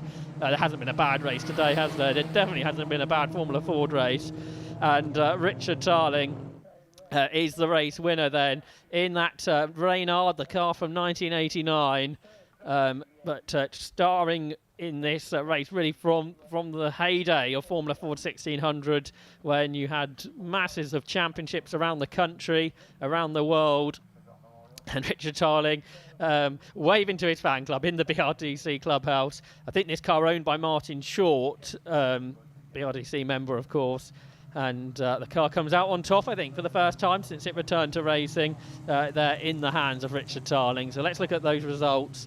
Just 1/10 separated the top three. Cameron Jackson was second and Darwin Smith third. Callum Grant was fourth ahead of Ben Tilley. And then Alex Ames sixth. One Reynard ahead of five Van Diemen's. Andrew Schofield was seventh. And then Dave Parks and Tom Hawkins and Nathan Ward there in 10th. Peter Lucas was 11th. Rob Wainwright 12th. Ahead of Gaius Ginn. Peter Thompson, Jack Blyven. Then you had Gavin Buckley in 16th ahead of Henry Campbell, Neil Hunt, and then retirement for Will Liston and Matthew Smith. And of course, the two non-starters after the red flag, Sam Street and Stephen O'Connor, they'll all have to come from the back of the final for the Janet Caesar Memorial Trophy tomorrow.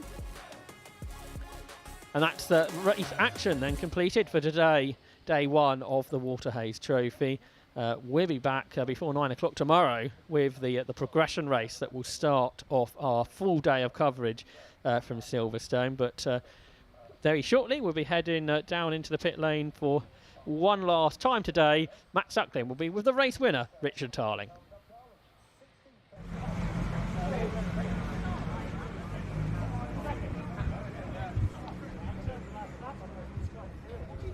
Thank you, Josh. Yep, down here with our top three for the final race of the day, and Richard Tarling gets his winner's hat from James Beckett, and we'll find out his thoughts at the end of that race, which again was action-packed between all three of our front runners. Richard, many congratulations. That was a fantastic race. You had to work hard to keep everyone at bay, but you managed it. Yeah, coming from 8th on the grid, when I went round the first start, I got up to second. Two of them went missing, and then I managed to get up to second. And I thought, okay, it's working a bit better than it was in qualifying. And then on the second start, I just managed to sort of pick them off one by one. And there was a little bit of chaos, I think, that gave us maybe a little bit of a gap. If it had gone for another lap, I think it would have been maybe a different story because we were getting crowded. But yeah, it was good. You were probably willing yourself on towards the line there because they were coming quick and you were thinking, hold on. Yeah, I saw a couple of cars in the mirrors and I thought, luckily on that last lap I pushed really hard just to get enough of a gap so that they couldn't tow off me on the back straight. Yeah, so did the job today, just got to do it again tomorrow. Yeah. Two, if you can do two, that'd be fantastic, wouldn't it? Yeah, hope so. We'll see how we go. Good stuff. Well done, Richard. Congratulations. You get the award as well for the pre-final for the Janet Caesar Memorial Trophy, so we'll see if that's going to be the case for tomorrow as well. Let's go over this way and grab a quick word, if we can, with Cam Jackson, who is just talking over things with his team. Cam, if you wouldn't mind, sorry, can we just interrupt and grab a quick word with you? Well done. Cracking stuff there. You're in the wars quite a few times. We saw possibly after that first start you might have had some damage. Was there anything wrong with the car? Yeah, Stephen just came barreling down the inside. I didn't see him, and he just locked up and he went to the side of the car. So hopefully he's all right. And Sam Street, I think, collected him as well. So it was a real shame. But and then Will Liston lost drive in front of me in the first lap going into Luffield, and that bunched everybody up. And I think it was probably Darwin was behind me, just didn't have anywhere to go. Yeah. It's just concertinaed, so I got absolutely mullered. And then dropped back to 7th, I think. So, yeah, good fun. With those hits, though, it didn't deter your speed. You were right on the case and trying for the win. Yeah, I didn't actually know it was the last lap. So, a bit disappointed, actually, because I think I probably had a chance. But, no, still really good fun. Well, that's just the pre-final. You can go again tomorrow and do it in the final. It's all the same, isn't it? Yeah. Got to try and win them all. Good stuff. Well done, Cam. Congratulations to you in second place. And we'll have a word as well with Darwin Smith, who finished in third. Darwin, well done. I know there's a bit of damage to your car there, but it was a great race to watch. What was it like to be involved in that time? Yeah, from 16th, all we had to do was get somewhere near the sharp end for tomorrow. We have the pace, so unfortunately we had a track infringement issue in qualifying, so we had 2 laps disallowed, so we were all the way back in 16th. So delighted to get somewhere near the front for tomorrow. Yep, so you've had, as we keep saying, the rehearsal for tomorrow. The pre-final is now done. The pace looks good, the racing looks good, so what can you come up with in that final? Get off the start and go. We've got the pace. We'll just have to see how it goes tomorrow. So we made a couple of good starts there. There was a red flag, so we had 2 goes at the start and they were both consistently good. So looking forward to that and just get off the line and give it some. Look forward to it, Darren. Well done. Congratulations to you on third place as well. There we go then. Oh, we're all done down here in the pit lane on day number 1. We really do hope you've enjoyed all the action from the Walter Hayes Trophy so far in 2024. But don't forget, we're going to do it all again tomorrow with some progression races, last chance races, and of course the main final as well tomorrow afternoon. We've got plenty of other races to look forward to as well in terms of the Ginetta Junior Winter Series, Monoposto, and also the HSCC All-Comers race as well. Join us back here live at Silverstone just before 9 o'clock tomorrow when all the action gets back underway for what should be an enthralling day of action for the Walter Hayes Trophy. But from now, from Josh Barrett and myself, Matt Sucklin, and all the team that have been here today at Silverstone, thanks for watching, and we'll see you back here tomorrow.